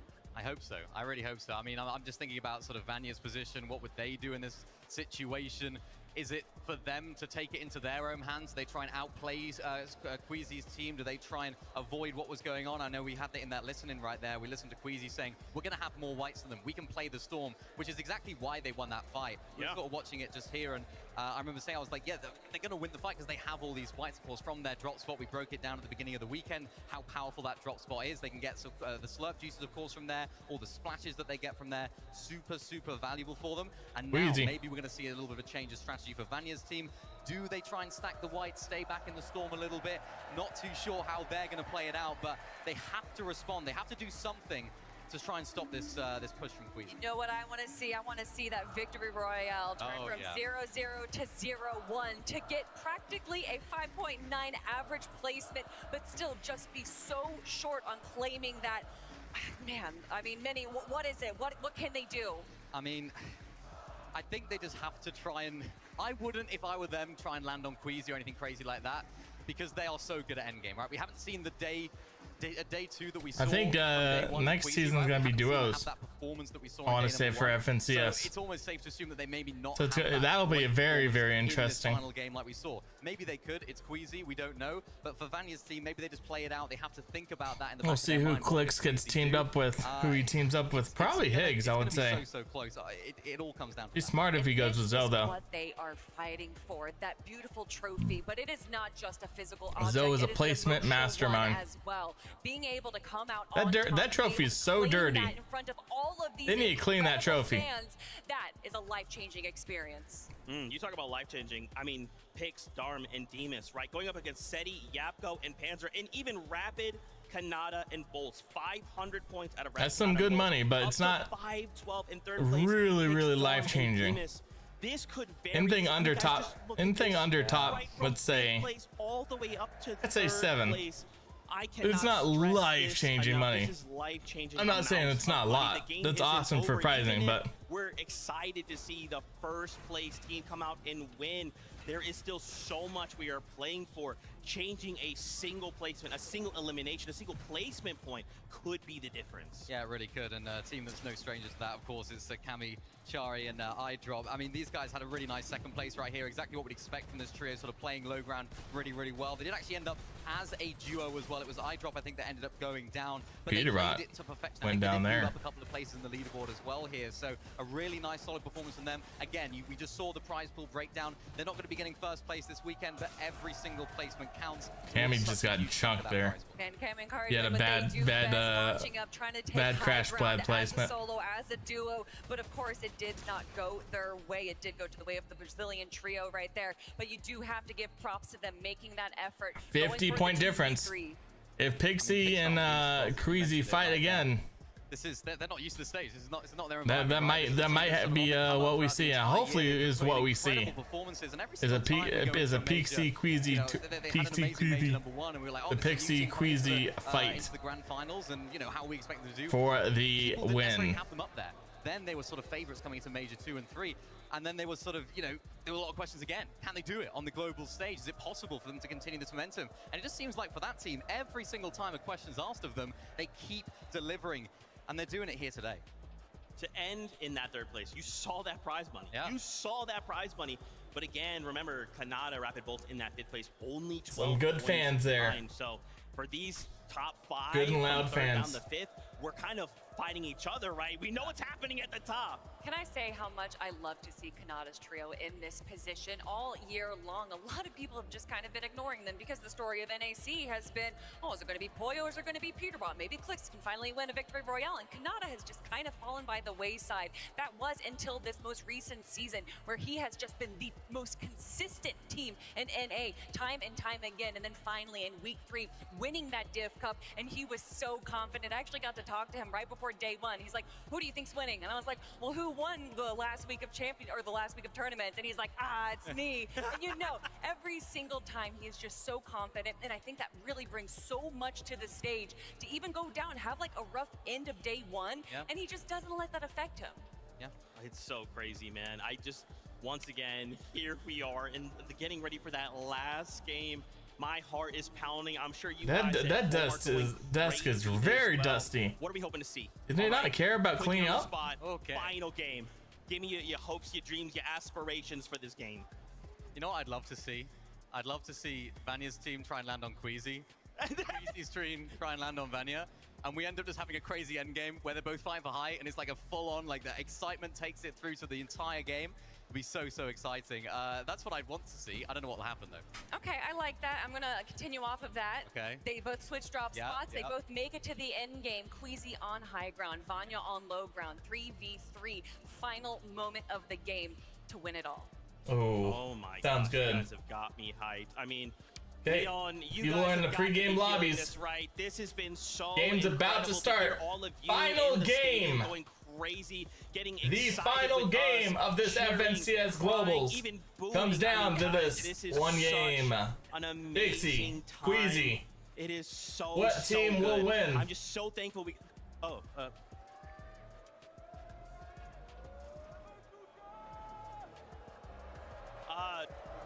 I'm sorry, guys. This is hot off the presses. I need Benji right now. I need the translator. Guys, this is plans for 2026. Benji, put the headset on. Oh my gosh. They're gonna release duos. This is for you. This is hot off the presses. Duos? This is what is coming for 2026. Yep. Just like I said. We're going back to duos, Benji. $1 million mobile series? Holy duh, the Pro-Am's gonna return. This is new FNCS mid-season FNCS mid-season land. Oh my gosh. Reload Elite Series land. Okay. The duos was not a surprise. It's what I said before. Elite Series. I don't even know what that means. Ranked 2.0. They're updating the rank system? Interesting. $1 million mobile series. That's crazy. Oh my gosh, les gars, un tournoi à $1 million sur mobile. Okay. Ranked 2.0. Yeah. Ranked 2.0. What's ranked 2.0? That's the one. That's the one the biggest for us. Ranked 2.0. We're getting another wow. Pro-Am. Un nouveau Pro-Am aussi, regardez, tout en bas. Le Pro-Am, vous connaissez, il y en aura un aussi en 2026. Benji. Yes, that's crazy. The lands are returning to Europe. Les gars, on va parler français. To be honest, it's the best crowd. They've been fantastic. Sera de retour en Europe. Il faut qu'on fasse en sorte que Epic choisisse la France. Epic Games, please, choice is France.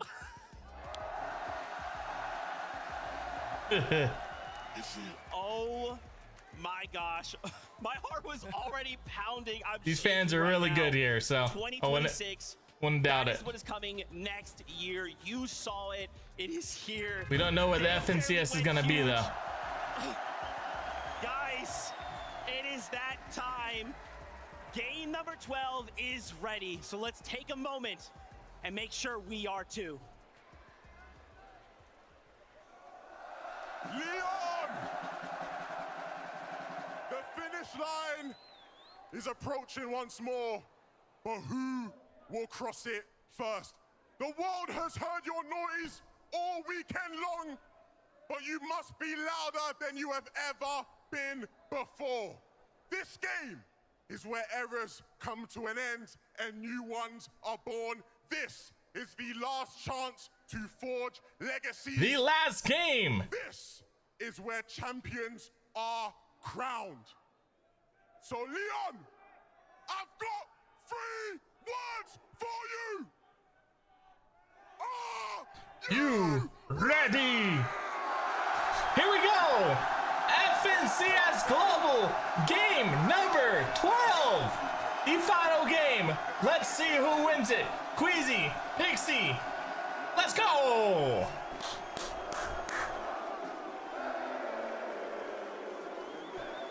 I wish Kanata had a chance, but he didn't. But game number 12. Here we go. People dropping in now. Battle bus going across the map. Come down to this. Of course, we're gonna go into Rangers Ruins first to see their fight once again. Weekend is upon us. Legacies will be forged here. Levin's already called it out. I know that there's so much action that's taking place with some of these off-spawn contests, but there's only 2 teams that everybody wants to see right now. That's Queasy, Swissy, and Mustache. Vanya Boo Boo, Pixie, where are they at? Will they clash yet again? I would love for the FNCS to be in like LA. That would be so awesome. I'd definitely go. On the north side of the map, with almost a 50. Can we have a duo POV? And Mustache. Imagine they all fall to their death here. For them, they don't even need to necessarily win this game. They just need to continue to outscore Pixie, Marius. Pixie is low right now for some reason. Uncontested at the Must have took some fall damage. And the most insane thing about this all is it was Queasy in that last game that ended Marius, Vanya, and Pixie's run. They not only pushed over to their side of the map, they chased them down and sent them back to the lobby. Completely intercepted, completely ruined Vanya's game plan for his team. But Vic, wow, Rise is going after Vic. Taking place here. He's got a big elimination onto Yuma. Flixie and Beto are not with him though. Koyota still looking to chase Vico out, and Vico nearly gets the better end of that trade. But He was using some language there. There's definitely some language being used there. But for Koyota and Rise, there's still a lot of heavy lifting to be done. Asia on top. A battle throughout 12 games, and as the dust settles, they will be the last ones laughing and immediately set their eyes on the no damage there to try to continue to accumulate that early game surge. But they have to be careful. His teammate is on the other side, and they unnecessary fall damage. Yuma. They have to figure out a way to backtrack. Good job running there. Pablo, Chino, they're already trying to taste down Asia's best. Hello? Can't really do much of anything from this position. He's just got. Here we go, last game, guys. Last game. I need to see you guys get excited. Pablo and last game. They've already got 3 eliminations on Chino alone, and Ferdoxy still keeping an open eye out for where Halat is headed next. Hero and his teammate. Is no one in Rangers right now? Far away from Chino, Pablo, and Ferdoxy, but these guys could be the real menaces of this lobby. They're just going to continue to try and get a clean sweep for everyone. Wow, took down Hero. Ferdoxy and Pablo really distributing some pain right now, and Hero, he just doesn't have anything to try and prevent himself from being taken out.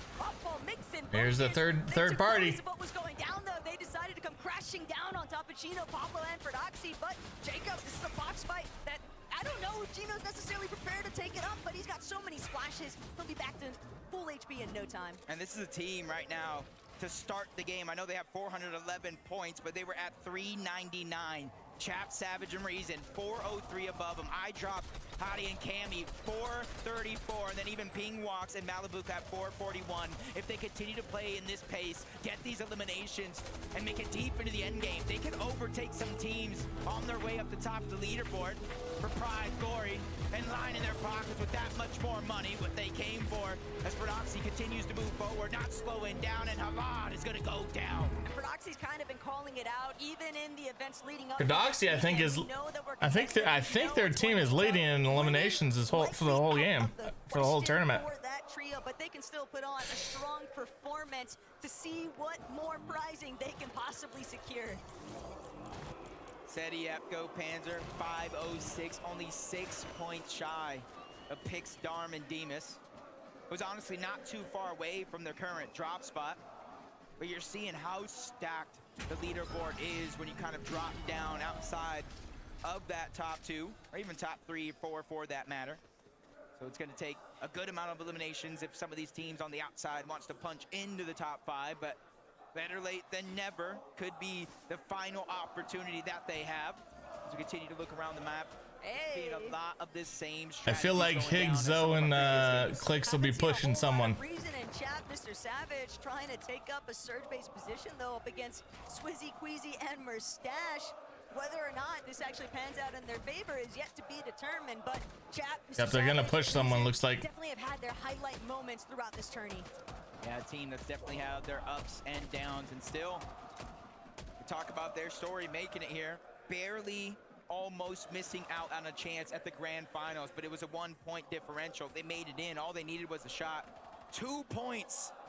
They made it in to qualify for the global championship. Yeah, they're getting pressured right now. Is on the cusp of a potential top 5 if he can perform well. Let's see, Aspect goes down.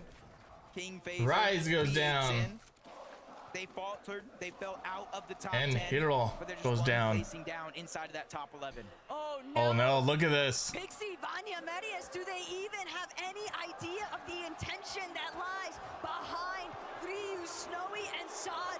They should have gone up.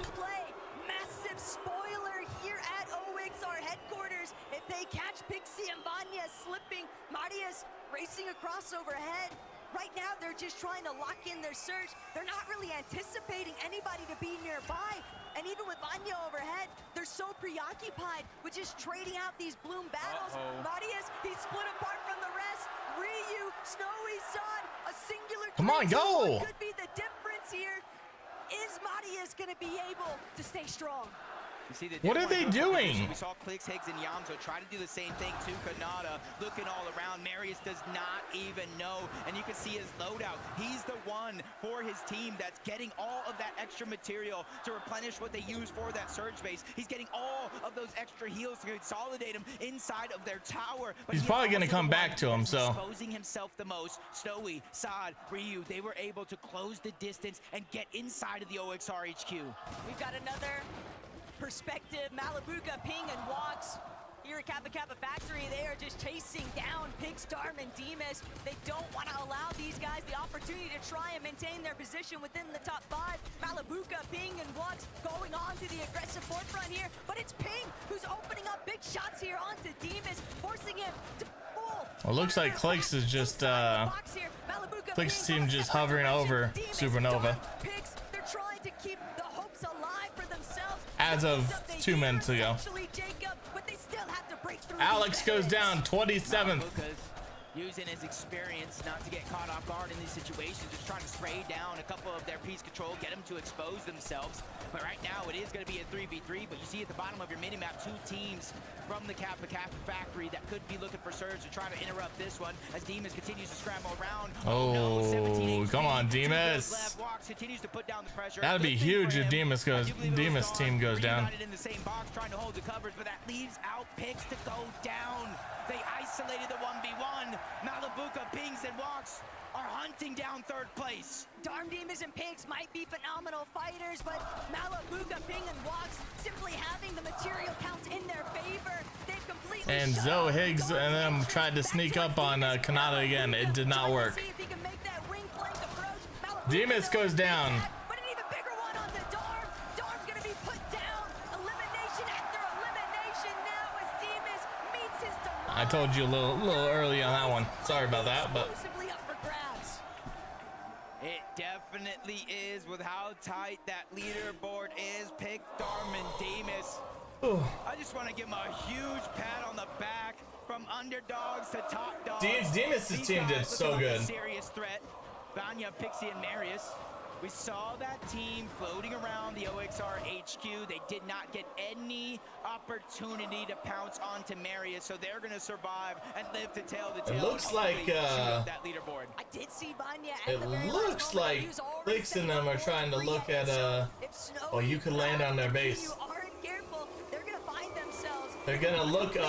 They're looking to fight Mr. Savage possibly. Fan favorite this weekend, but he's still looking to try and take over. iDrop, Cammy, Hottie. It's teammates, or former teammates, I should say, just looking to gauge who really got the better end of the deal. Kind of decisions, crash pads, launch pads. And with SETI, Yapko, and Panzer right in front, that is the team currently in 4th place, 500 Mr. Savage. points, just shy. They're looking to fight. Into another big money spot of the top 3. Of course, this is not live right now, but with his own pulling so far towards the south.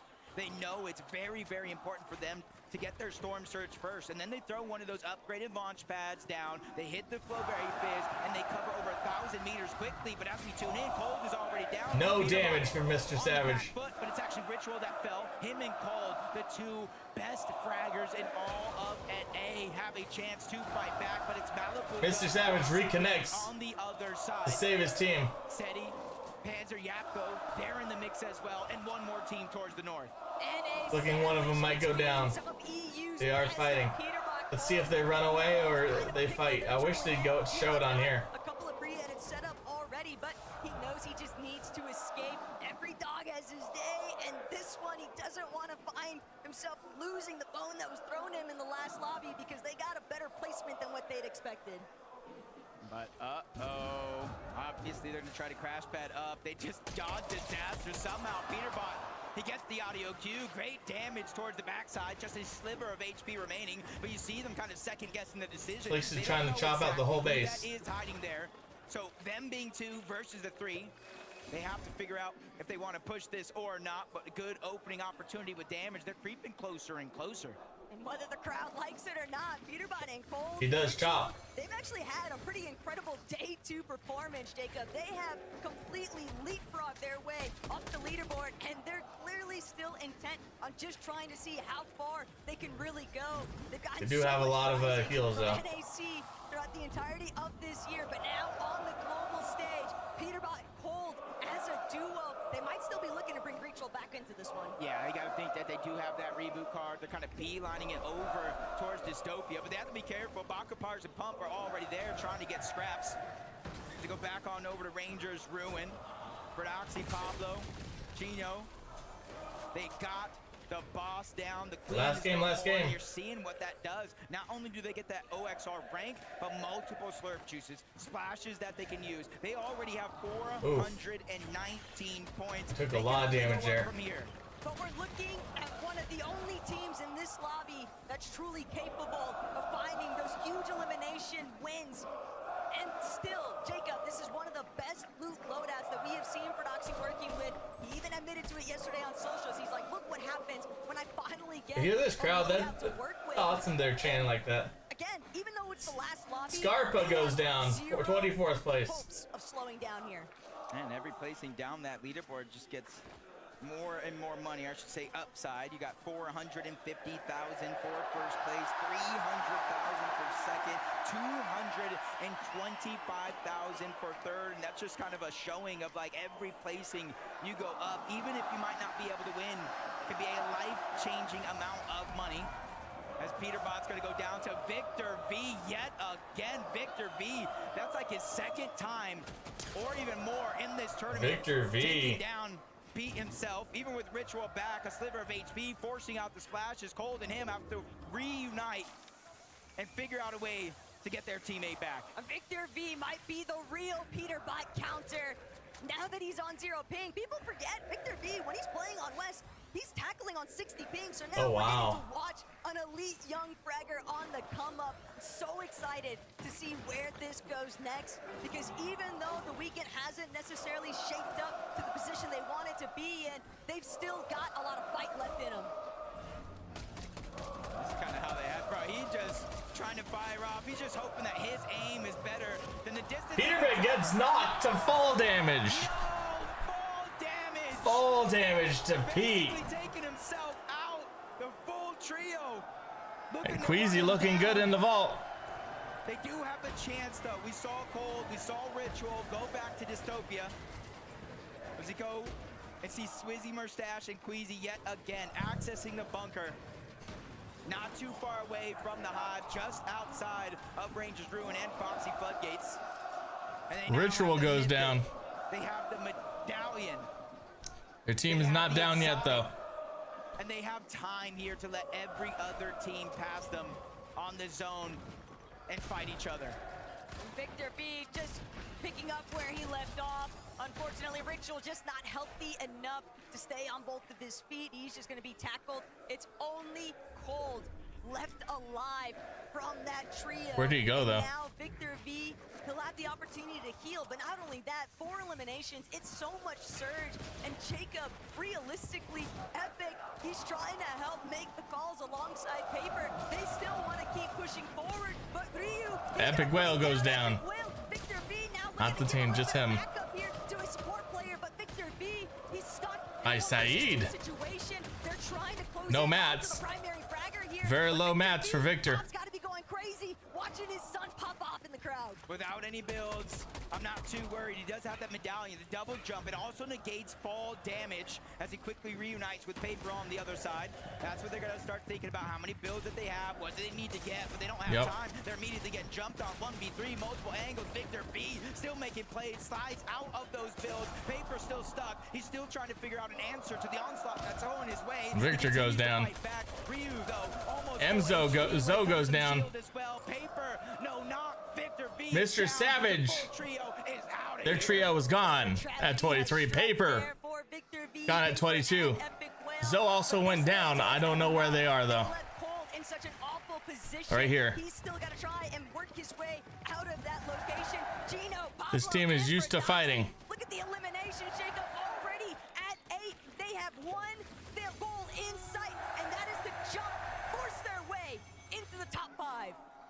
There's only one way to get some points in this game. So 2 teams there? Expect the teams above you on Hoyo goes down at 21st. early. The level of competition. Big teams are going down early. I feel like has never been higher, so you have to start to take matters into your own hands, and this is one of those teams for Doxy specifically that will play to win. He will make or break himself. He's not going to go down with at least trying, and that's how they found those 8 eliminations. But Cligs and Higgs, you see them lurking around, trying to grab those extra bandages, the heals. This is going to be a 2-tick zone. Clicks, Higgs, they might just be looking to try and play for the reboot. They have no idea that Chino, Pablo, and Verdoxy have already made their way back over to Rangers Ruin. They are creeping up on them. That's not good. Clicks, they're just so exposed. Holding my breath watching this, Jacob, because I know it's only a matter of time for 3, 2, 1 come through, but Higgs, he nearly puts it to the defense. Gosh dang it, Higgs. Higgs is gonna be knocked. Clicks is screwed. Scattered, left to try. And I've already seen the announcement. With 3 healthy players out of And Clicks goes down. 20th.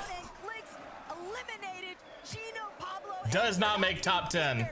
first double digit. This might be game 12, but they're not out of gas just That's yet. very disappointing, but I did call it. Once they had a under or over a top 20 finish or whatever. Once they finish like top or over 20, they're done. Prize money differential, and that's exactly what they're after. Now we got to root for Kanata. Come on, Kanata. To start the game. Let's go, Kanata. Place, but hot on their heels. There's so many teams trying to get aggressive to get those points. See in the distance, 2nd place, Vanya, Marius, and Pixie. Not going for the high ground just yet. 6th zone, more than half of the game left still to play. This is where players really have to test their composure the mental fortitude, the emotional control. It's so easy to want to hit the autopilot if you're in Queasy's position. You start to see the lights. You start to think that could be us, our name. The crowd is chanting, but the same case scenario for Vanya as well. They're still looking to try and overtake first place. And if Mustache, Swizzy, and Queasy get lobby focused, that could be the ultimate difference maker. But instead, Swizzy fires back. It's going to be a takedown. The elimination couldn't have come at a better time. And that's 4 more points for them, inching themselves closer and closer to it being mathematically impossible for anybody to catch up. But again, no placement points just yet. That can truly shake things up, especially since they have a Kanata could get third. And a few teams Kanata could easily get third. Same rotation. First comes the crash pad, then the Flowberry Fizz, and they can continue that rotation until they make the zone. But Taco, more than half of this zone is over open water. Not only that, but Swizzy, Queasy, Wow. and Mustache, they are white line crash padding straight towards the next zone. The fact that nobody has taken a shot at them along the way, it's a bold maneuver, but it pans out heavily in their favor, and they're continuing to scale their way down. We saw Balor goes down at 18th. Peterbot goes down at 19th. Queasy, but better still, Seti, Panzer, and Yapko. They've still got a lot to settle here in this lobby. They find another elimination onto Adapter. Balor already taken care of by Visuals and a Minish, but Braids on the other side of these walls. Seti can't continue pressing forward. They're stuck inside their own build. That is until Yapko finds the elimination onto Visuals. Yeah, much needed elimination as well. They were only 8 damage above the threshold. That's not a feeling of comfortability at all. Now they go for 300, but dropping back down low, that just goes to show how active this lobby actually is. But they continue to steamroll. Mustache, Swizzy, and Queasy find their 3rd elimination of the game, taking down NA West. And you know that Vanya thinks the Amadius, they can see it all in the elimination feed. 3 additional elims for Swizzy, Mustache, and Queasy. They have so much ground to cover just from placement points alone, and the elims are doing that. Visuals goes down. Whatsoever, but Mustache, Swizzy, 17th Queasy told place. them, just be off the leash, do whatever you want, just find those eliminations. Up there it goes, School. Trying to drop down low. He's the first one to get knocked. Sauko followed in that trend. He was trying to be a hero, but ends up a 0, leaving Arc all by himself. That's a ton of pressure for one of the youngest, one of the most aggressive players on his region, but active surge for Pars, Pump, and Baka, 136 below the damage threshold. It does not matter if they have high ground, if they can't utilize it, and nobody's giving them any peaks. So they're gonna go ahead and utilize that Flowberry Fizz to get a triple heal going out. They're stuck looking to heal instead of being able to look for tags. Malabuka, Wax, and Ping put on so much pressure, but now that they've made their rotation, we're a little bit exposed. Not sure that was enough for Baka, Pars, and Pump to get across the finish Just line. letting them talk right now. And now the medkit comes out. Baka doesn't have anything to work with. It's just those couple of crash pads. He might as well leave them somewhere for his teammate to pick up. But Pars, just looking at this loadout, Jacob, he's got barely anything to work with. 0 ammo in his AR. It's literally just 19 shots in that Wrecker revolver. Luckily for him, he at the bare minimum has Pump on his team. But underneath, Sharks in the ocean. They're ready to take a bite out of NA West, but Malabuka's trying to beat him first. They crash pad towards the high ground, and they're below now. Pars is done. Reactivates. Down goes Pump. Pars is now officially on the clock, which runs out, and he's out of the game for good. But these audio cues Baka goes down 15th.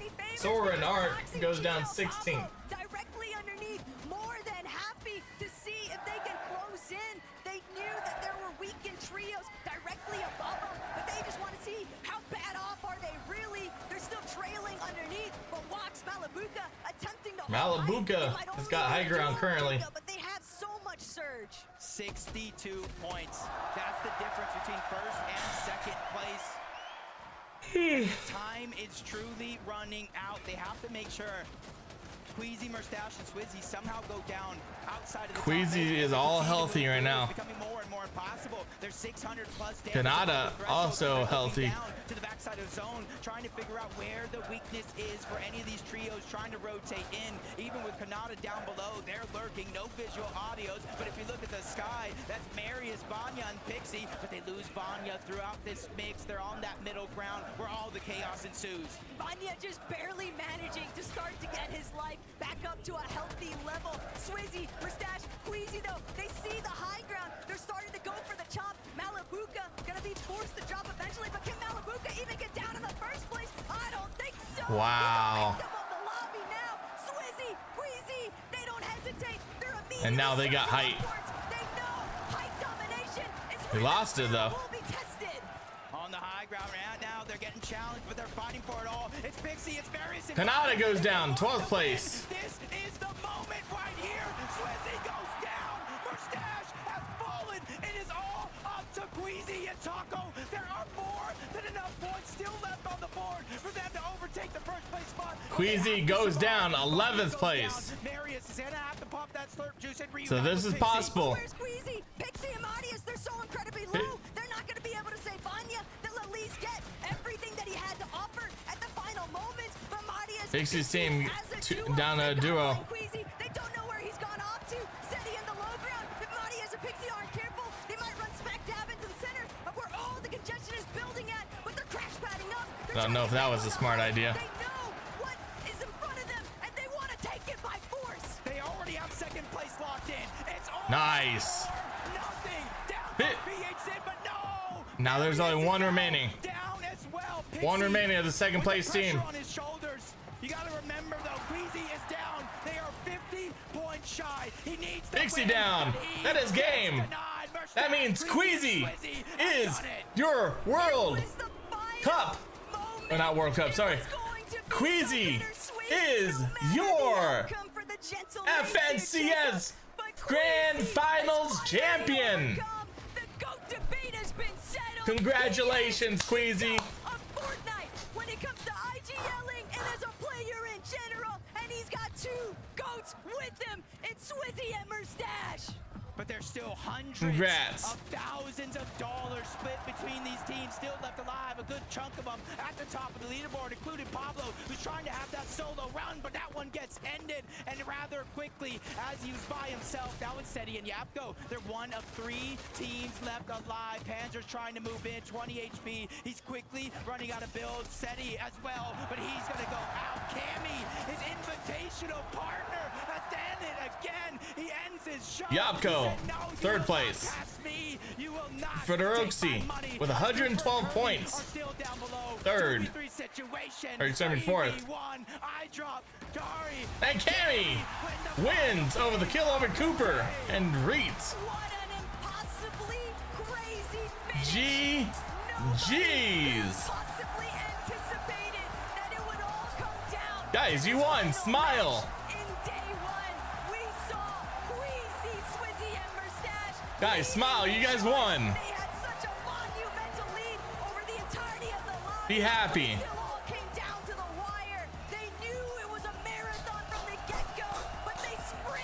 Hen, you're Grand Finals champion with a many points. Queasy, Sweezy, and Manuch. Let's go. It almost seems as if it hasn't even fully keyed in yet. Mustache and Swizzy, they're letting everyone. Swizzy. It's Gentlemates. It's Twisted Queasy bringing home the title. Fellas, lift that trophy high. Let's go.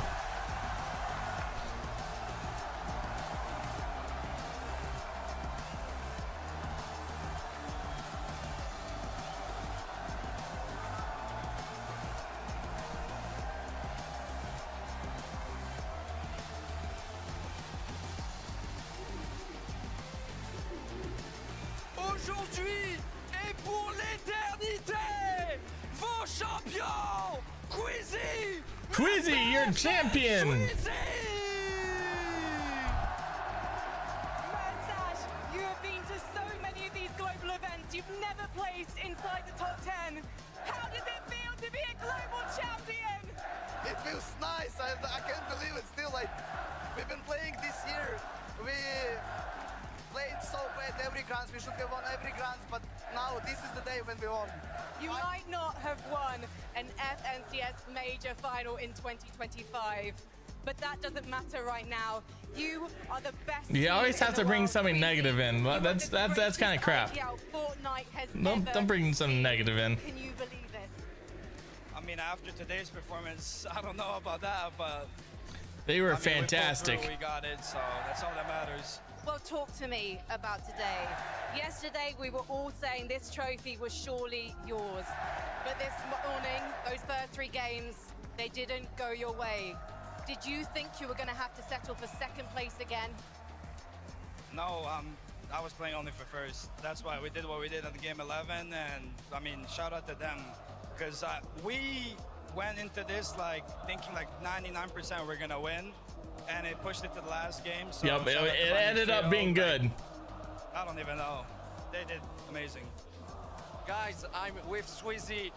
Je peux pas vous le dire autrement. Sweezy a les larmes aux yeux. Sweezy est ému. Regardez, Sweezy, I saw the real tears in your eyes. How do you feel, Sweezy? I feel amazing. Last year I couldn't play with my duo. Now I'm here and I win. Cette année c'était Congrats. la bonne pour lui. Enfin la bonne. Il est Good to tellement ému, see. Sweezy. Good luck for the future. Guys, I have to ask, what makes this a world-beating team? Them too, just fragging ability. I mean, they solo clutched the game 11 with 2v3. I don't know. I try to do my best. Today, I feel like I underperformed by a lot, but they pulled through and they got me the win. Well, you're Wow, not gonna think I like about that. it anymore, Very, because very you humble guys have a in that trophy scenario. to lift. Giving it to his Guys, team, lifting his please team take up. your position. To Le Mans, please, one more time, give it up for your 2025 Fortnite Global Champions. It's Queasy, Swizzy, and Moustache!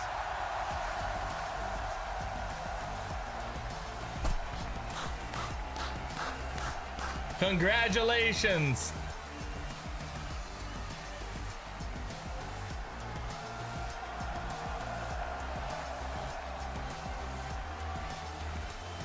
I cannot believe it.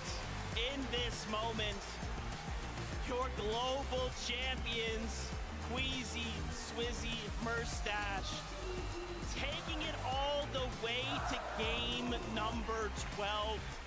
To think, Kelly, at the beginning of this year, this trio formed, and we thought, what the heck are you talking about? This sounds like a high-caliber trio. To qualify, to bring it here, to push everyone else on land to their very limits, and now to walk away. Global champions. Guys, how does it feel? Swizzy, I want to start with you, bro. Any time that you guys have performed well and we Amazing. you Amazing. feel like a guy who wears his heart on his sleeve, those emotions flood through you, smile big. How does this moment feel right now? It feels amazing. I think I did the most mentality in our team. Like, I saw their face our first game, and they say like, guys, lock in. Lock We're in. winning it. Dude, and you said yourself, right, the fact that past times you've not been able to play with your actual teammates. The moment you get to play with your actual trio, you win the global championship. Yeah. Did they not play a lot? Going all the way back to the Together? Invitational. So close to claiming That's pretty that first insane. place spot, but you walk away in second. Last year, this same situation happens, and finally, you claim your rightful spot as a global champion. What has that journey been like starting all the way back in 2022? I don't even know. I mean, from Invitational, literally like before game 12, I said, guys, please, let's not make it the same thing again. And I mean, we did it finally, so it's a crazy feeling. Moustache, brother, I mean, you've been hearing it for 2 days now. They see you on screen, this crowd goes crazy. Did that push you forward? Did that make you more nervous anyway, in any way? Not gonna lie, I want to say thanks to everyone who came here, who supported us, and because it meant so much for us. I think gave me confidence, at least the first day. So yeah, I want to thank to everyone who came here and supported us. All right, we got to talk about essentially the winning moment for you guys in Game 11. I want to know what was going through the comms, whose idea was it, and how were you able to execute it? Basically, half break, we went to VOD review, we watched zones, we were figuring out, because day one, our game plan was to get medal in bunkers. Day two, the bunkers were gone. 2 of the games we ran for it, they got taken before we could get there, and kind of messed up our game. And after I watched the VODs, we were supposed to go Foxy, but I said if it pulls the same, I saw Vanya tanking like Medmiss and Storm, and then padding. So I try to like go towards him and wait for him to pad and kill him out the air. That was the plan, but yeah. I mean, obviously it worked out in your favor going for second place right there. Queasy, that is why you are regarded as one of the best IGLs in the world. I mean, and look, Queasy, I don't know why you're down on yourself right now. I mean, Swizzy Merstash, this guy's been your IGL, and he's not giving himself the props that he rightfully has earned. I saw you walk up to that trophy and shed a tear. I saw you smile big when you lifted it. Brother, you're a global champion. And not only that, you've got EU their first global championship title right here, right now. Leo, that's crazy. I'm shocked EU hasn't won. EU was good this thing. EU was definitely the top dog in this. Forever in history, you guys have made a moment in Fortnite. Thank you guys so much. We're gonna let you guys go. Take this trophy, get out of here, go celebrate global champions. Congratulations again. You can leave your headsets here. Get out of here, guys. Come on, Leo, make some more noise! Wow, so good. Congratulations, come here. Oh my God. Good question. Good job, you guys. Head that way right there. Yo, congrats, Queasy. Man, I cannot believe it. So good. Such a good FNCS. Once again, Fortnite does it, Kelly. Game number 12, push to the absolute So good. brink. It was won in game number Guys, 11, I do want to thank you for being here. We're about to end stream. I do want to thank you guys for being here. You guys were here through a lot of it. Thank you guys so much. Okay, maybe game 12 is that time. But wow. But no, they're one step ahead. Game 11. Let's push them to the very brink. Game 11, because that game says game. Okay, can you not freeze there, man? And because of that, Mini, they are now global champions. Global champs. Incredible stuff. Absolutely incredible stuff. Think back to Queasy. Chapter 2, Season 6, FNCS win. His first FNCS win. So amazing. Then, of course, we go to the Invitational. The all-important moment that we remember from that time. Second place in that tournament. Made a big play, didn't work out. Then he goes on to get 6 out of 12 wins in grand finals with Vino. A record-breaking performance. And then last year with Thomas HT coming so close to taking home the title. No, it's not liking me now.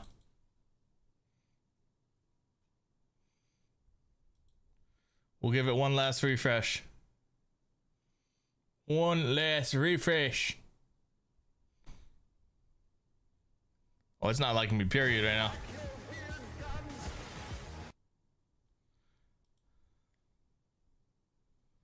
Well, you know what? We're gonna end it here since it's not liking me. Thank you guys so much. We might be live tonight.